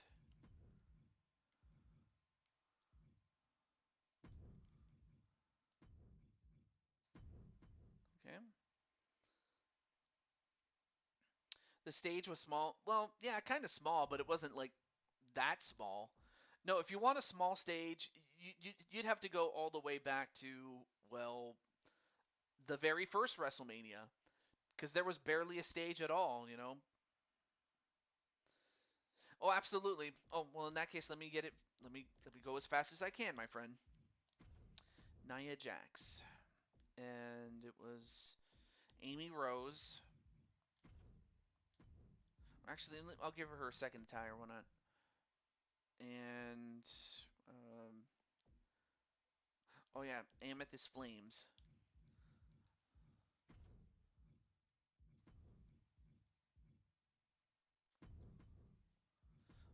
Although I gotta find out why it's 95 there, but yeah, I know they can. I'm very sorry about that. I really am. Okay, Aja Smith, we'll go with that. And it was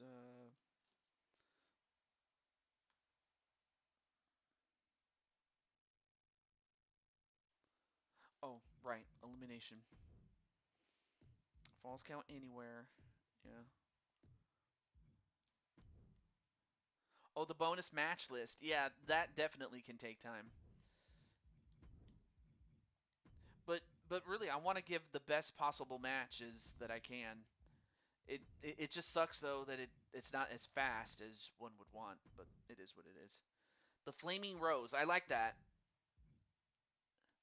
I thought it was going to be Amethyst Rose, but no, Flaming Rose is good too. I like that. No, by the time this game came out, Sasha Banks was gone. Like like the last game that featured her was 2K22 because by the time 2K23 came around, she was gone, and unless she decides to come back, that's it. So unfortunately, no, Sasha's not even in it. Like her partner in crime, uh, Naomi came back, but yeah, it's just a shame though because you know, and really it was I still say that it was really McMahon's fault that he chased away two talents, but mainly you know Sasha Banks, because if it wasn't for McMahon and just and his inability to like his inability by the time that he was forced to take a hiatus and then ultimately sell the company, he just wasn't doing like he just wasn't the McMahon that he once was. Like he was totally past it by then. But yeah. Or you can ask Diamond Sky for help. There's always that. Or one of her daughters or yeah, Diamond Sky's ready to help you. Well, anyway, there's the Poison Pixie by her own admission, Candice LeRae. Although I'm not sure if she was ever a fairy in the sense of the Winx universe. AJ, of course, AJ would know because AJ's more of a expert on that than I am. I can say.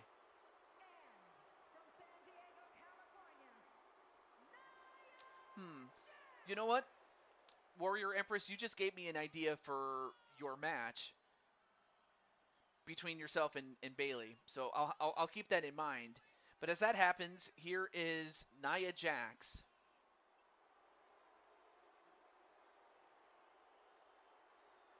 So, oh, right, let me cross out Amy Rose. So then we have Tenu, Primetime, and Alicia.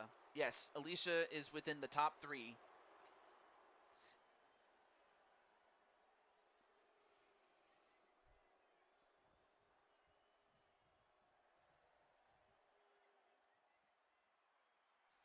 So you have the big and the small. And now we have Amy Rose. And, oh, I see. Oh, that's her original outfit.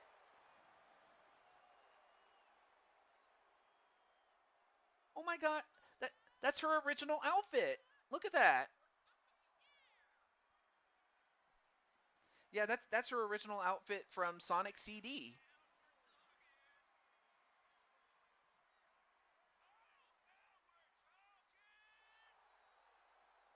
Yeah, he faced off for the championship twice, like at WrestleMania 9 and 10. But really, if you'd asked me which match was the better of the two, definitely the WrestleMania 10 version without question. So that's not even a question. That's facts.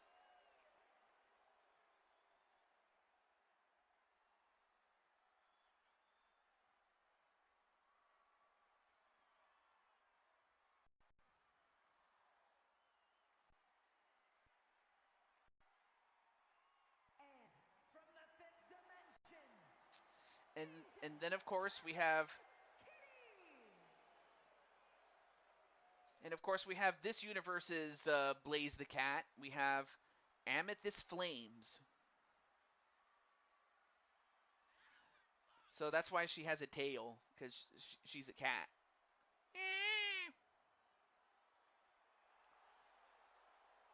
Yeah, there were two Royal Rumble winners, and it was declared on the spot.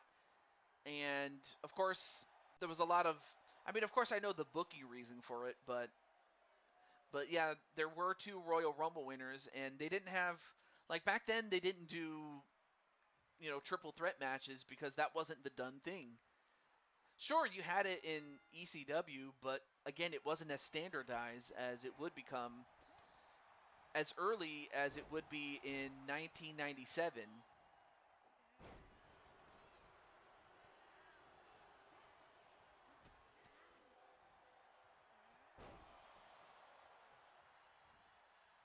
Hmm.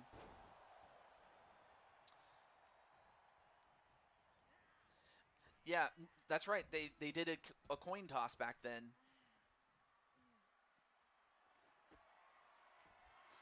Because the coin toss was to determine who got the first shot at Yokozuna, and then whoever didn't win would have a match against somebody else to keep the level playing field, so that by the time we got to the second match, the winner of the first championship match would face off against the one who did not win the coin toss, and that was Bret Hart, who didn't win the coin toss. And Lex Luger got the first shot, but unfortunately did not end up winning the championship. So then it came down to Yokozuna and Bret Hart, and of course Bret won. But it was a very close match. Anyway, back to the match though. Oh no, don't do this, don't do this. Oh, and a power bomb right onto the apron, not once but twice. And as that happens, a backbreaker onto Amethyst Flames from Nia Jax, and Nia Jax. Nia with the Annihilator. The Annihilator. 1, 2. No, kick out by Flames. She kicks out of the Annihilator.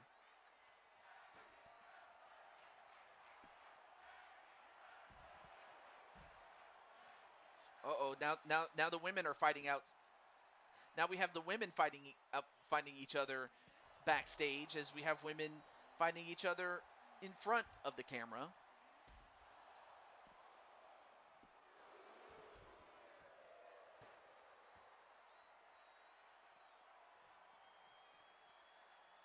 And then, meanwhile, Flames knocks out Candice LeRae with that chair. And then, and a DDT right on the chair. 1, 2. No. Oh, and Nia just got smashed with that guitar on the back of her head. And so basically the guitar just broke over Nia Jax's big head. Anyway, the flame wheel onto Candice LeRae. 1, 2, 3, and Candice LeRae has been eliminated. So now so that just leaves Nia Jax alone with the Flaming Rose.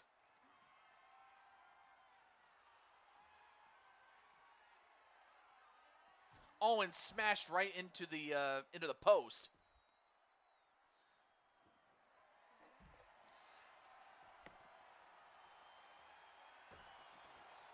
Anyway, then getting hit with that stop sign on Nia Jax. 1, 2. No, Nia Jax kicks out. I don't know how she did it, but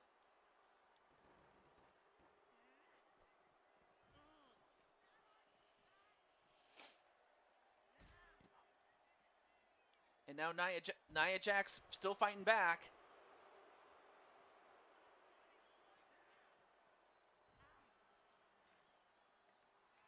And now Amy now has that hammer.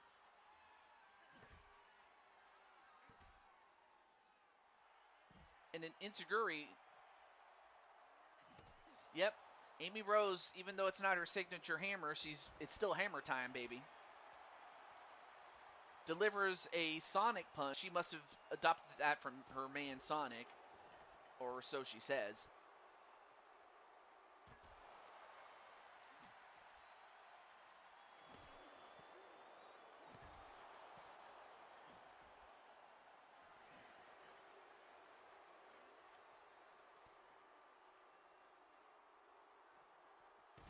Oh, and well, Amy just got thrown into the steps, and then Nia did, but now Nia's starting to fight back.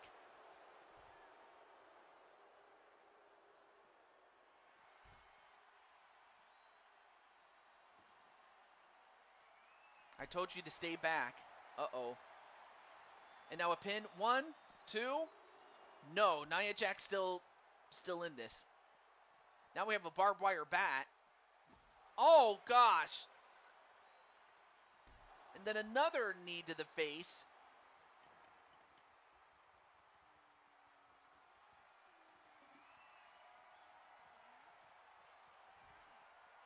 And now Amy has another. Oh, and another guitar shot, but this time right to the knee.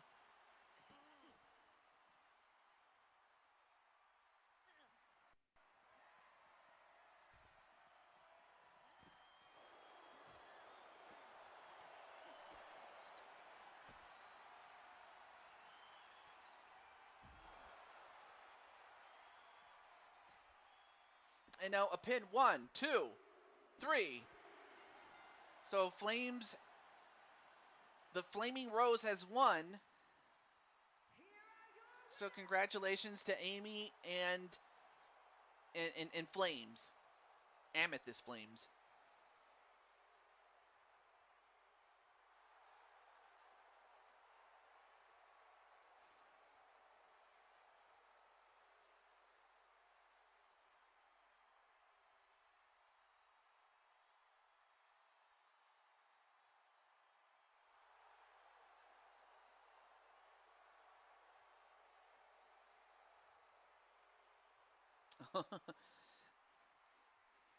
Anyway, 4-star match. But up next, we have so the next 3 are Tenu, Primetime, and Alicia. So Tenu Miyalagan, you are up next. So if you're in the chat, let me know.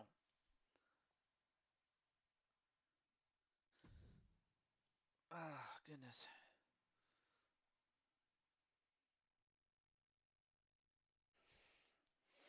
Mm-mm-mm. Oh, you against Spike Ryan. Interesting. Well, then what kind of match is this going to be? Oh, you kind of. And you know what? Let's go to WrestleMania 31. Why not? Let's do that. You might want to control your girls. Very funny there, Empress. Okay, so it's Spike Ryan against Tenu. I'm surprised.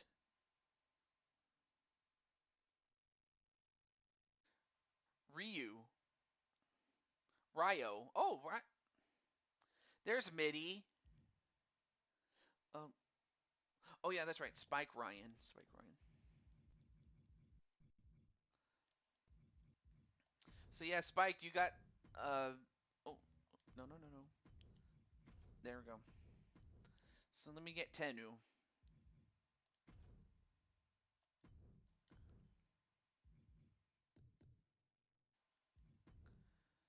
And we'll get Chad Patton as the referee for this one.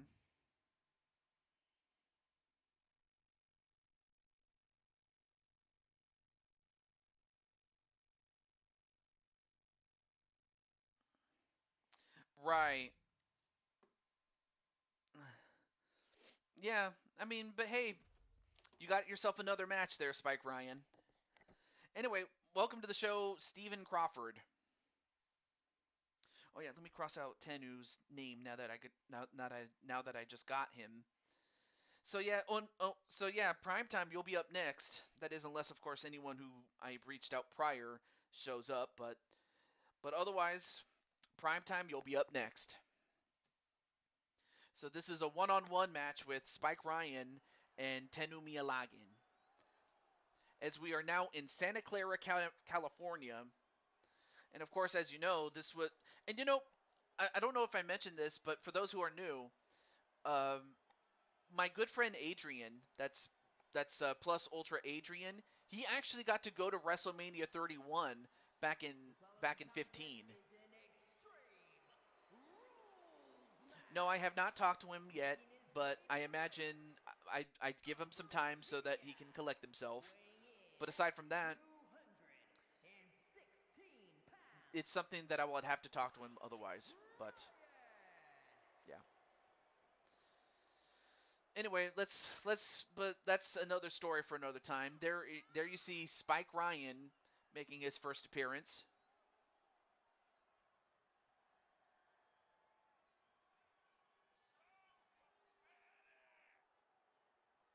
Wait, so this is one of your favorite WrestleManias? WrestleMania 31?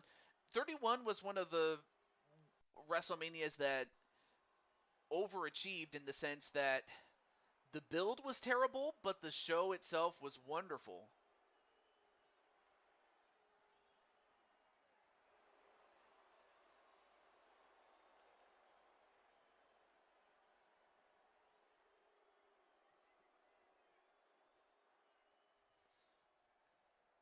Oh, okay. Ooh, that's gonna be a great match though. Well, do remind me, Primetime, because sometimes I do forget. But do stay tuned, just to make the match official here. So we go from Spike Ryan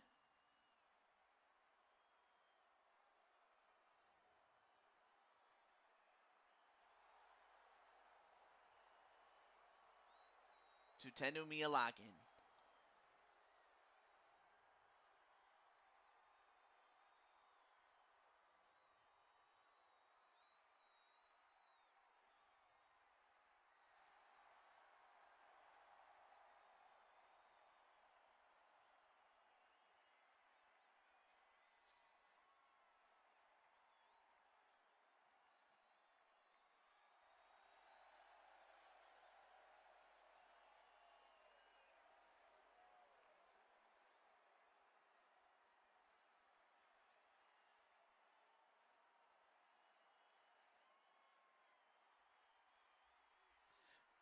No, WrestleMania 14 was kind of like the start of a new era, a successful period where WWE just was on fire, and it started with that one. Now, of course, it could have been better, but I mean the highlight matches I would put would be Undertaker versus Kane in their first ever confrontation, and then of course the WWE Championship match with the champion Shawn Michaels and the challenger at the time Stone Cold Steve Austin. I mean, yeah, it was a box logo, but I mean that was kind of like the in thing at the time, like in terms of stage design and logo design and everything. Now I'm not sure why they picked that, but it was fine as a one-off.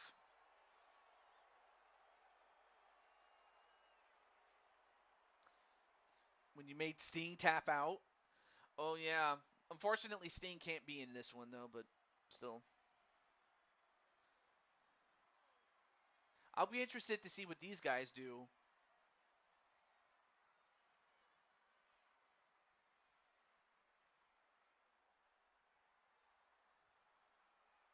And I like how, certain arenas have a look to them. Oh, and just like that, a running knee to start the match. And and for Spike Ryan, that's definitely using your head.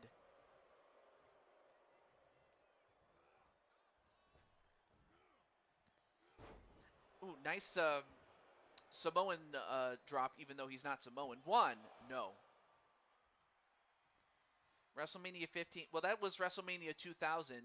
It's the only WrestleMania that went by its year rather than its number.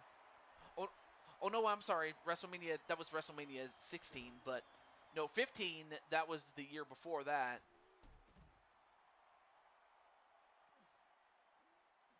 But it was the last WrestleMania to have that classic WrestleMania logo that it had for the first 15 WrestleManias, and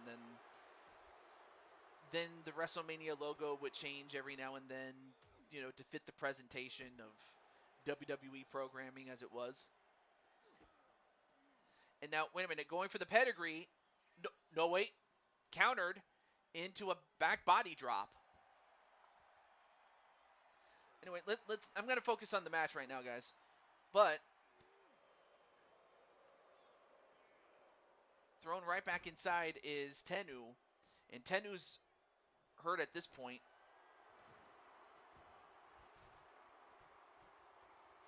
Although I think Tenu might just be seeing red, as he got busted open very early in the match.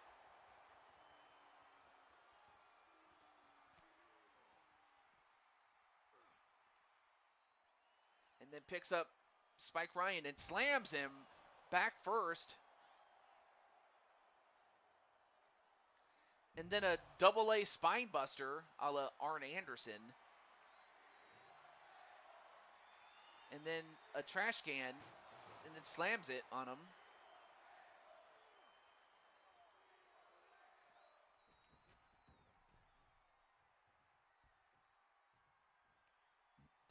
Excuse me. And then, well, I'm not sure what Tennu was going to do, but but then Spike Ryan gets a hold of a bear hug. Although I don't think he'd be able to hold on to him for that long. And then a jumping knee a la Triple H. And then a big right hand.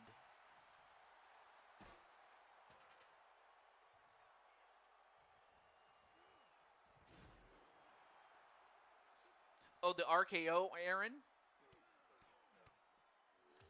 Yeah, but this was the place where they had that epic RKO onto Seth Rollins. I do remember that one, though.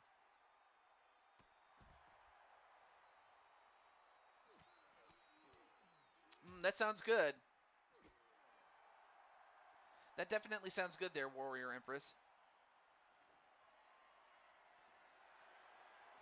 And now a chair right to the head.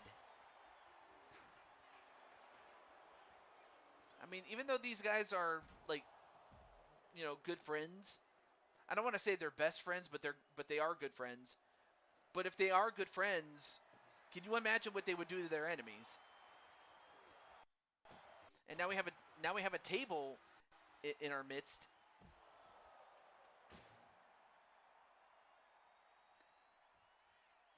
I mean, just look at all of the weapons in the ring, or outside the ring, rather. Oh, and a suplex, although I think Tennu got the worst of that because he landed on the ladder.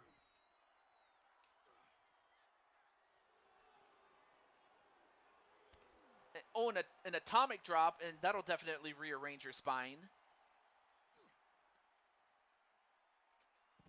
And then a neck breaker. And now trying to wrench the man's neck. Nope, punched him right in the stomach. And now goes for the... Tries to go for the pedigree again, but a back body drop.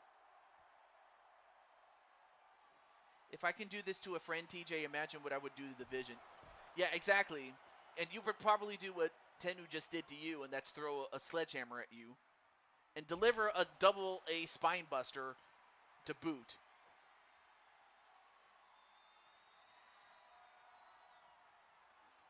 And then a choke slam.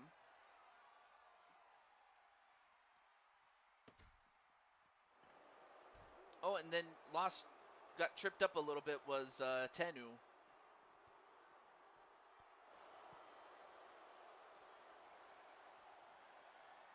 Oh, got caught again, and then another choke slam. And then finally gets him in the ring. But Tennu's not done. Then he gets a kendo stick. Although I guess he's not going to use it. I guess he wants to just end it. But will it do it? 1, 2. Well, I guess he figured that, that Spike Ryan was knocked out and decided to just have mercy on him. And it turned out to be a better decision than that. As Tennu Miyalagan gets a win over a former Intercontinental and a former undisputed Universal Champion, as Tennu gets the win in a 3.5-star match. So congratulations to Tennu in his match. But up next, we have Primetime Sean Sanders. So, well, he gave us the match, but now we just need confirmation that Primetime is ready for Primetime. And then after that, Alicia is up next after that. Oh, yeah, we'll go to WrestleMania 25. Why not? Not a problem, Tennu. Thank you so much for coming in.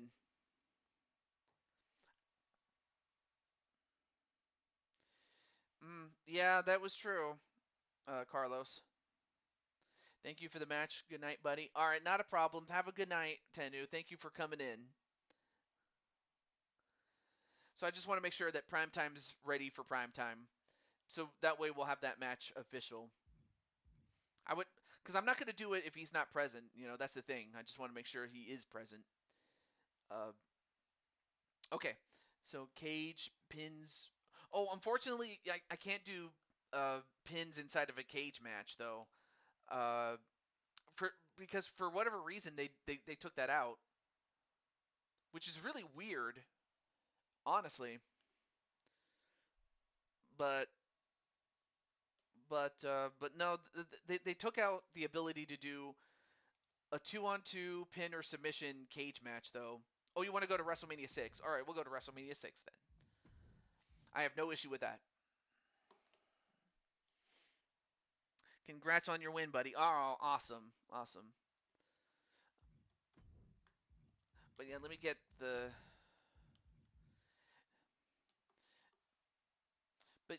But actually, let me see if I can change the rules really quickly. And if I can't, then we'll have to go with the Hell in a Cell variation, which I have no issue with either. But okay.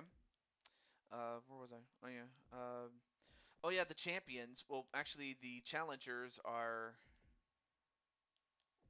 Okay, where is he? Regular tag team. All right, I will do that. I will do that. Okay, a normal tag team match with Jesse Jackhammer and Sean Sanders, and the champions just so happen to be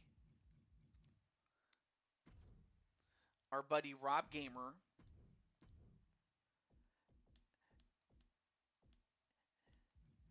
and Professor Kyle Akers, the Brella Squad.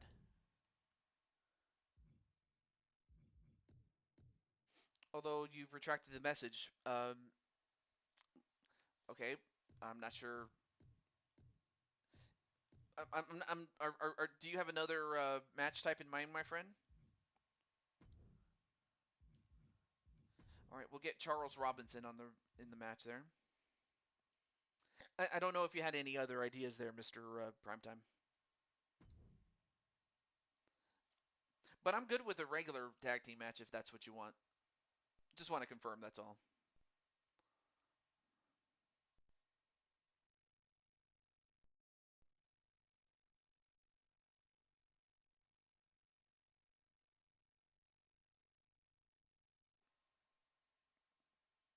Oh, okay, we can do that too. All right,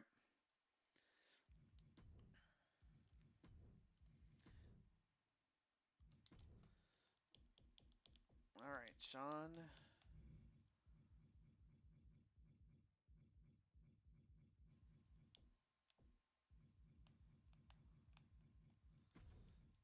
I'll give you your second outfit this time.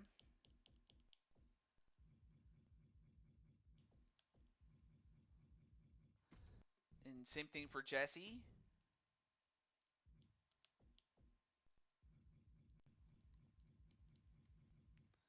And same for Rob. That may take too long for Hell in a Cell. Just you're a bit. Yeah, I can see that. I can understand that. But well, the only argument I can make is that this is prime time's match. But what else could I say?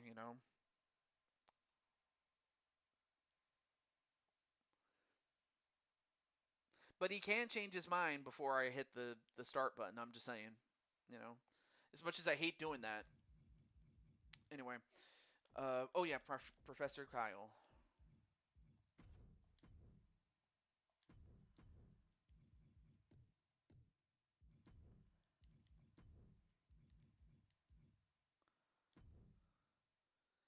Okay.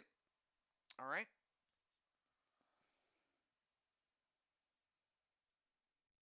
But hopefully it'll be done in one fall. So that's all I can hope for.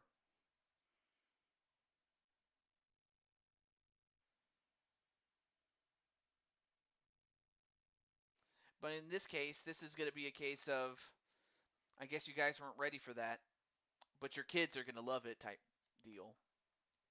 If you know the reference, bonus points for you.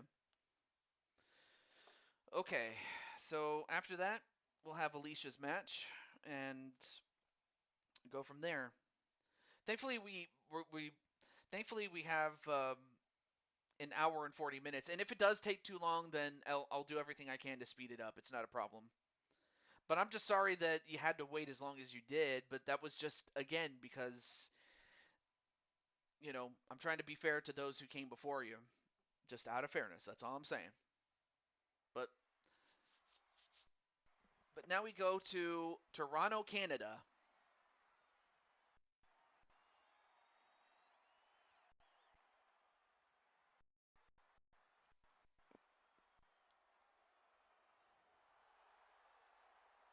And our first contestant is Primetime Sean Sanders. The following contest is a tag team The North American champion. in a cell match. Introducing first from Manhattan, New York. Okay, cool. Weighing in All right, at we'll move on. 224 pounds, the NXT North American Champion,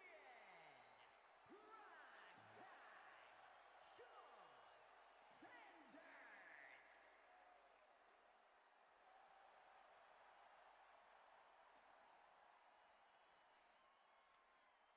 I gotta give you a cookie. I wish I could give you a cookie IRL, or one of those big old cookies, like you know.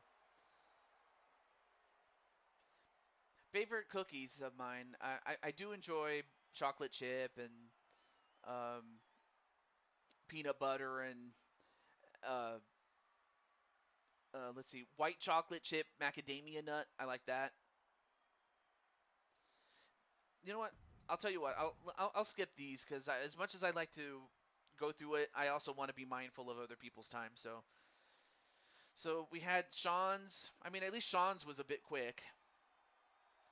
But there you see Rob Gamer England, weighing in at as the double champ that he is. 214 pounds, one.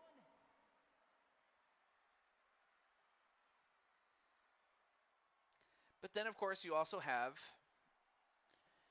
his tag team partner, M&M Chocolate Chip Cookies. Oh, that's awesome. You have his tag team partner, Professor Kyle Akers. Weighing in at 200. But we move on.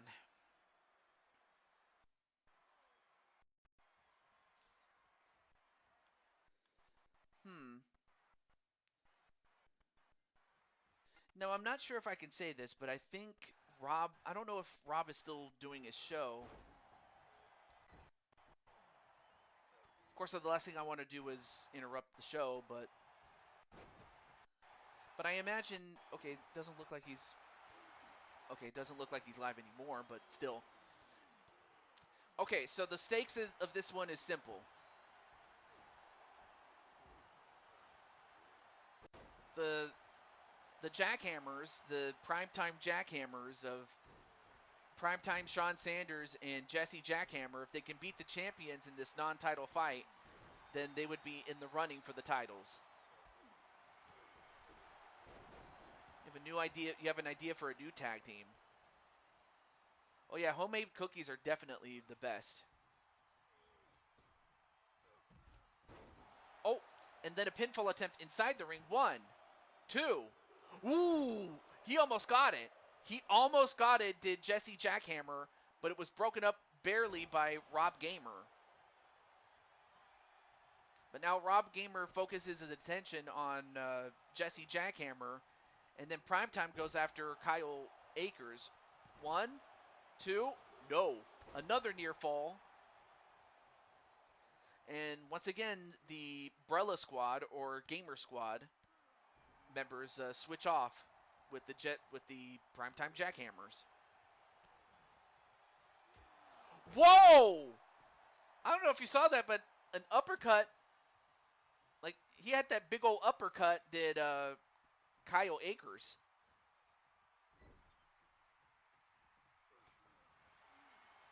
Wait, yourself and Tommaso Ciampa. Oh, wait a minute.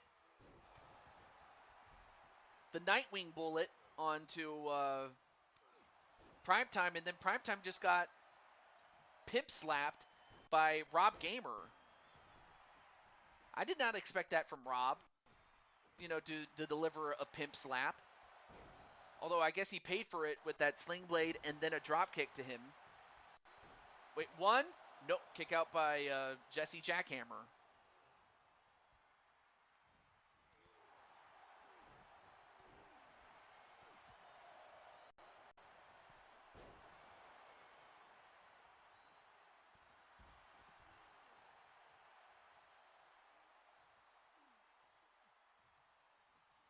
Okay, and now Rob has switched off and delivers a Kinsasha onto Jesse Jackhammer, and then he paintbrushes Jesse Jackhammer in the face the same way that he did to Primetime, and then a pin by both of the Gamer Squad members. No! Both of the Primetime Jackhammers kick out of that pinning predicament.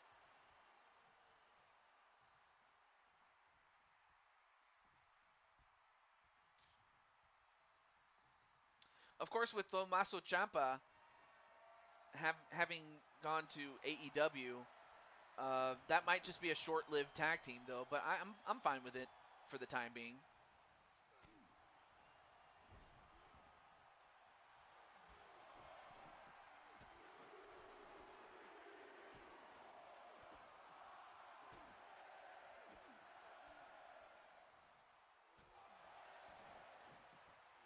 Anyway, a modified suplex onto Rob, and then a body splash onto Professor Kyle Akers. Oh, and he almost got it, but Professor Kyle Akers kicked out of that.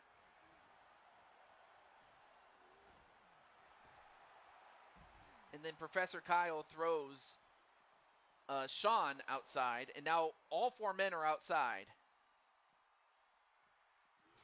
And then Rob just got sent right into the fence.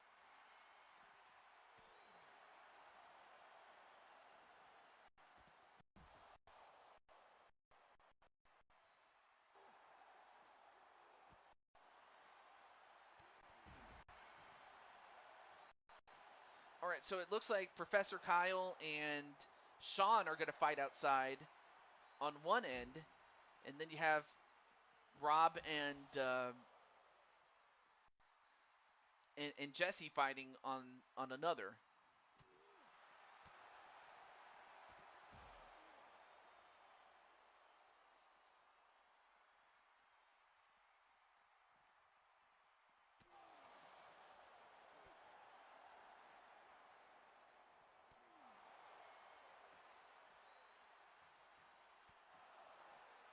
Oh, now it looks like they switched opponents for the time being.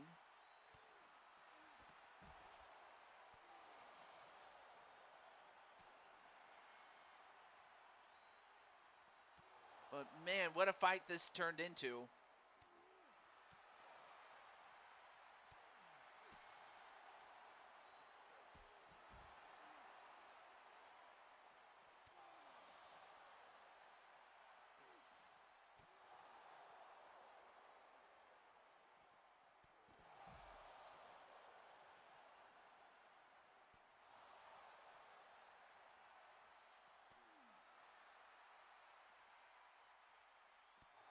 And now Sean trying to fight off Rob and Kyle.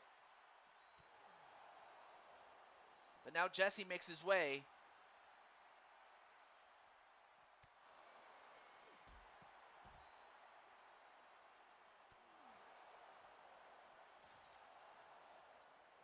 Oh, so after Alicia, we have Alicia, Wally, Azriel, and Sly. Although Wally's not here, so I would skip Wally. So we have Alicia, Azriel, and Sly. So you'd be third at this point. Now, of course, there's also the chance that we might not hear from Azriel, but definitely Alicia for sure.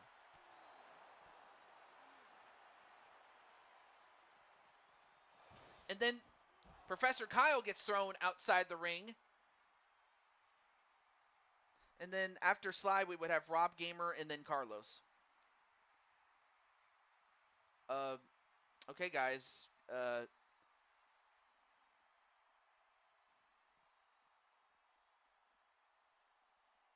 Okay, now it looks like all four men are back in.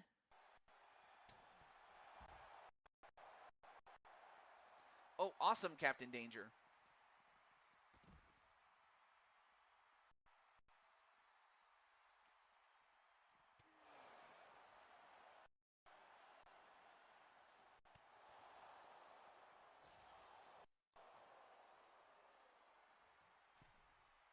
Oh, and then Rob actually goes right back inside the ring, but now he's trapped. Well, he was trapped, but now he gets caught with the money clip. He got caught with the money clip, but Rob gets out of it.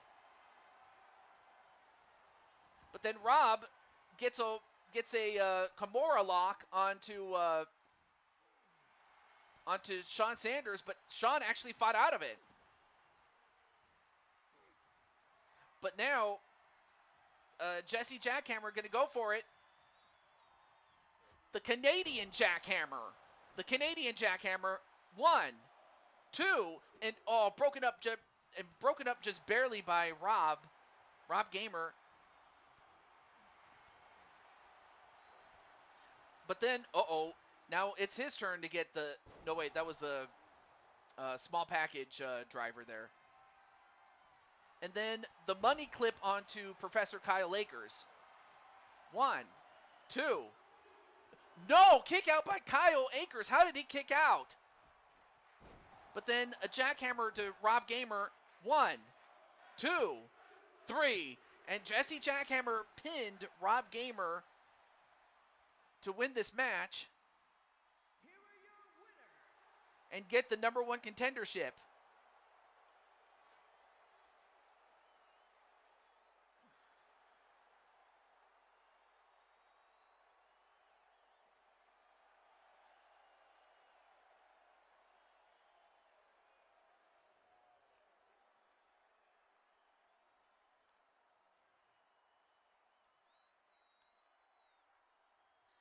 Of course, they wouldn't get the first shot. I mean, of course, Dragonheart Jr. and Kaiser Hart already have a match scheduled to fight against the champions, but then the Primetime Jackhammers would be up next after them. But congratulations to the Primetime Jackhammers on beating the champions in this matchup. But then we finally get to Alicia's match, and Alicia's waited a billion years for this. So let's find out what Alicia has planned for this match. Although I highly doubt we're going to do it in the Performance Center, or maybe she does. I don't know. Let's find out. Let's see what she says.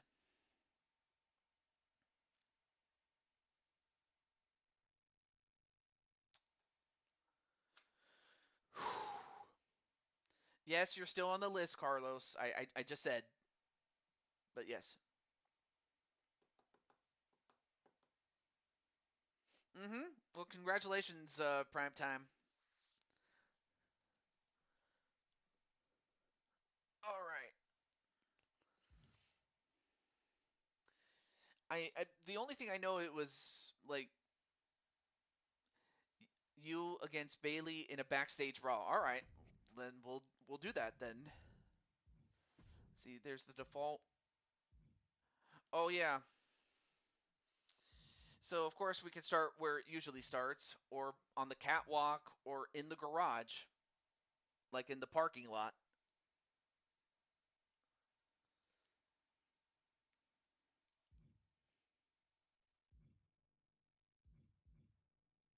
I like how they give you the uh,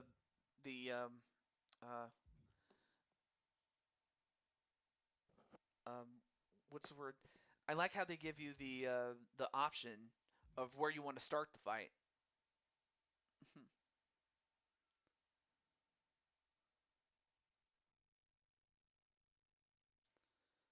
All right, you got it. Okay. Okay, so we got Bailey.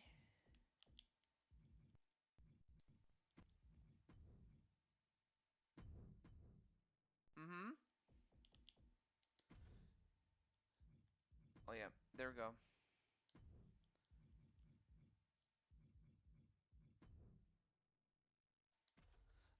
There we go.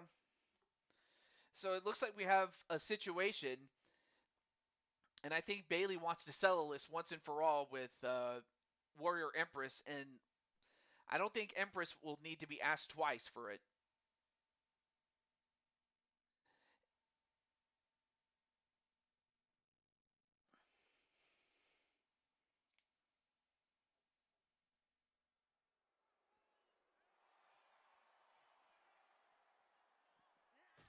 Oh, nice jump kick there by Empress. Ooh, back elbow. Oh, and a facebuster right on the floor on that concrete.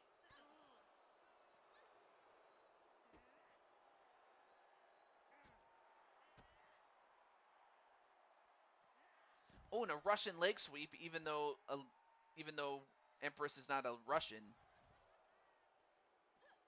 or who knows, maybe it's 1 or 2% of it. Ancestry.com. Cheap plug, I know. But then Bayley gets sent over onto the left side of the garage. But then so does Alicia. Nope. Then sent into the car.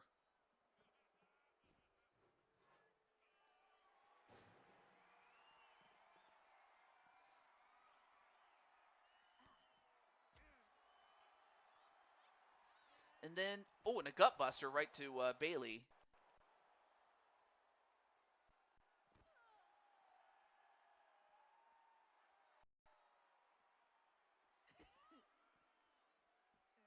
And then, the royal spin. Right on the floor, mind you. Uh-oh. Oh, Bayley's hurt. Bayley is hurt. And then, I forgot what you call this move, but it was enough to knock out Bayley. Wow. That was a very, very quick match. Or a quick fight, if you could even call it that. But that was insane. Well, unfortunately, Bayley didn't stand much of a chance, though. You will need to earn it, not demand. Well, I think Warrior Empress made her point, and I think Bayley's knocked out. But, wow. What a statement. I mean, that's what happens when you mess with Alicia. The Royal Somersault. Oh, shoot.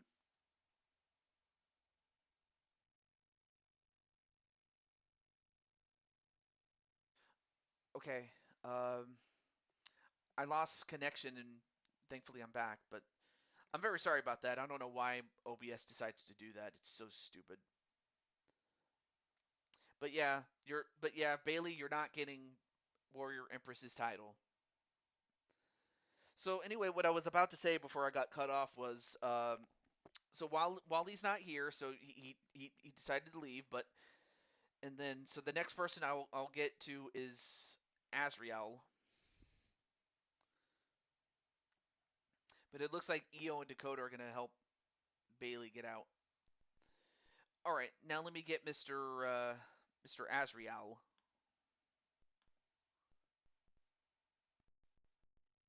So I'll just ask Azrael.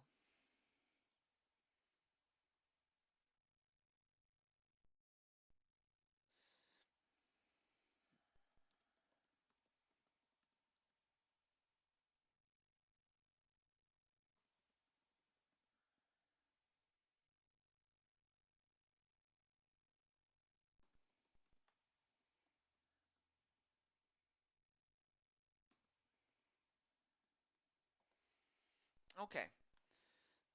All right, let me take a look. Oh, not a problem, Alicia. Thank you so much, and I will let you get to sleep and definitely rest up, my friend. Uh, and but at least but at least as far as the MLB draft is concerned, you had the first pick and you did submit the pick, and you are allowed to do that as the first pick in the draft. Maybe not so much the other picks, but the first one certainly. But I'm happy to say that. All right. Have a good night, my friend. Okay, so let me get my timer out. And I'll give Azrael the next minute to claim his bonus match. If not, then Sly Cooper will be up next.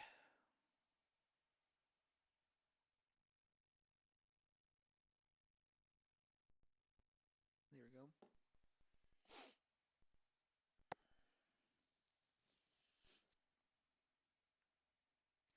All right, so less than a minute to go for Azrael. But I do want to appreciate those who are still here, because I don't blame you. But if you are here, I'm so happy that you are. Okay.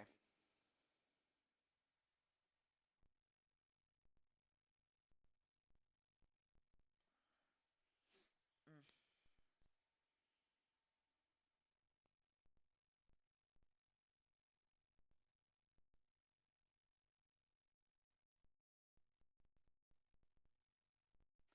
All right, 15 seconds left to go.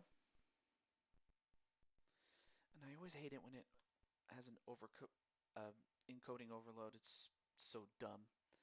5, 4, 3, 2, 1. Okay. So, ooh,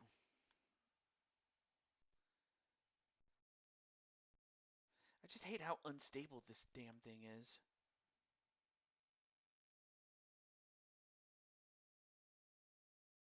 But anyway, Sly Cooper, after a billion years, and I say that in quotation marks because it wasn't a billion years, but it kind of felt like it. Sly Cooper, you are up next. So I'm not sure if you still want that match that you wanted from the last time that we had a show, or if maybe you have something different. I don't know. Let's see.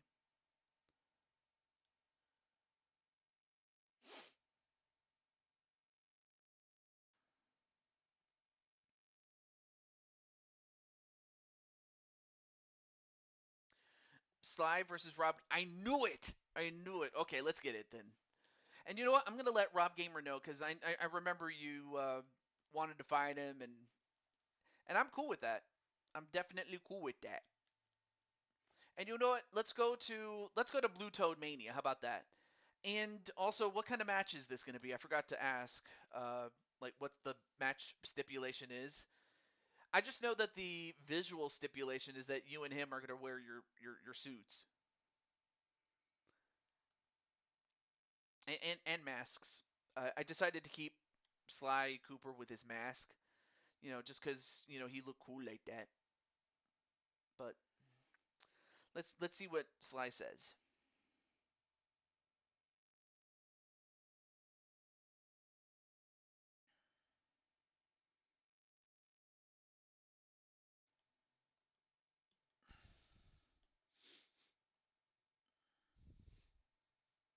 A normal match? All right, perfect. That's fine. I'm good with that. I'm good with that actually. Okay, so let me put Rob. Now, of course, I showed Rob a little bit, but I didn't show his whole entrance just because I was trying to get through to to Alicia's match. But yep, here is his tuxedo mask look. But now we get to Sly himself. But I gotta say, like, I gotta ask you really seriously, Sly Cooper, where did you get the suit? Like, did you buy it, uh, or did someone tailor it to you? Like, did someone make it for you, or did Carmelita make it, or I'm not sure. But whatever the case is, let's get right to it. And you know what? I'm gonna let Rob Gamer know. I promised I was gonna do it, and I'm gonna do it.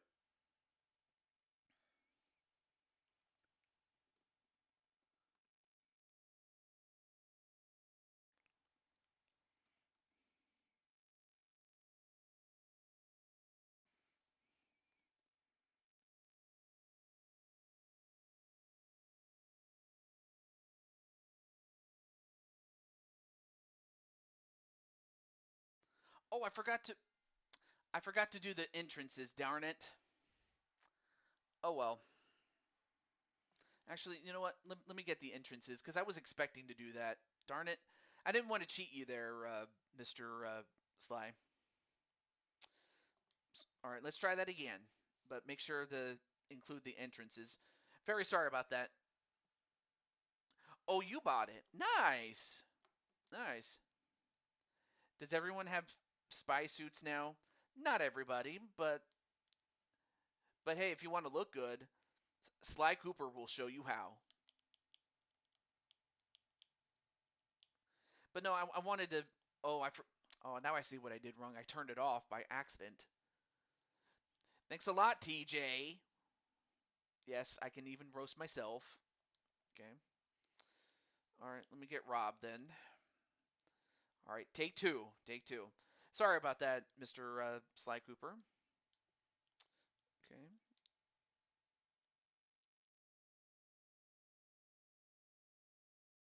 Okay, there we go. Much better. All right, there we go. Now we got it.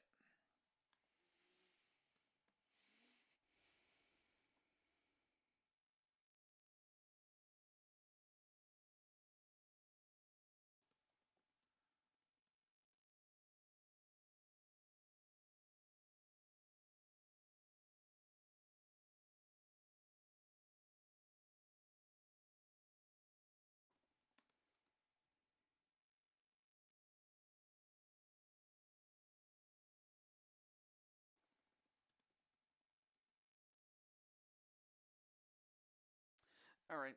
So I just sent the match to Rob since this was a match that I would have put on the main show. I just didn't have any room. That was just the problem though. Can I say one thing regard? Yeah, of course you can say it, and you have permission to say it. Go for it. Carmelita's movie Vixen's Justice. Hmm. And as that happens, here is Sly Cooper himself.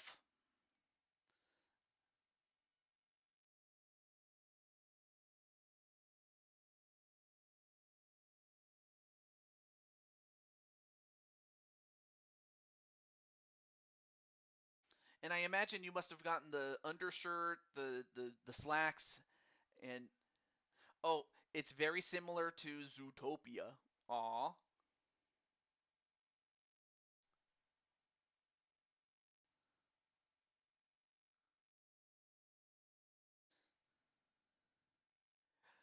Hello, TJ, and everyone.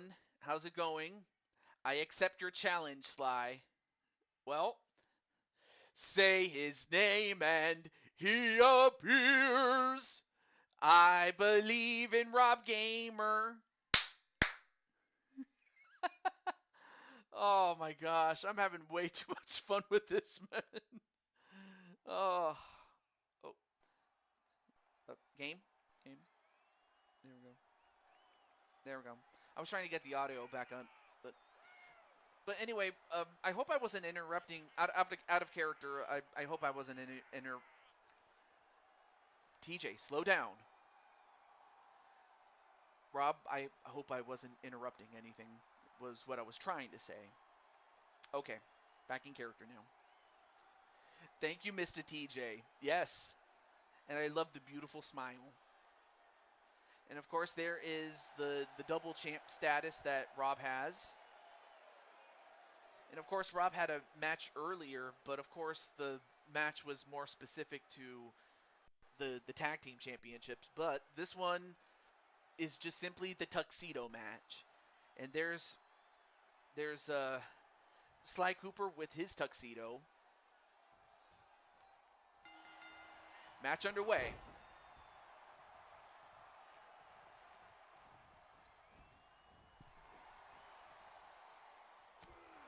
And I just noticed they're relatively the same size.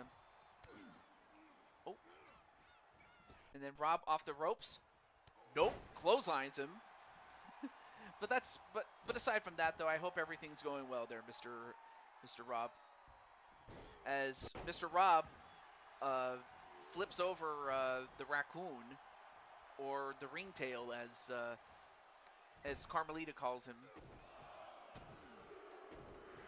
And now Rob is stopping a muddle in him.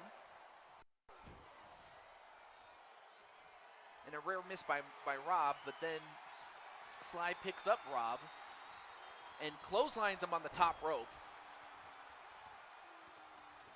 But then Rob, of course, using his leg strength. And then, wait, what's Rob doing? Oh my, what a slam though! Anyway, seeing Sly in that tuxedo reminds me of the fan character Jason Raccoon. Never heard of him. All good. Just done with a watch part. Okay, so I came in just in time. Nice. I love the shining sparkles. Oh, and slammed right into the barricade, or not the barricade, excuse me, the post. That LED post. Only to get clotheslined himself by Sly. And then Sly, no wait, captured and slammed by Rob. Now, of course, these two are risking a count out. They got to get back inside the ring by the count of 10. And Sly gets thrown right back inside.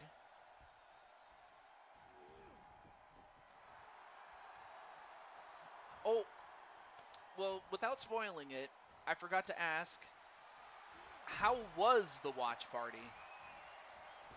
And as that happens, Rob gets hit in the back of the head with the move, Thief in the Night. 1, 2, and just as we go from that, we also have Rob and Griffin Gamer's good friend Goku. But yeah, Goku, believe it or not, the guy with the black hair in blue shoes and blue gloves, that is Rob. And then the other guy, and then the guy with the pointy ears and gray hair, that is Sly Cooper.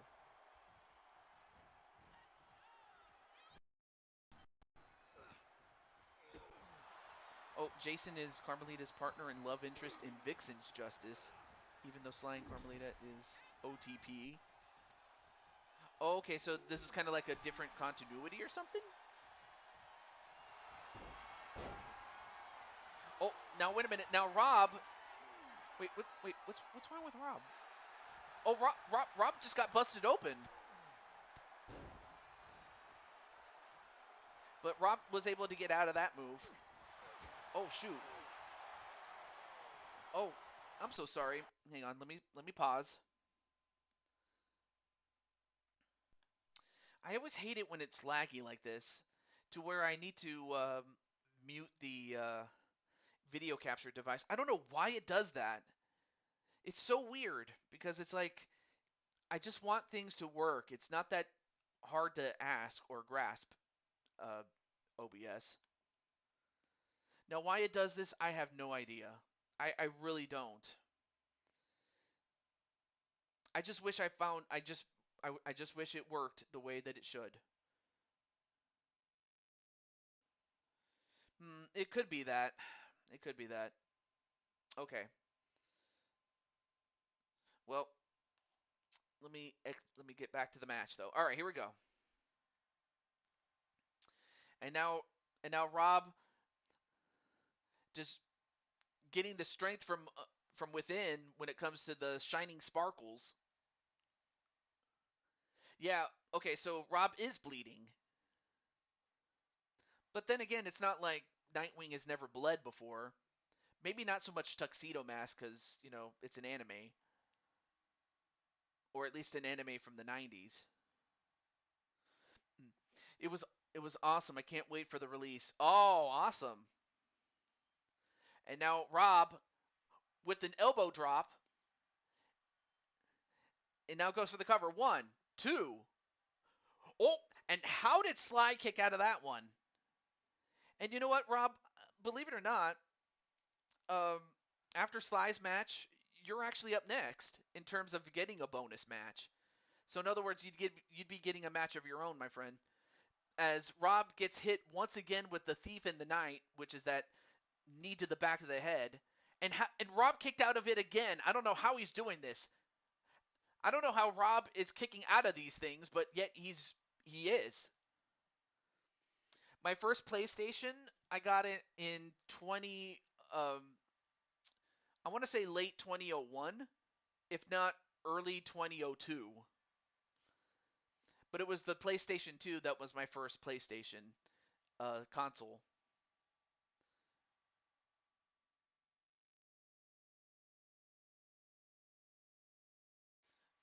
Because I had a Nintendo 64 instead of a PS1, and then when the PS2 came out, that's when I got that, and then I got a GameCube and the Wii, skipped the PlayStation 3, and then as I got the Nintendo Switch 1 for the first time, I also got the PS4, and I've had that's kind of the history of the consoles that Tiju 22 or the man behind Tiju 22 has owned. Anyway, power of the shining sparks, absolutely. All right, now goes for the pin again on Sly. 1-2, and he got it. So Rob wins the tuxedo match.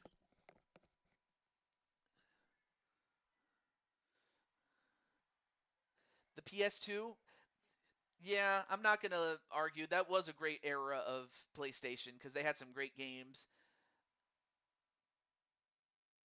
But oh my goodness, look at Rob's face. But yeah, we'll have to get we'll have to get either Professor Kyle or somebody who can treat the cut. But congratulations nonetheless to Rob Gamer.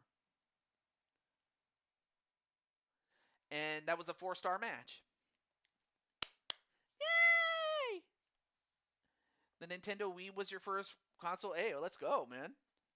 That is awesome. That is awesome. But I think all right, so Rob is finally treated. Oh yeah, that can happen there, Goku. That can happen. Yeah. I could see how that could happen. You know, that's really a feeling that is not very nice.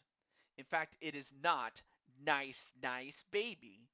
Dun dun dun dun dun dun dun dun dun dun dun dun dun.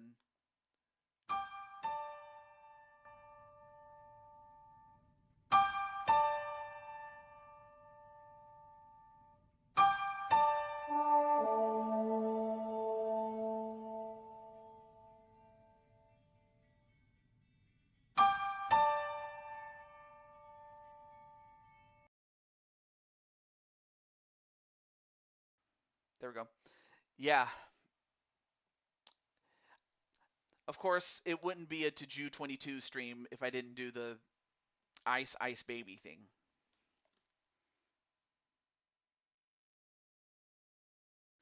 Yeah, I mean, I could see how that could be a thing. Well played, Sly. Yep. Oh, hang on. Uh,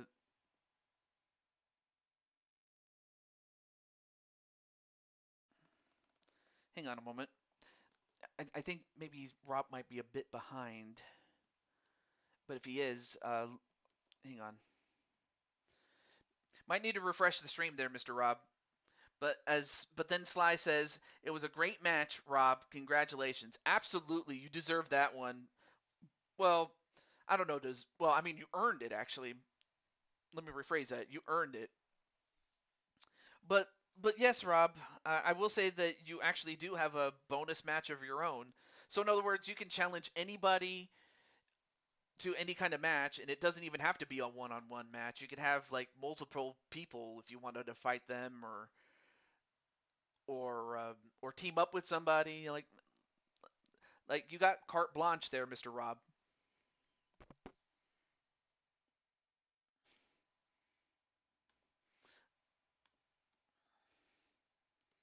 I forgot to put a happy face on the end.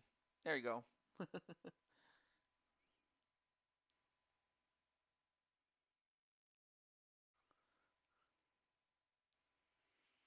Ah, cool. Thanks, TJ. Hmm. I guess, but yeah, if you have any questions, Rob, or if you're not sure of something, you're more than free to ask me about it. So yeah, if you have an idea, just let me, you know. You may ask me, and I'll help you with that.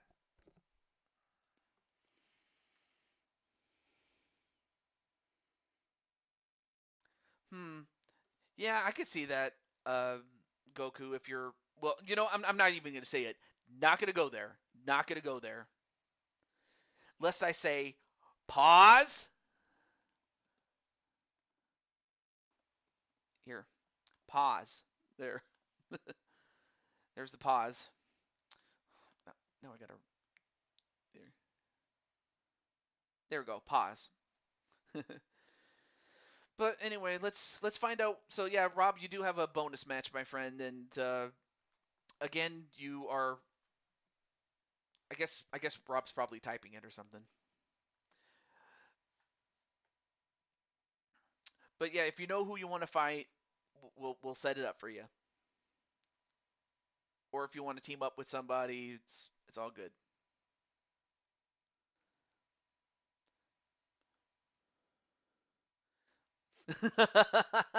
Oh, that's right. The Cooper family do have paws, literally.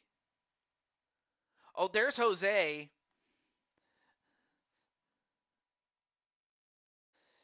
Yeah, I could see. I could see that you're here. But you know what, Rob? If you're not sure, I can let Jose go first, and then you can come back and request a match of your own later on, my friend. But that is unless you have one, since technically it was your turn. But also, let me make sure that my uh, just making sure my audio is good. Okay, cool, good. But welcome to the show, Jose.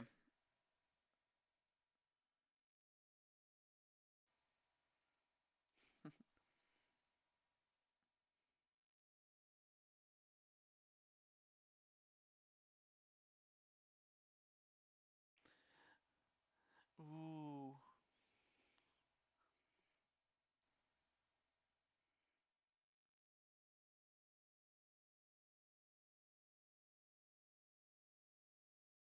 Hmm.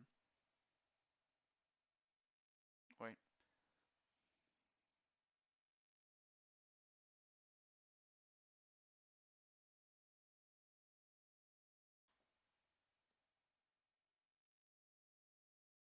Hmm.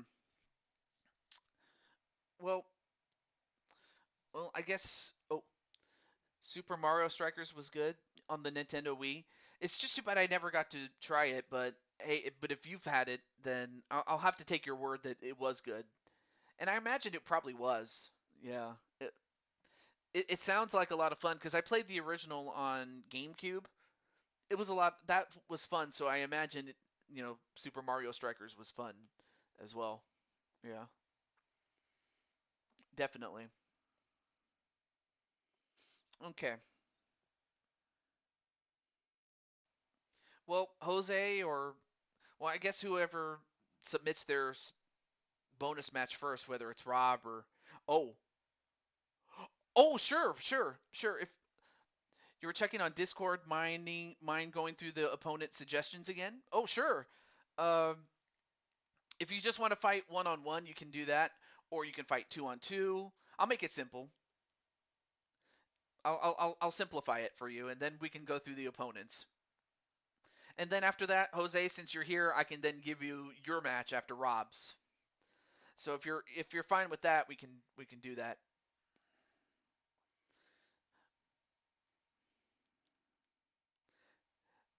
But no, I'm sorry if I rushed you there, Rob. I didn't know that.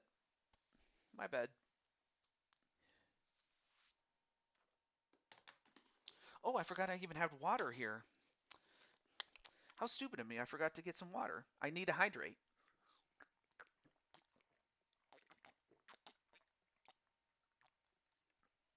Oh yeah, man.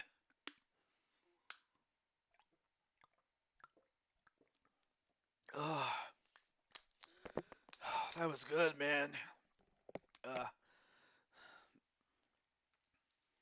Interesting, man. Hmm. Okay. You know what? I have an idea. I have an idea. You know what? Let's go to we'll go to WrestleMania 39. We'll do that. And we'll make this a tornado tag. We'll do that. I'll help you out with this one, Rob. No worries. So we can have you in this. Oh, AA. There we go. So let's put you in. And you know what? We'll show off your other attire. Why not? And let's see. Oh, I know exactly who I could team you up with. I know exactly who to team you up with. And he was in the chat much earlier in the show. I don't know if he's still in the chat now, but I may as well do this while I have a chance. Why not team up with Griffin Gamer? Yeah, let's have you team up with him. And now let's go through the opponents. Let's do that. Let's see. So you could fight real life wrestlers if you wanted to, or you could just face off against the created wrestlers. But yeah, if you know someone in real life you want to fight, I'm more than happy with that. But I'll start you off with the created wrestlers. You have AJ, you have Alexander Richards. Oh, or you could fight Angelo. Yeah, you could fight Angelo if you wanted to, or Arkham, or Azrael Black. Let's see. Oh yeah, and here's Brandon Cuevas. Of course, you may know him better as the brother of Jose Blanco, or Joker, Brooklyn Joker. Or you've seen Carlos Larry in the chat. Well, this is what he looks like, Carlos Larry. And then, or you could fight Dakota if you want to. Of course, he's dressed up as SMG4. Then we have two Damians, Richards and Shelly, although Shelly's more of a Neko cat, who's also a big fan of Naruto and all kinds of anime, so if you want to fight him, you can. Or Diamond Light, or Dragonheart, or his son, Dragonheart Jr., or someone named Drawer Man, who is a wrestler from Japan, who also happens to be an artist, hence the name. And the blue. Oh yeah, and speaking of artists, Captain Danger himself is also an artist. I forgot to mention that. Yeah. Yeah, Rob, if you see someone you want to fight, just let me know. Edward Elvis. Uh, Not much else I can say other than he's.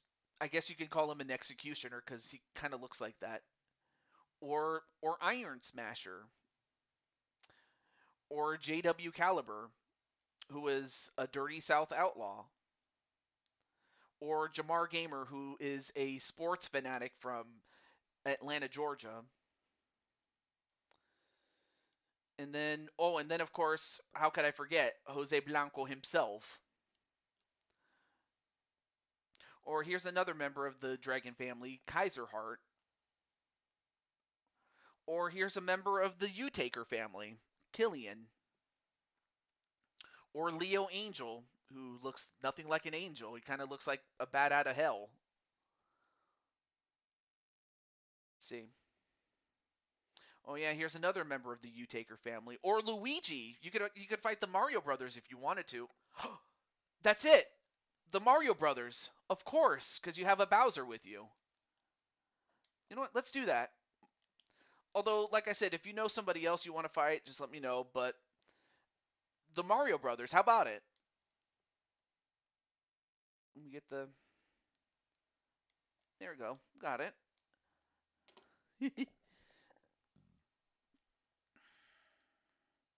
Let's see what Rob says, though.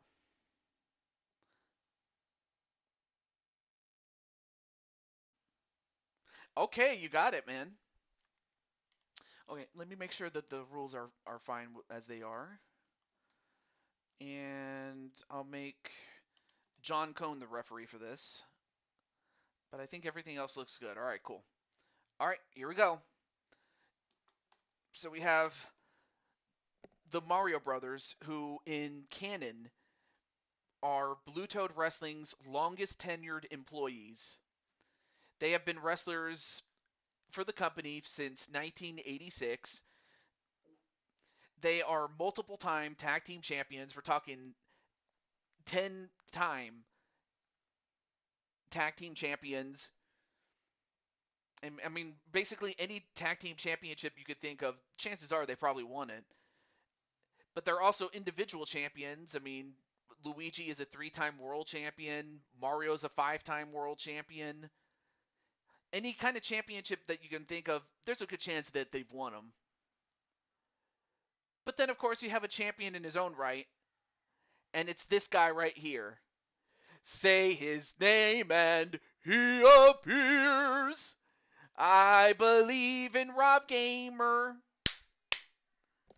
So yeah, there he is.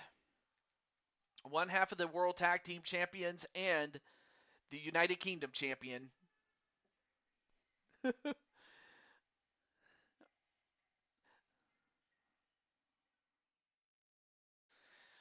But of course, while we're yeah, I knew Rob would like that, man. Yeah. So anyway, well, I guess while this match is going on, Jose can think of what match he was gonna have. Oh yeah, let me cross out the name of. Let me cross out a name since now Rob is having it. But anyway, on the list that is. But wow. Although I'm thinking maybe I should make Rob a little bit taller and a little bit big in terms of like size because I think he's a little small. I might have to experiment, but on the other hand, you are still a growing young man, so it makes sense.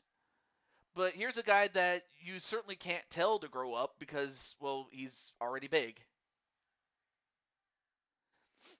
Yeah, I kind of figured Captain Danger. But anyway, wow, look at that. He's got a new shell,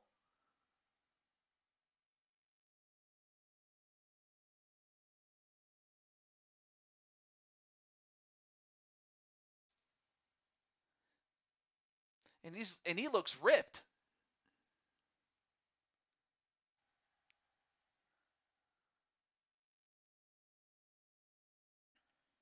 You know, don't let the suit fool you. But yeah, I should also mention that I didn't create the character. All I really did was change the shell to red because, well, he's the Canadian Bowser.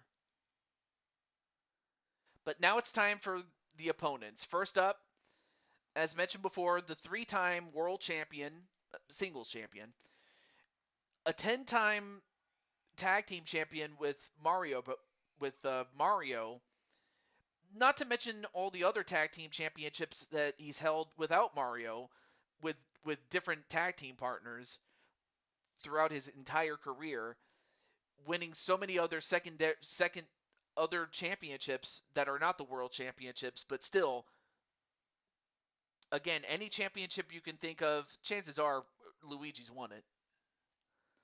Yeah, he was a wedding Bowser, but I think Griffin was on the night out. Like I think Griffin was like, I mean, this is WrestleMania Goes Hollywood, so like basically Griffin was going Hollywood, man. But not Hollywood Hogan, but just he was Hollywood. And here's a guy that is in Hollywood right now. In fact, he and his brother are in Hollywood. They've already released a critically acclaimed and commercially successful movie, and they have one coming up. I mean, they've already done the filming and everything like that, but the release is still yet to come. But this man is also a multiple time world champion on 10 occasions to be exact. 10-time tag team champion with Luigi, has won it 6 more times with different partners. Again, I cannot stress how successful the Mario Brothers are.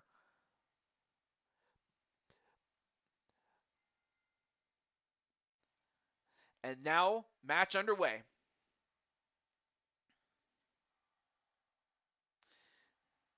And already, uh, Rob going for a pin on Mario, but nope. Gonna have to do a little bit more than that to beat Mario. And I don't know if you saw that, but Rob actually slapped Mario in the face. I'm like, wow, Rob. So that's what you think of your hero, huh? I mean, of course, I understand that's the character of Nightwing doing that.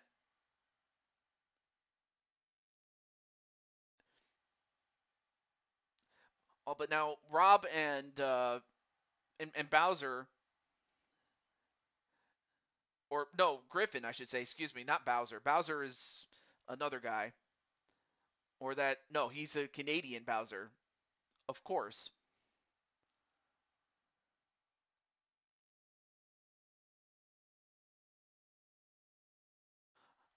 And oh, nice judo throw onto Mario. I guess uh, Griffin did something that the real Bowser would never do, and that's practice judo. Look at this. And Rob is laughing. What's funny there, Rob?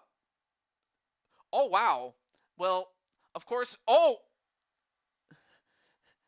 I mean, Griffin used his assets to get out of trouble against Luigi, only to get a super Luigi punch for his efforts. And now Rob is getting punched in the face by the man that he idolized in Mario. I guess Mario didn't like getting slapped like that.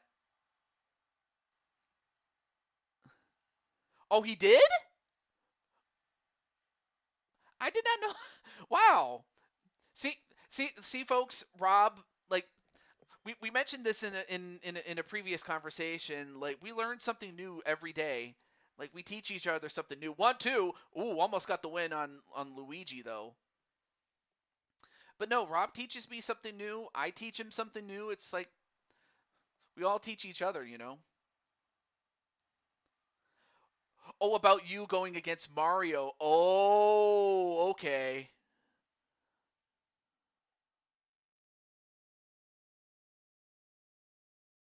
Oh, but now and he did it again. He actually slapped him again. Wow. Although, oh, and you know what? I think Mario's upset now. I think Mario's mad. I think Mario's mad right now.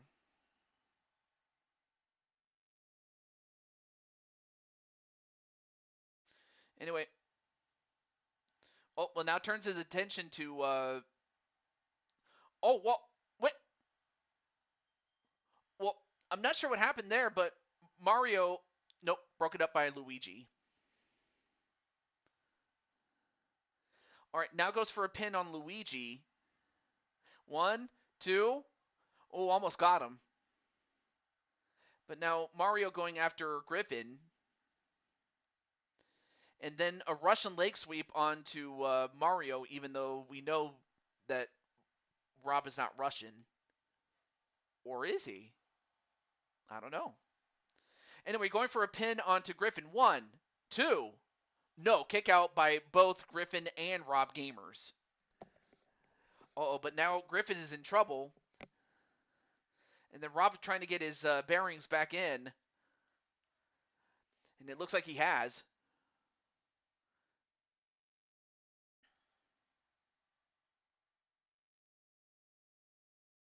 And then Rob gets slammed. And now Mario trying to take out Griffin's leg.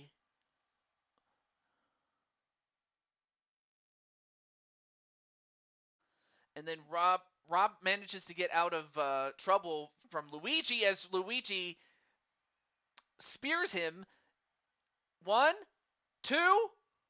Oh, and Luigi got the win on Rob.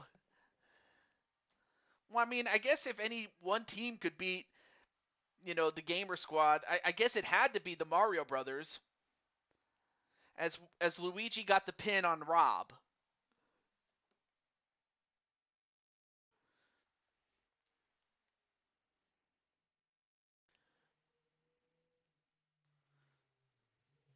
Yep, GG's indeed. 4-star match. Incredible. Oh man, that was a lot of fun though. All right, so Jose, are you in the chat, my friend? GG, yeah, absolutely GG's. But I think Rob's gonna be all right. I mean, both teams took a little bit of some bumps, but I think they're gonna be all right. Both teams and their members.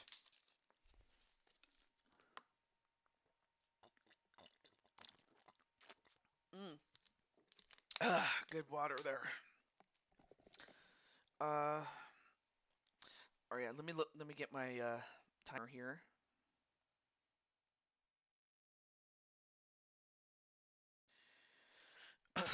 Excuse me.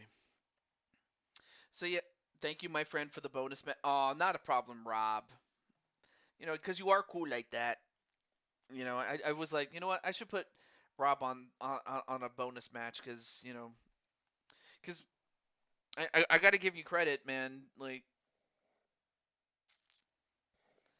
you've done a lot of growing and a lot of like you've grown your channel and you've grown as a person. So I'm very proud of you, my friend, and I say that very very uh, sincerely though. Like Rice Bro, thank you. Okay, so if Jose doesn't come in the next minute, 45 seconds to be exact, then Carlos, Larry, if you're in the chat, you'd be up next. So unless Jose comes in, you're next there, Carlos. Of course. I believe I mentioned in a post. I won't say where I put it, but in a post I did say, well, we do help each other. All for one and one for all. I'll type it for those who didn't see it.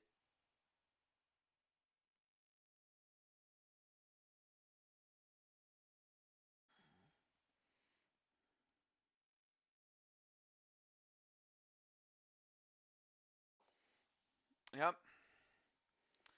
Okay, so that's the end of the. Yay! I love the sword thing. Yep.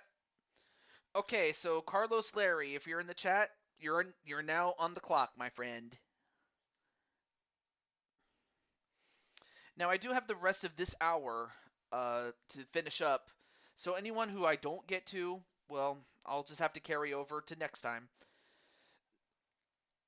Always glad to be here. And who knows, Rob, maybe someone might challenge you. You never know. You would never know. Someone could challenge you, or maybe one of your friends. But anyway, Carlos, are you in the chat?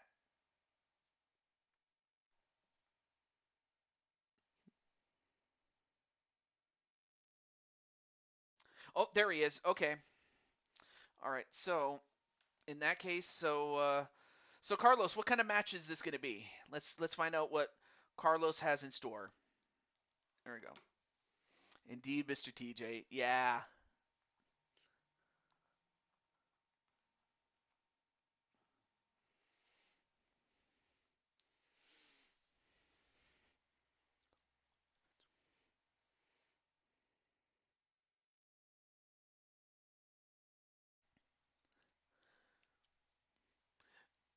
2 out of 3 falls. Oh, okay. Uh, okay. Well, 2 out of 3 falls. We can do that in any kind of match, but well, almost any kind of match. Uh, like anywhere from like 1-on-1, 2-on-2, triple threat, fatal 4-way if we wanted to. So those are the 4 match types within 1-on-1. All right, we'll do that. And let's see, match types that do that. Um, you could do 2 out of 3 falls in a normal match, a guest referee match, which I'll go into more later on. Uh, extreme rules or a table match. Um, the cell match, a falls count anywhere match, a submission match, and no holds barred. So the normal match. All right, you got it. And oh yeah, and then who's your opponent? I think that's the better question.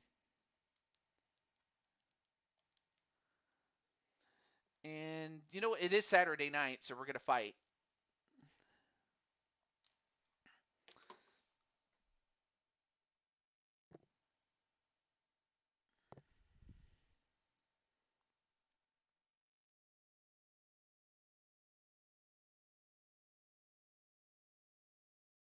So so who is your opponent there, Carlos? Again, I'll go through the opponents if you need to. Um,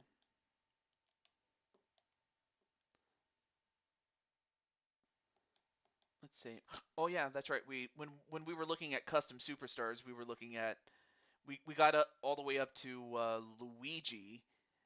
So I guess we can just go from there. But unless you know somebody, Carlos or someone from the WWE, let me know. Well, all right, let's see. All right. Oh yeah, we already saw Mario. We have Mike Wasson, and yes, we have Mr. MJ. So if you want to fight him, you can. Let's see, or maybe Rob Gamer's tag team partner, Professor Kyle Akers. You can fight him, or you could fight Rob Gamer himself, or Riley or Riker, um, or or Sean Sanders, or Sly Cooper, or Son Ambi, or I can't even talk. Rob Gamer. Oh my goodness. You know, I'll give it. I'll let Rob wear his other attire. Wow, Mr. Popular man. I like that. I mean, of course, I am just being facetious to a point, but mainly out of jest, I say. Let me put this one on, and wow. Now, I'm not sure if Rob is still in the chat, but, I don't blame him if he had to step away, but man. Oh, yeah, that's right. I forgot. 2 out of 3 falls, you said.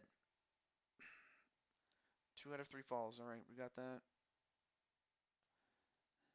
And then, yeah, there we go. Okay, so you are here. Oh wait, I forgot. Say his name and he appears. So so yeah, now Carlos is facing off against Rob, and let's find out. And also, like, we'll find out if, like, because Rob had 2 matches. Like, he's had 3 matches already, actually. Excuse me. The first match he lost. The second match was the tuxedo match, which he won. And then the last match he lost, but that was against the Mario Brothers because, well, I mean, really, how does one fight the Mario Brothers? But then again, who hasn't lost to him? I have. Like, I've lost to him. Once again, we have Rob Gamer.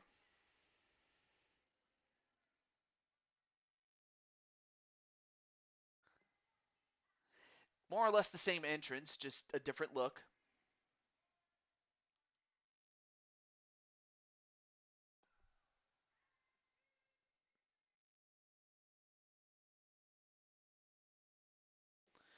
Okay, now we get to see for the first time Carlos Larry.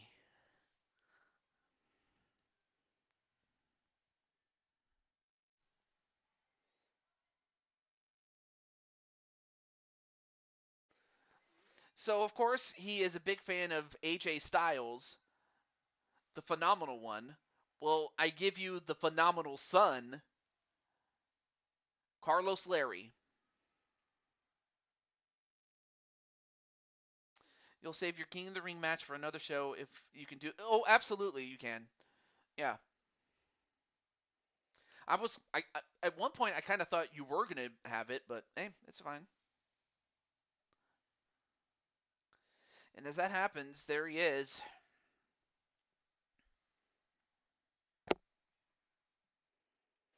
Okay, So unless this match ends relatively quick, that this might be the last one, but we might have time for maybe one more, and it belongs to Carmelita, unless any of the people that I reached out previously all of a sudden show up.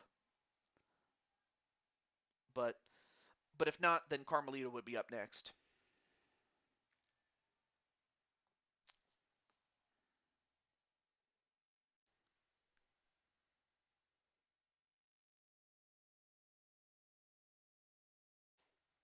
All right, here we go. So yeah, this is BTW Saturday Night. Like this is like our basically this is like our secondary show in front of an audience in a convention center. This is kind of where that's kind of where this place is. It's a convention center. And speaking of a convention center, the last time I was in the convention center, which so happens to be in Sacramento since that's where I live, but but when I went to but when I last went to the convention center, it was for um, an anime convention. Yes, I went to my very first anime convention in 2019, and it was a wonderful experience. And one of the things I got to enjoy was I actually got to see the voice of Mario, Charles Martinet.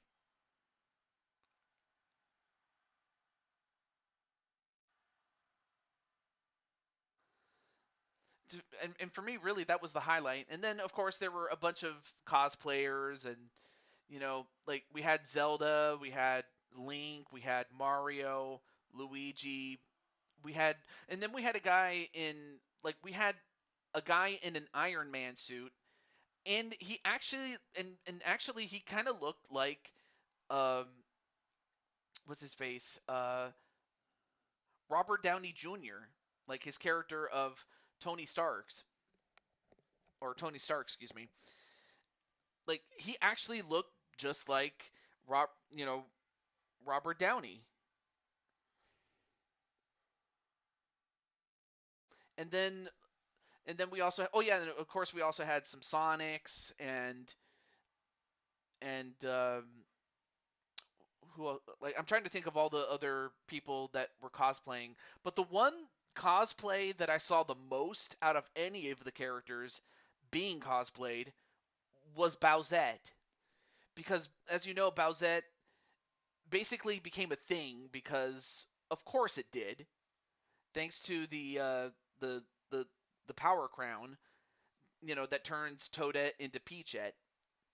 And yet somehow it ended up with Bowser, and Bowsette became a thing because of it. I don't know why. It's really weird.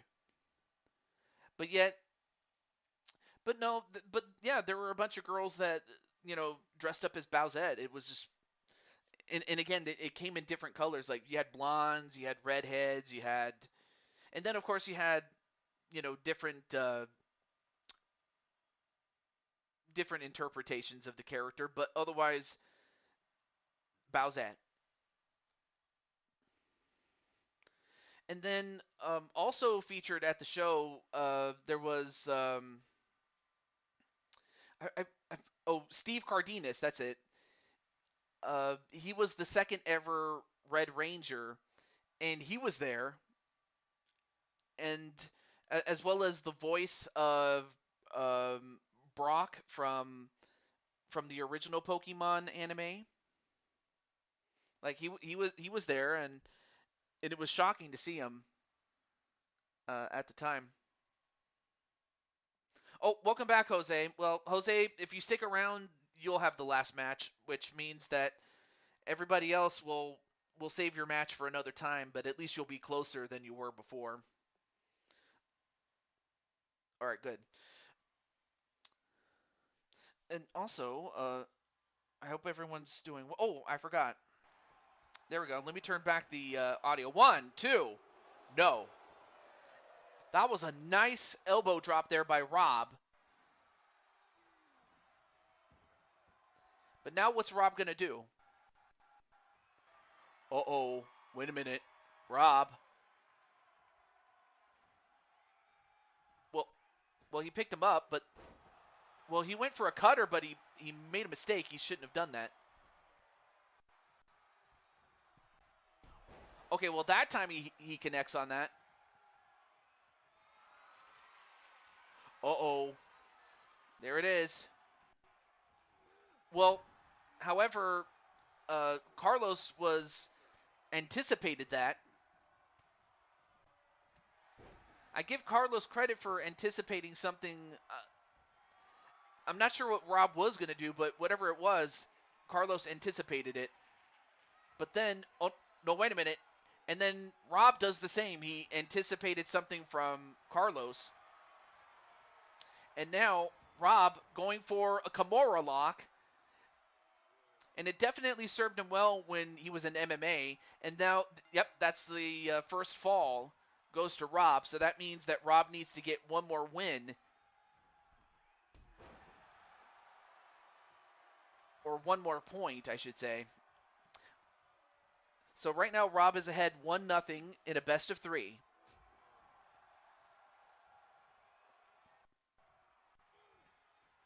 Off the ropes, and then a drop kick to Rob. Although, wait a minute.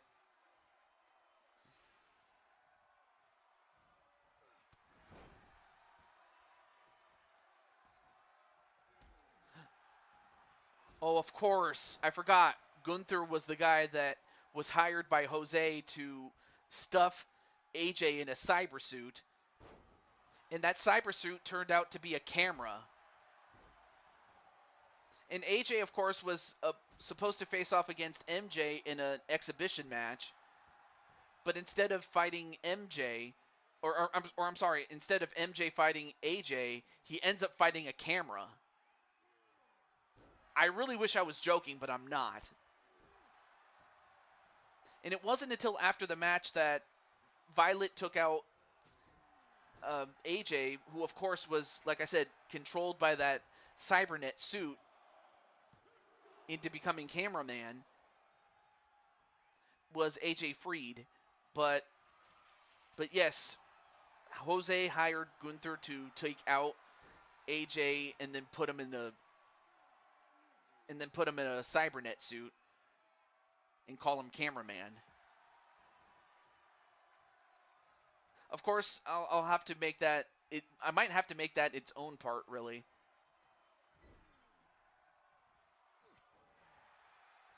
But even still,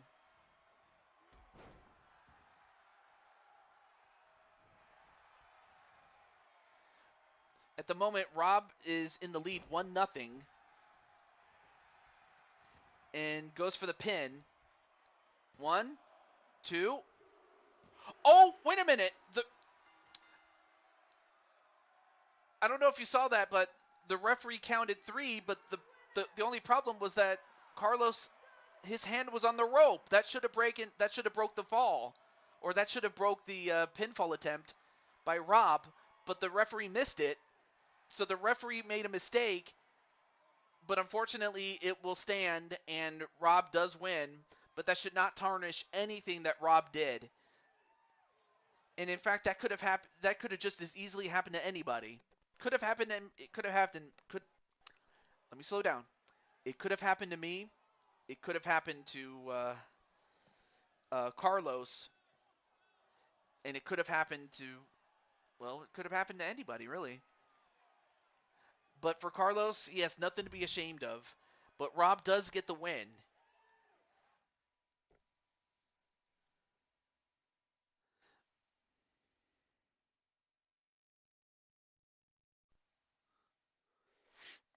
GG's Carlos, well played. But no, seriously, Rob. Uh, AJ was captured. Well, in character, that is. AJ was captured. Fist bumps Rob. Aww. But yeah, that was a mistake on the part of the referee, so I can't really see how that could have been blamed on anybody. So while Jose comes up with his bonus match, I'm not sure what he's going to do, but I'll just tell the story for those who are just coming in. So AJ had a match against MJ, but then AJ got captured, or a bit, or rather, he got knocked out, then captured, and then stuffed in a cyber suit to resemble a camera. And then instead of MJ fighting AJ, he's fighting a camera. I didn't tell you nothing. Wally, go away, or Walter, go away.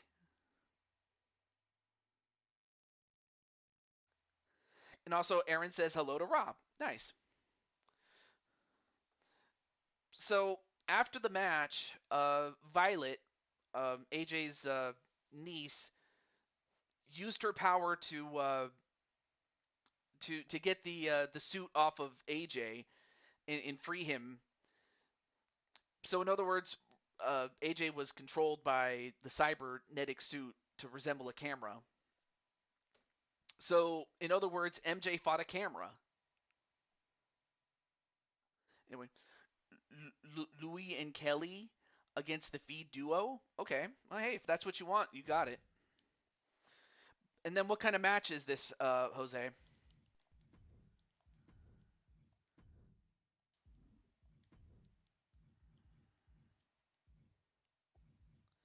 Let's see.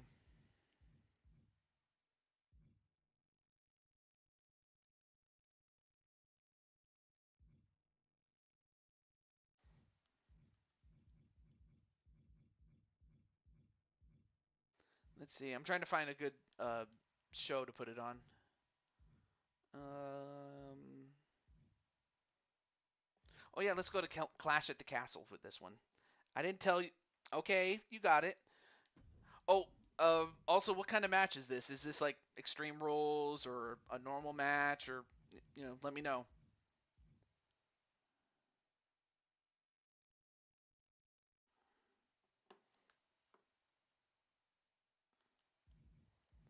A tornado tag. All right, you got it. So, so of course, so the match isn't for you. It's for Louis and Kelly. So the Kelly in question is Kelly Mavericks. Yeah. Oh, Louis. Where's Louis? Louis. If you know the song, bonus points for you. And Louis Levanquer is the Louis in question. And then of course we have Ty Wyatt, and then of course Ty Wyatt is the mini me of the Feed Bray Wyatt, the very guys that uh, Rob Gamer and Kyle Akers beat to win their first and their second championships and the subsequent title defense in the second time of asking. I can't talk. Um, okay, make sure everything else looks good. All right, cool. And you know what? Because the entrances will take a long time, especially when it comes to Bray Wyatt, I will skip it. Oh no, no, wait, no, this is not a championship match. Darn it. That was a mistake right there. There we go. Much better. There we go. And I don't. And you know what? I'm not going to be surprised if AJ decides to fight Gunther.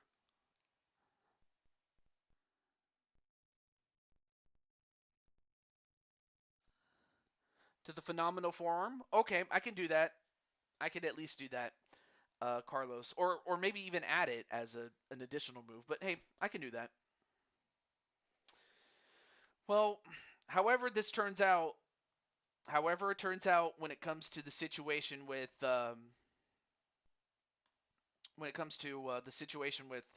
AJ getting placed in a cybernetic suit to resemble a camera, all I can say is that the result of it was not nice, nice baby. Dun dun dun dun dun dun dun dun dun dun dun dun dun.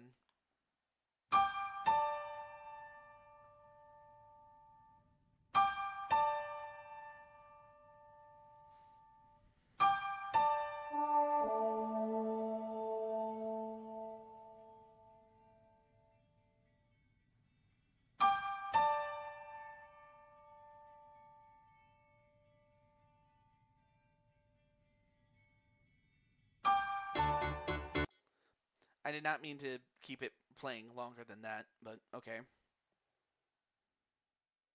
Okay, back to the match.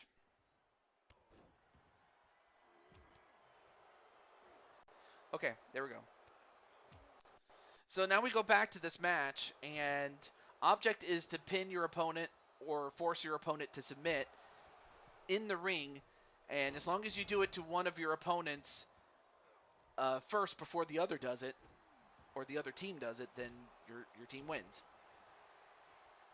So right now we have the feed and Kelly Mavericks. Meanwhile, Louis and Ty Wyatt are busy fighting outside.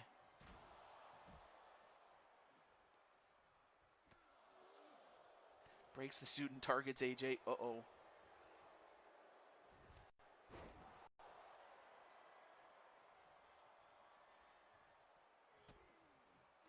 Oh, no. And now Carlos wants to get involved. Got a lot of fighting backstage, man. Well, I mean, at least if nothing else, it'll provide some storyline development to go with.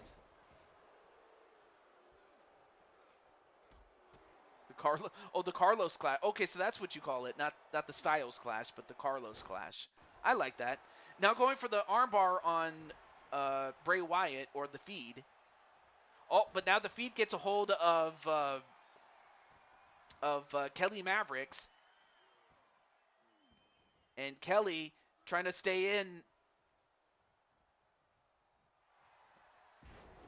and a flatliner.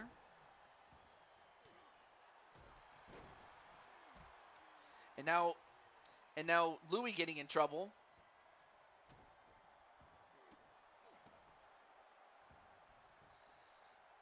And now Spike Ryan and Tommaso Ciampa are beating up the Vision backstage and put Paul Heyman through a table.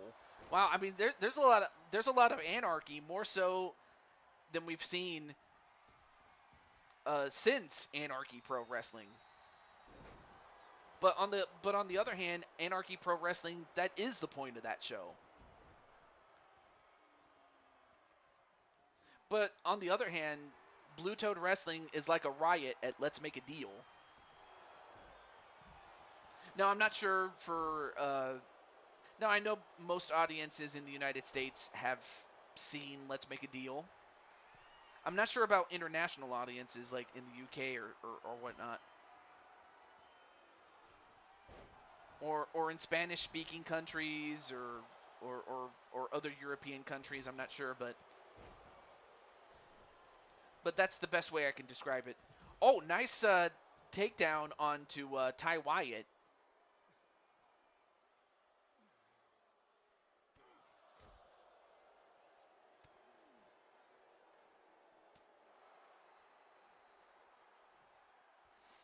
And then Ty with a suplex right to Kelly Mavericks.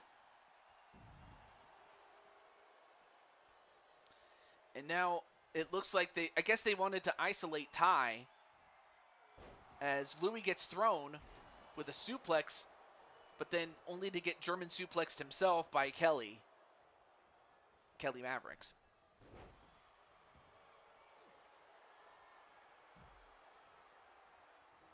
And whoa, what a slam onto Kelly Mavericks.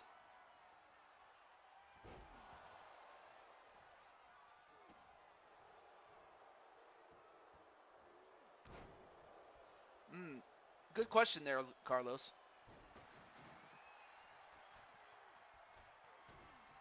Jose, if you didn't give him the suit, then who did?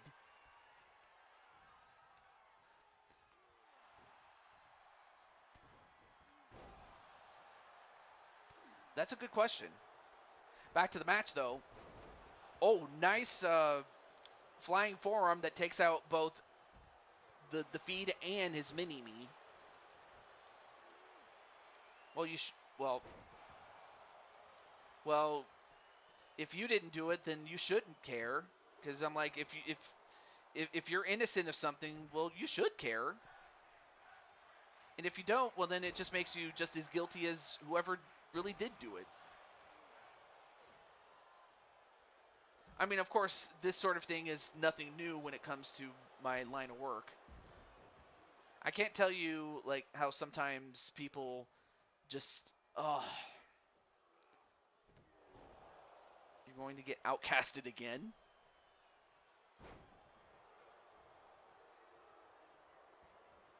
Now, of course, for those who are just coming into the show, this is an angle, by the way. I should mention that between AJ the character and Jose Blanco the character, and also the other characters in the chat right now.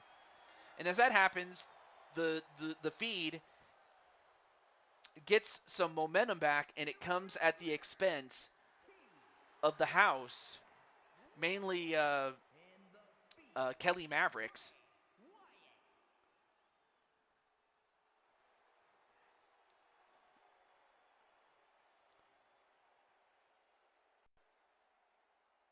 Go away. All right. Well, we are going to be. When speaking of going away, we're going to be going away to our next. Oh, wait. Let me cross out Jose's name now that we finally got his taken care of, in character and out of character. But thank you for the match, Jose. This was not a bad way to close the show. A 4.5 star match.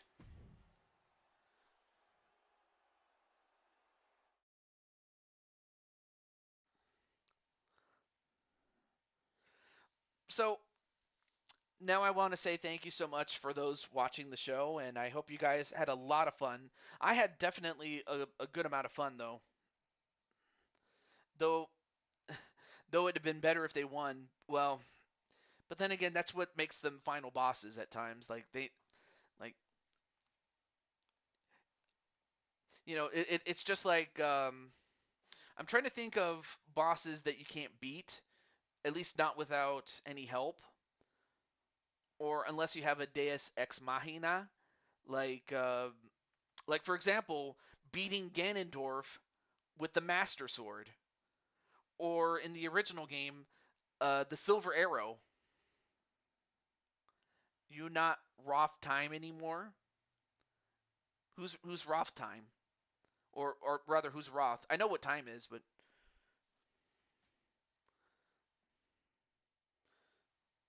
but anyway.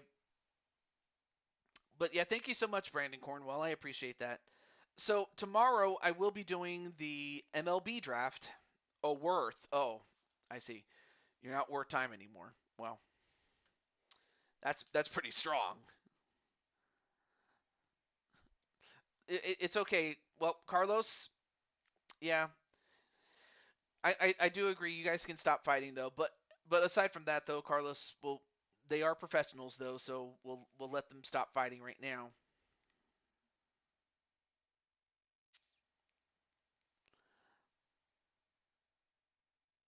Oh, and I forgot that Theory and Logan Paul did join the Vision. Very interesting. Now, oh, well, okay. Thankfully, I still have your name, Spike Ryan, on the. Yeah, it's all in character. Like in character, like it's all in character in the sense that it's part of the show. For those of you wondering if this was a shoot or if this was real, no, it was part of the show. So so I think Jose and AJ are gonna cool off the characters that is, but thank you so much for coming in. So with that said, let me see if there's someone still streaming. I don't know if there is anyone streaming, but if there is somebody, I will look into it right now. Uh, why did I open the wrong thing? Come on, TJ. Yes, I can even roast myself. Yes. But let's see, who is streaming right now?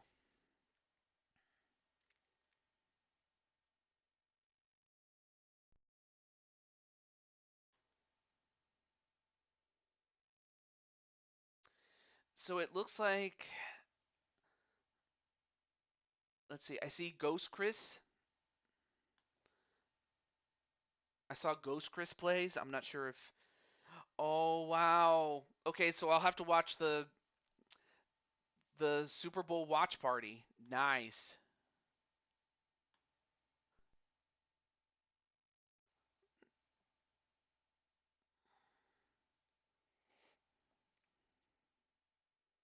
New Super Mario Brothers U 100%. Oh, nice.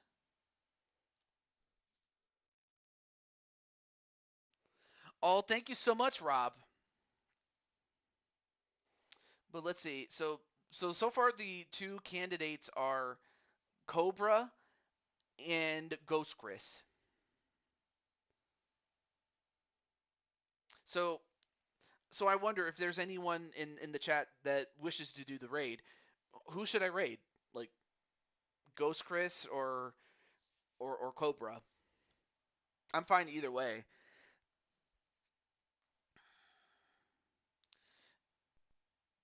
You finished your paper figure art of Ben 10? I should mention that Captain Danger is an artist in the sense that he draws and then now he has paper figures apparently. Interesting.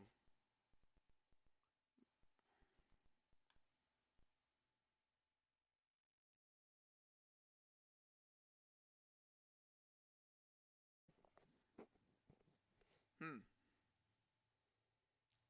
Well, but then again, this is my show, so I suppose I should make that decision. Okay.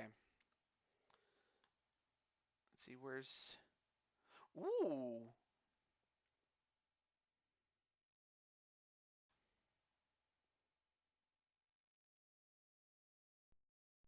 Okay. I found my target. Let me get him. Let me let me mute it so that people. There we go. So here is our raid target. His name is Cobra. And don't let the name fool you. He's not an actual snake. But for those who want to join, you guys can use the hashtag TJRaid. But for everybody else, I will see you guys tomorrow for the Major League Baseball Season 5 draft. And and then from that point onward, at least as far as the sports games are concerned, it's going to come down to which which sport in which I'll have all the players created by that point. I mean, it's a really tedious process. Although I really shouldn't have to say that, but yeah. But aside from that, though, I hope to see you tomorrow. I understand that our good friend Rob Gamer is going to be doing some Sonic Cross Worlds racing. If Rob is still playing by the time I get back home, and you know, if he's still playing, then hey, I might even join in. But we'll see. But I just know that he'll be playing uh, Sonic Cross Worlds, Sonic Racing Cross Worlds. So if you want to play that game, you can definitely check out Rob Gamer himself. So if you haven't subscribed, just let me know and I'll provide it to you, especially for those who are in Discord. But for everybody else, this is Deju22 signing off. Oh hey, awesome TJ, thank you for the shout out. Hey, when you put out some great content like that, you know whether your name is Rob Gamer or AJ Cool Kid or anyone who does solid, wonderful work, it's definitely deserved, my friends. Okay. Until then, have a great night, everybody. Peace.